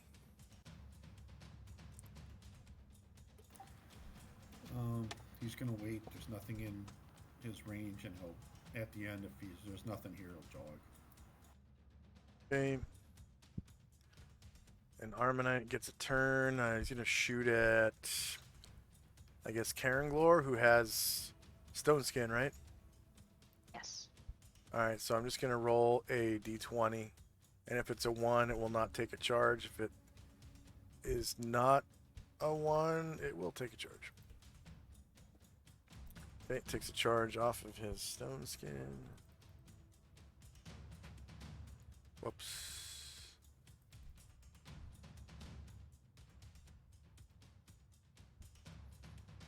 And what's the Whatever, level I of stone only took of his Stone Skin caster? 7. 7. And it was Sashi's necklace. That's what happened. Heck.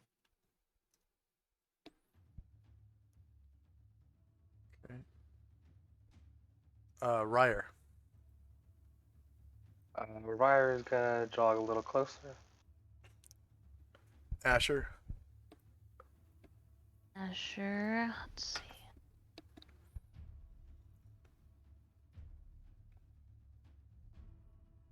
She can get there. Alright, she is going to move.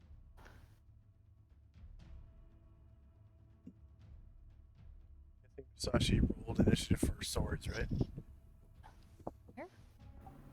Musashi rolled for his Daiku. Okay. Does he have 5 per 2 or something? No, yeah, he has 3-1. Okay. Does he have like 4 slots on the tracker or something? Because I'm seeing Yeah, 10.26 twice. Yeah, must. I'm looking to make sure I did 210 and 110, but I. Yeah. Oh, I did not do 210. My bad.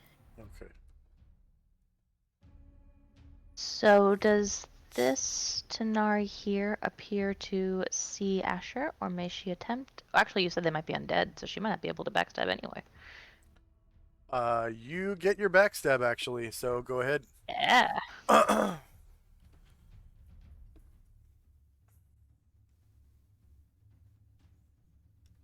So there are undead Tenari, but they're not one of them. They actually just appear to be so.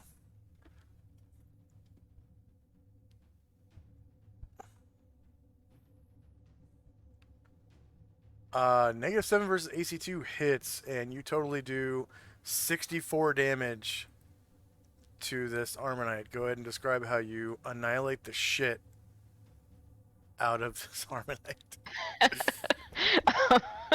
So he sees nothing until Asher like bursts through his chest cavity with a sword and like practically knocks him over with her little leap and like stands on his back and starts shaking her arms at the air, Oh yeah. and she's visible.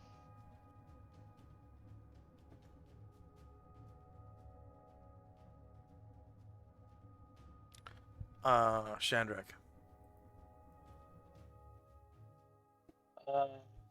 I'd like to wait until the end of the round.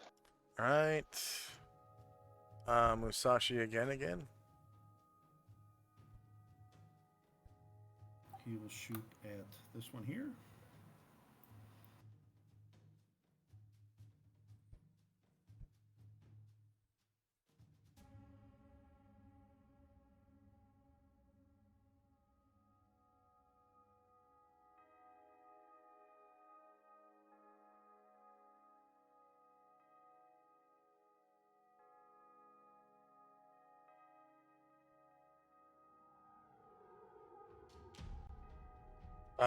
Which one?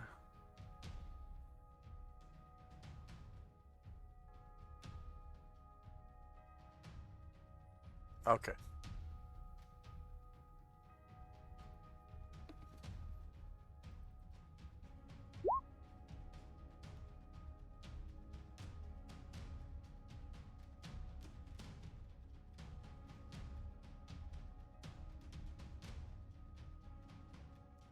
He is shieldless. You crit him for 16 damage.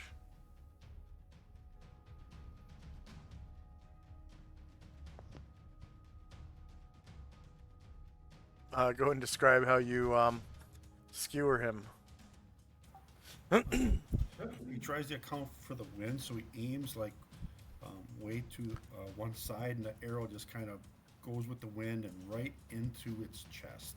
Good old Kentucky windage. Yep.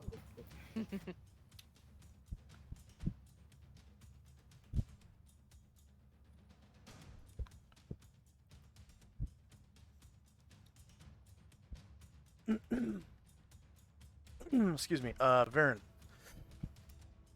Varen, which way is he? Oh, that'd be nice. Not gonna turn yet. He'll just go straight. Yep, right here. And we'll go sword first. Higher ground.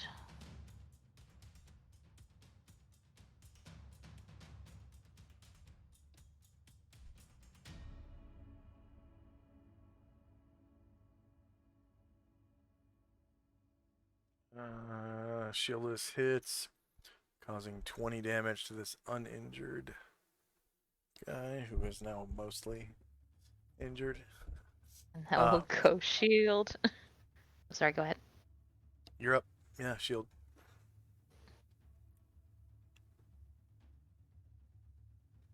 Higher ground.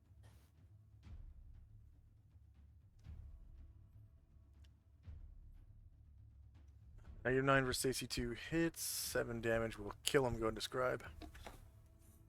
So he's going to move into that square, and like on its way, he just barrels in with his shield in front of him, and almost with the same move. Yeah. And just after that, he's going to attack the one just north of him with claws. All right. Roll natural fighting.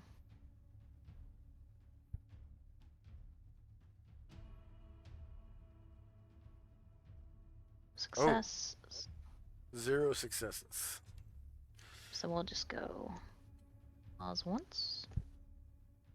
No pluses.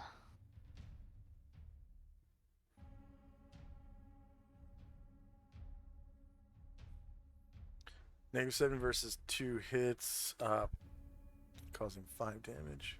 And your other claw, And please. left talon. Yep.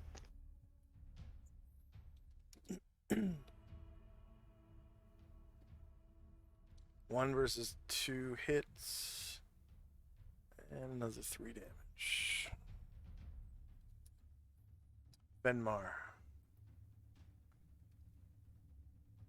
I'm gonna run that direction so I can wait till the end of the round or whatever to move. Okay.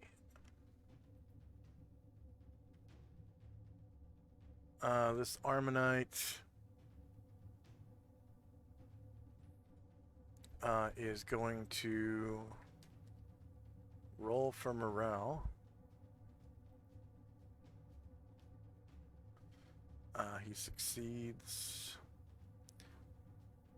He is going to try to shoot Caranglor with a spark bolt. Stone skin. A stone skin.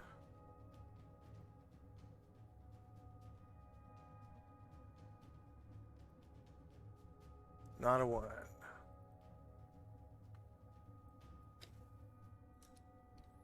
Two.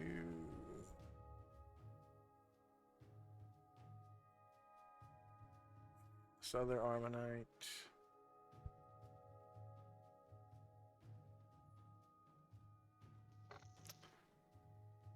He's gonna try to shoot Ryer.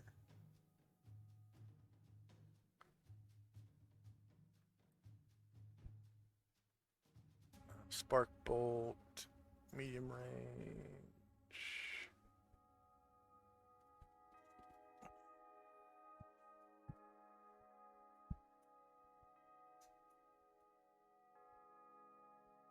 Oh, no, no, no. Spark bolts are magical. They're not affected by the wind. Okay, spark bolt, Ryer, short range. But it's -4 because he's next to Anatar. Same elevation. -4. Enter. Ryer is shieldless. 16 versus AC 0 is a miss. Eldrin.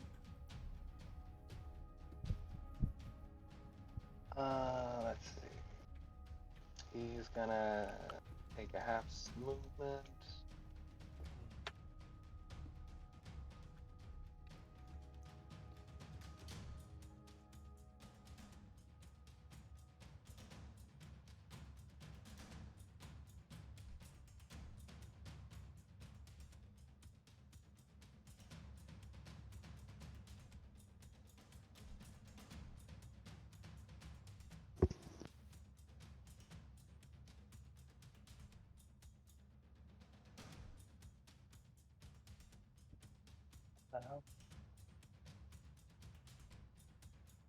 Say again. Sorry.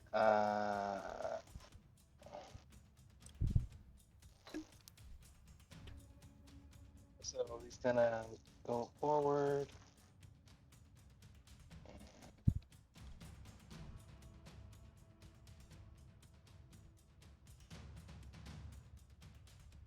And he's gonna take a shot with his silver bullet into the the one that's not in melee next to Anatar. Okay.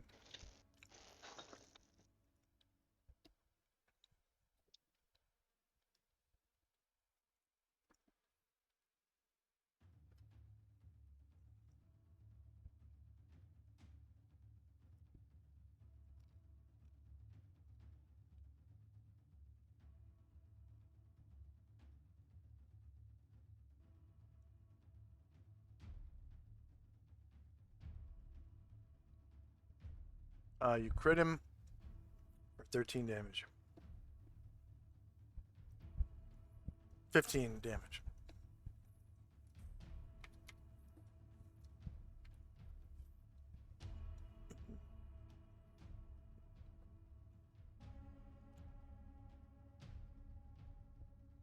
Okay. Armanite. 1 next to Anatar. So, funny thing about missile weapons is if you're in melee with somebody, if you don't shoot them with your missile weapon, they get an attack of opportunity against you. So, if you're in melee with 2 creatures, whichever one you don't shoot gets to hit you. Really? Yeah. Yeah, so if you're surrounded and you shoot one of them, all the other ones get to attack you. That seems like a bad day. Yes. So this one is going to attack Anatar. Does Anatar have steel skin? No. Okay. So this is a first attack, so Spark Bolt. Actually, I'm gonna roll morale. Alright, he succeeds, and Spark Bolt. Tar. Shorter melee. No, actually, yeah, shorter melee. Set elevation. -4 to hit. And no mod to damage. Anatar is shieldless, so that's a miss. Cotterbill. Connorbill is going to ride toward there on his horse. He's not going to get anywhere close enough, so if you guys want to proceed, I'll just make that movement. Right, next Armanite. This one's gonna shoot Spark Bolt at Asher. I think that's from the front. Sure. Elevation. Mod.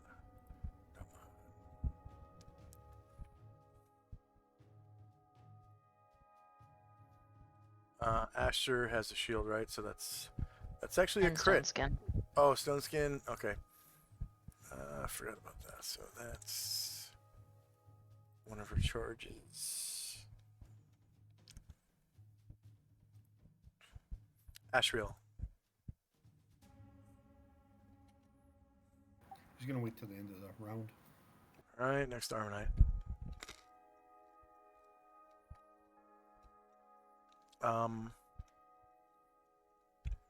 He's gonna shoot Ryer. Shoot at Ryer.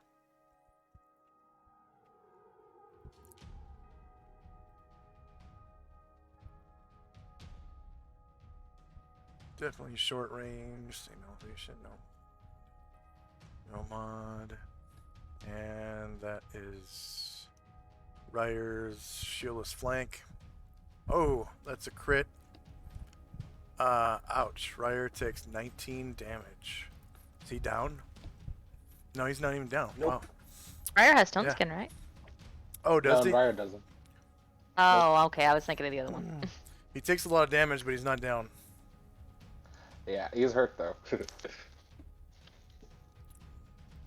Alright, next Armanite. This one's gonna shoot at Asher. So D20 roll.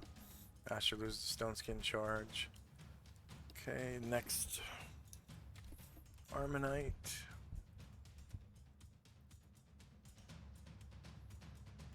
Same thing, shoots at Asher. D20 roll. Not a 1. She loses the charge.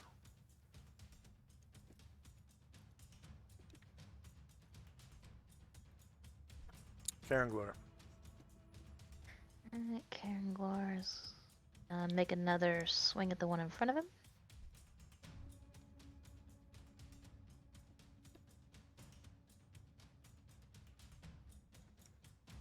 Oh wait, gotta roll that with prayer.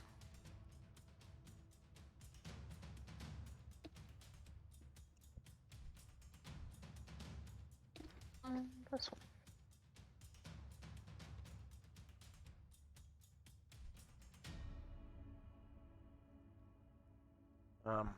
That's a crit. 23 damage. Describe how you take him out. Is that 3 crits in a row with Karen Glor? I'm almost sure it is. Maybe. Okay. Yeah, he brings the sword down toward like the guy's hip, and so it goes like at an angle through the pelvis toward the ground.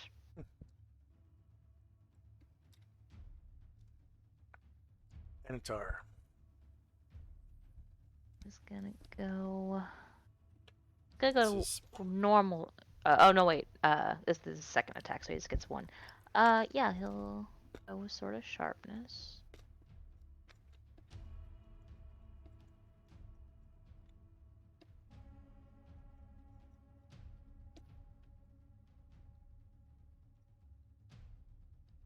the Armonites are shieldless.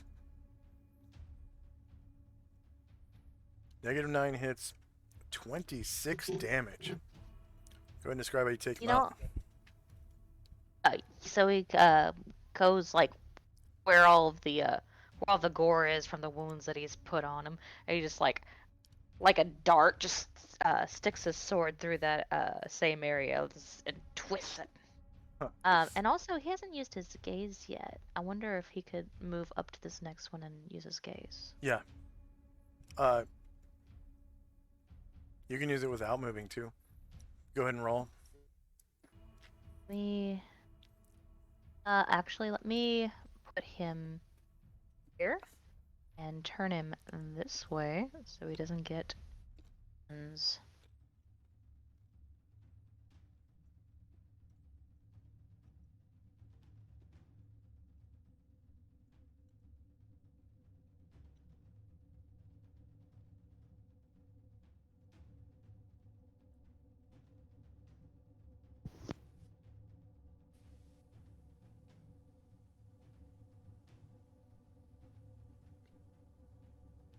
Versus spell. No penalties.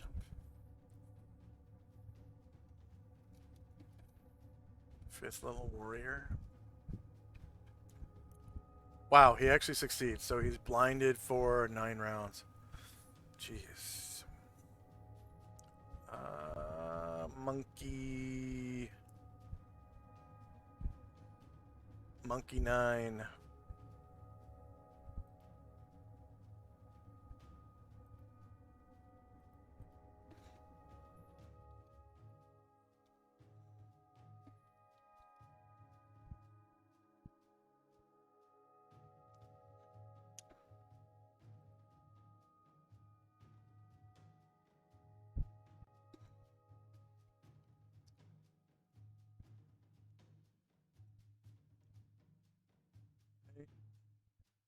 Sashi. Musashi's gonna move and then shoot.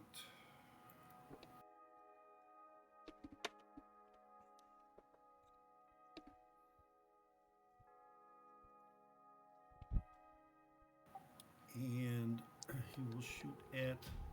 This is one of them back here. Yeah. That'll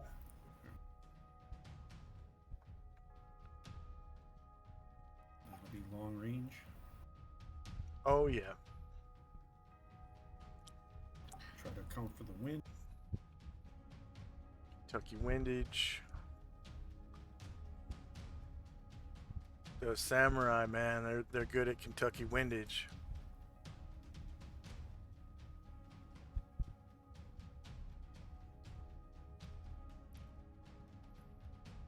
Okay, shieldless 2 versus 2 hits. You cause 7 damage.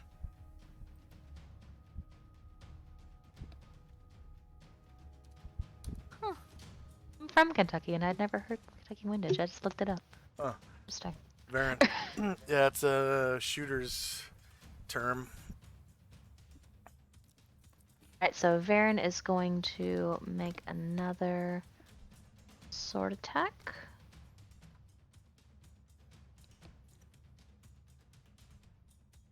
Higher ground.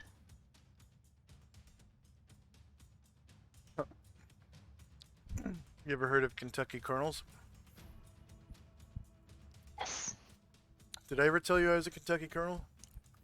No, I didn't know that. Yeah. Governor Stephen L. Bashir, about 10 years ago, granted me Kentucky Colonel status. I have the Cool. I have it framed, my certificate.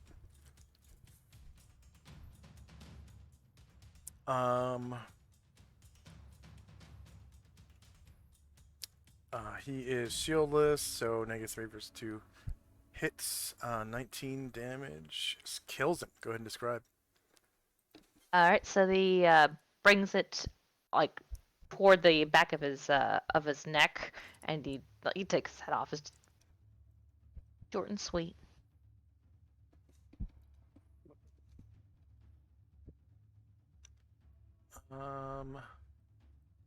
Just a couple of them left. So this one is facing off with Anatar. He's gonna roll morale.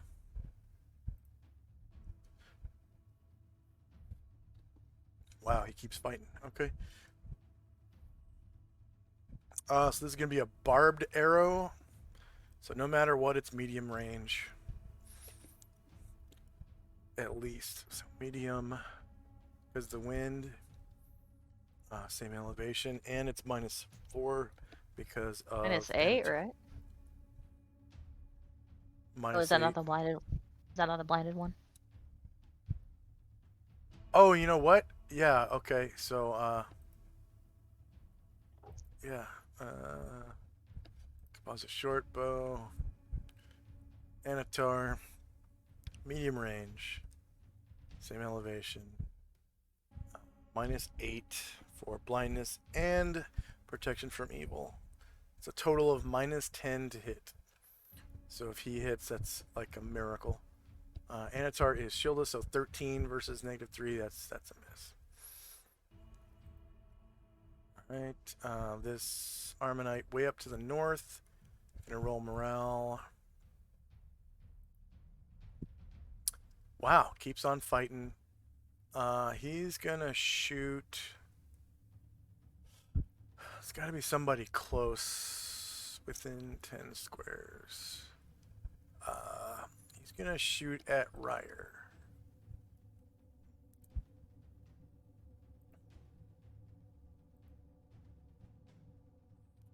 No matter what, it's at medium range. It's a normal missile, same elevation. No mod to hit or damage. And Ryer is facing left, so this is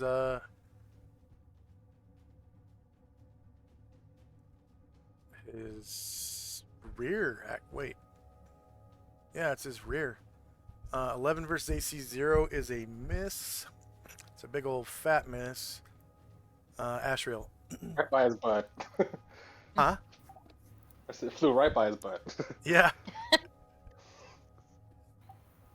Astro's gonna wait till the end of the round. Okay. Musashi. He doesn't get a third attack this time because I moved full. Oh, okay. Varen? Yeah, Varen will take a 45-degree turn. Well, he has 90, but 45 of the 90.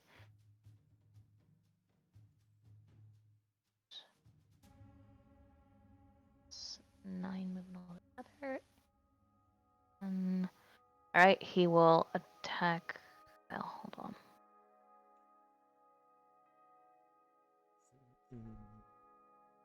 Oh, he was here. So if you're flying straight north, you can go to. Oh, were you facing Yeah, well, northwest? this is the way he was facing. Yeah. So let me actually turn him this. Yeah. So you could go to here and then turn left. Yeah, let's do that. Right, so Like he was this. at, yeah. He was at 7, so that's 9, and then that's Because he hasn't turned this whole round, right? that's Or no, correct. It's That's 11. And he'll attack with a sword. and then by there, has he taken at least half his movement? He needs to take 4 more. Okay. Oh, 6 more. So if this guy doesn't die, he can take an attack of opportunity against Varen, which Correct. probably will not hit. Correct. Around. Yep, higher ground. So the Tenari Armanite is shieldless. -9 beats AC2 to hell. 16 damage is gonna kill him. Go ahead and take the rest of your movement. Done.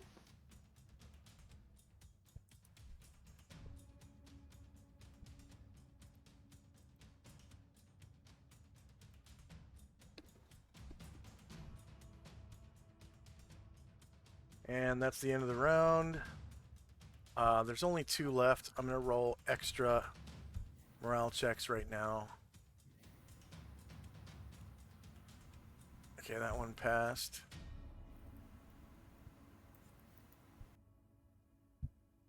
They both passed. Holy shit. Alright. And it's initiative phase. And we need some, like, more exciting combat music.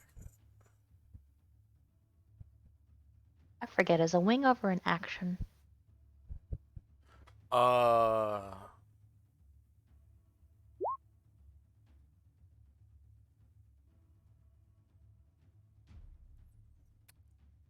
know that when you do a wing over, you can't gain altitude. So I don't think it is. I think you can do a wing over and. Sweet. Oh, no wonder this same song has been playing over and over again. Okay, it's on repeat.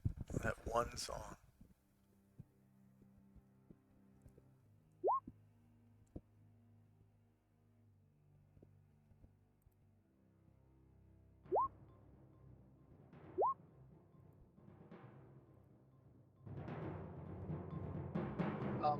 Shadrach was waiting last round. Can I cast Magic Missile? Yeah.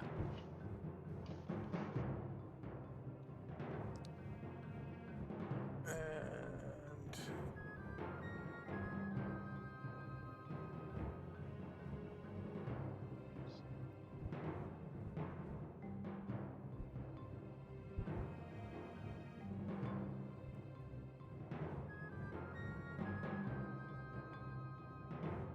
Hitting first for the one next to Anatar.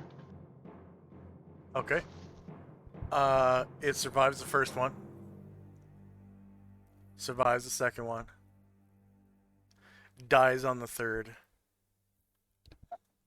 And then the last one up north.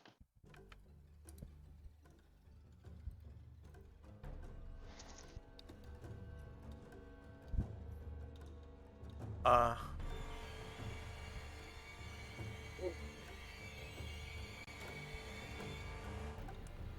One, two, three. So Should be 6 I think. damage.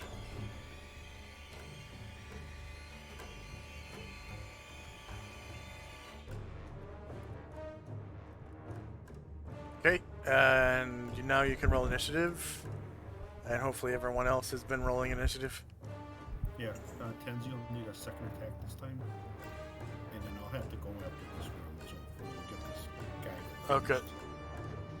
finished.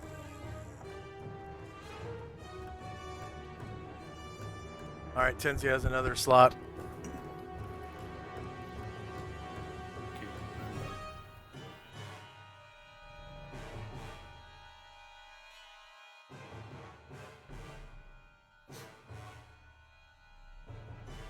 Is anyone still rolling?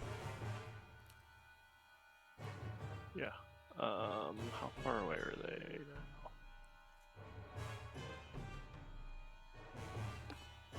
Let's do this better. There's only one left. He's way up here.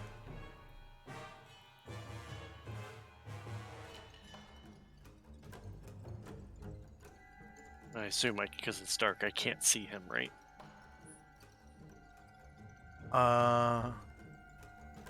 With the necklaces now you can. Yeah. Only when you're within like 12 squares of them.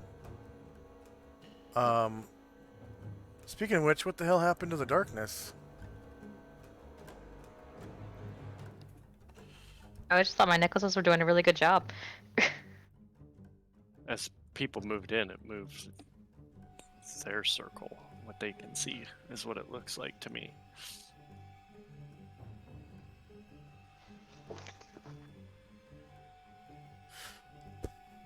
Wow, just darkness just disappeared. I never noticed when it happened. Dark on some of the map. Yeah, I thought it was Varen and the necklaces. I thought so too. Okay. That means I gotta turn dynamic lighting off and then on.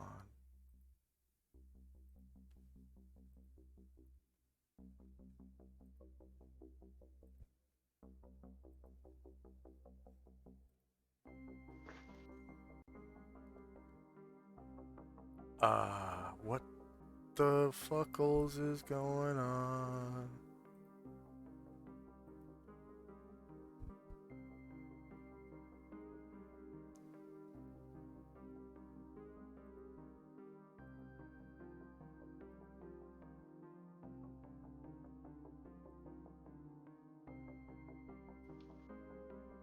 Okay, dynamic lighting off. Save changes. Okay. Dynamic lighting back on.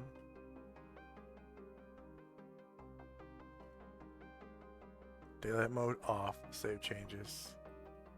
Okay. And there's no dynamic lighting.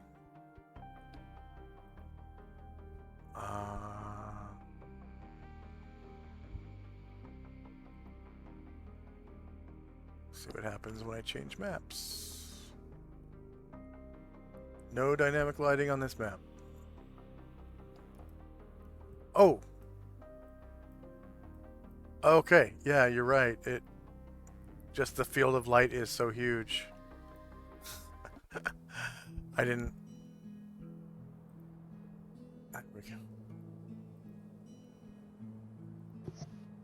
Necklaces for the win! Yeah. They grant 60 feet, right? Or is it 20? 60 feet. 12 squares. Yeah, so everybody's got, huge area on the map is dynamically or is lit by these necklaces. What? Why is it so?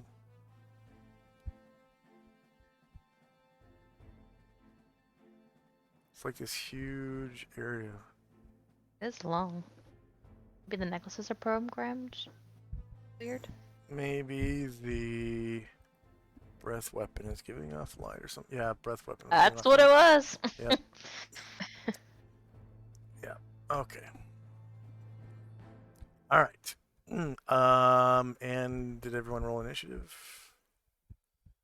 Yes. This one guy is going to drop his bow and he takes out a horseman's mace.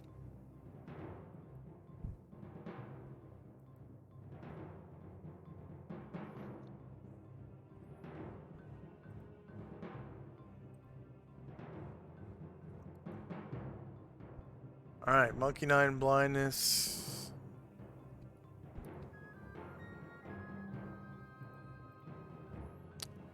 Time now is 1:02. First up is Anatar. Alright, he's gonna...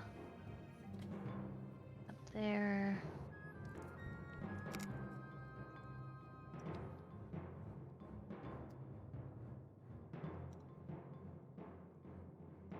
And... just gaze first. AC versus spell. And no penalty.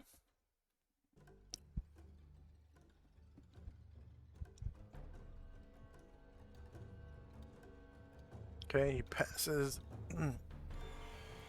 And he's blind for 11 rounds. So I use that same tracker as the other guy. I'm gonna go plain. Elevation. Is that a +4 to hit? Minus. They're blind. Enter. Yeah, when you're attacking a blind character, you get a +4 to hit them.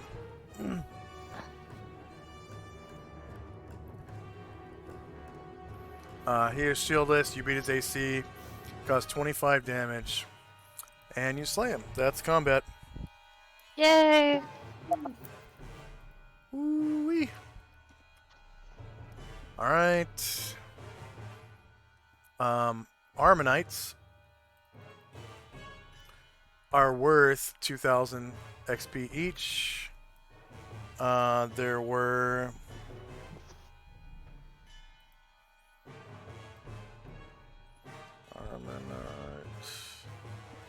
2,000 each.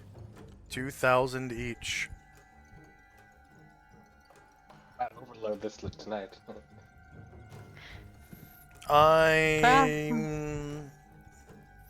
don't know, because to go from 4 to 5, you need like what, 8,000 or something.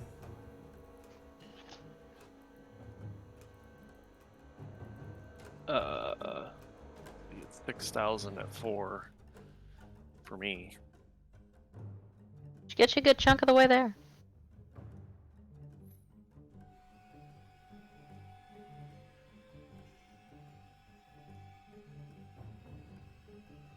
Oh.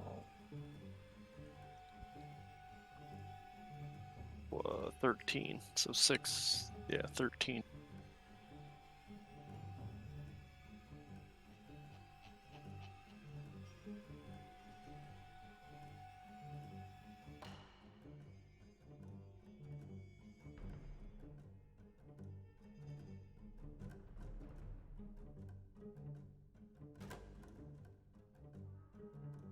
Someone got beat up pretty good. Who was it? Ryer.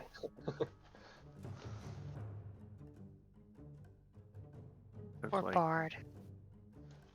took all the hits. People don't appreciate music.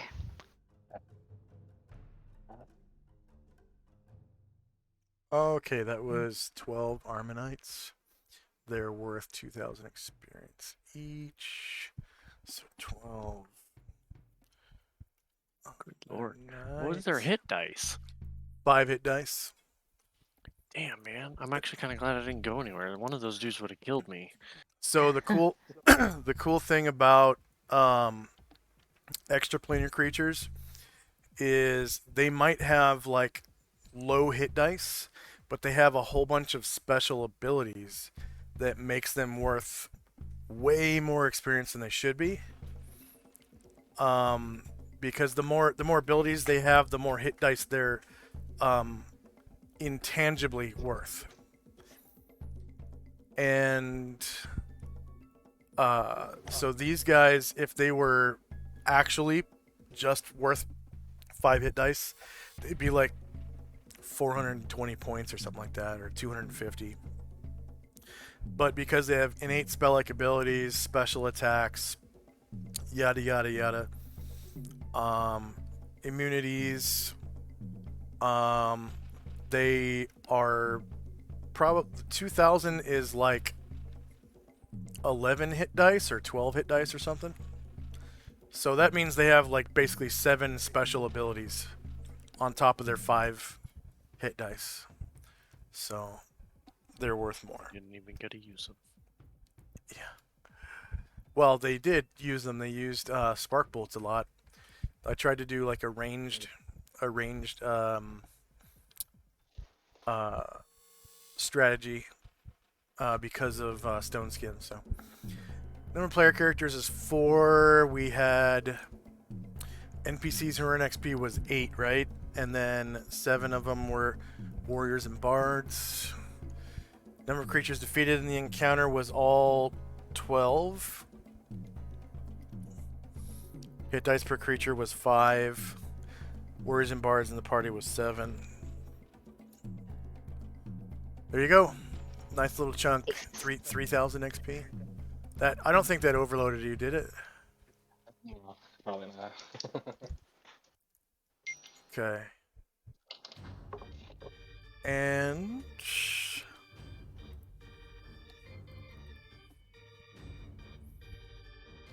ADI. That moves me. So I needed 6 for 4. That puts me at 8. Is that overloaded? So what do I do? Do I just hit my 6? Say again. So I started the day. That puts me up to 8,000 total. Okay. And you needed 6 to go to level 5? The level Or level to 4? hit level 4. Yeah. Okay. So now you're at 5,909. Wait, you need 6 to go to level 4. Yep. Okay, so yeah, you're at 8,000 because that's not going to take you to 5, is it? No. Okay. Yeah, you didn't overload. Okay. It's if you would have gained 2 levels that you overload. Okay. You only gotcha. gained 1. So, all right. So you guys also find on the bodies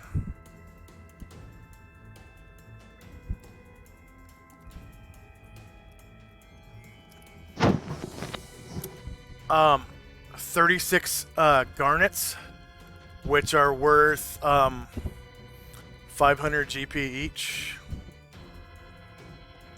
36 of them worth 500 GP each.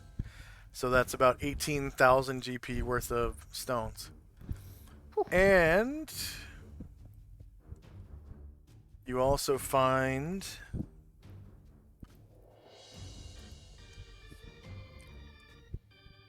36 sterling silver carvings, which are worth 400 GP each.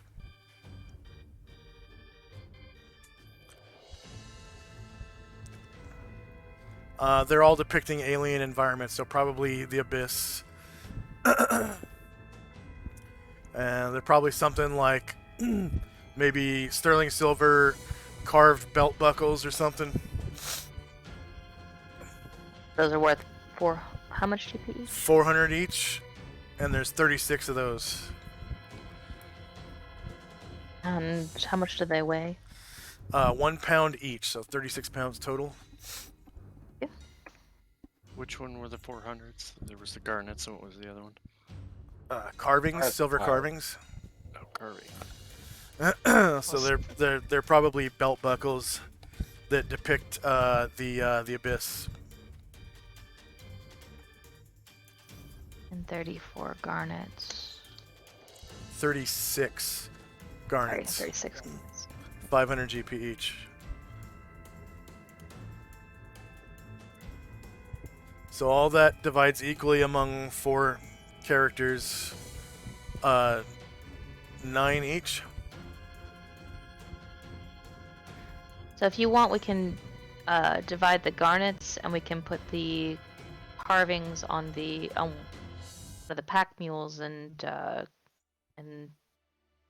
sound the Teneroth when we get back to the Ivory Dagger. That's fine with me. That works. I'll track them on the pack draft horse I control. Okay, so now you are Priest 4. You get another weapon slot now. And you get I think another level 2 spell slot. Let's check. I get my first third. No, you get that at level 5. Level 5. Is it? Oh, yeah, you're right. I get another second. Yep, another second level slot. And you get a weapon slot. And you can spend, now we're in between sessions, you can spend your non-weapons slot on land-based riding horse if you want. Or you can keep saving it up I for... think that's going to be useful. Yeah. It's like right there, had I had it, I could have moved, jumped on my horse, and then took off on my horse to the combat. Yeah. Oh.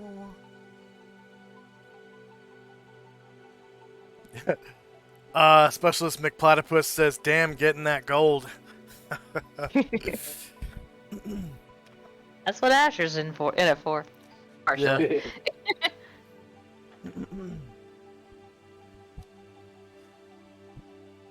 Oh, Specialist McPlatypus redeemed Hydrate, and here I am, all out of Gatorade. I gotta go make some more. And I drank my beer, so damn. You said those silver carvings are belt buckles? Yeah, they're a pound each. I want to wear one. There you go. I will track just 35 on the. Just I'm an R hill. Yeah, track that you gave one to him though, so that he only gets 8 in the future. Gotcha. And then I think that's pretty much all for level 4 cleric, other than the 4th hit die. So you get to roll a d8 again and add it to both your current and maximum HP, and that's about it. Anything else? One again. Story is one of conquering adversity. Wait, you rolled 1 last time as well? I rolled a 4 this last one, but level 1 to 2, level 2 was a 1. Oh yeah, jeez. All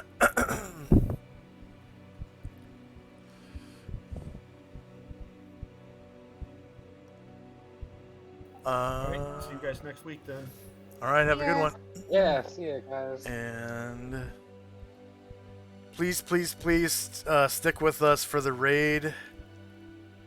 I want to try to see if Lord goes something. Nope. Wow, what? None of my friends are streaming right now. Wow. None of them. Okay. Yeah, no raid. Vacation season. I'm not gonna... I guess I could raid some random. Raid, let's raid Gary Con live. I didn't know Gary Good. Con was going on right now. Raid Gary Con live.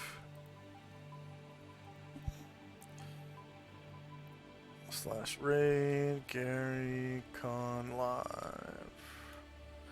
Alright, here we go.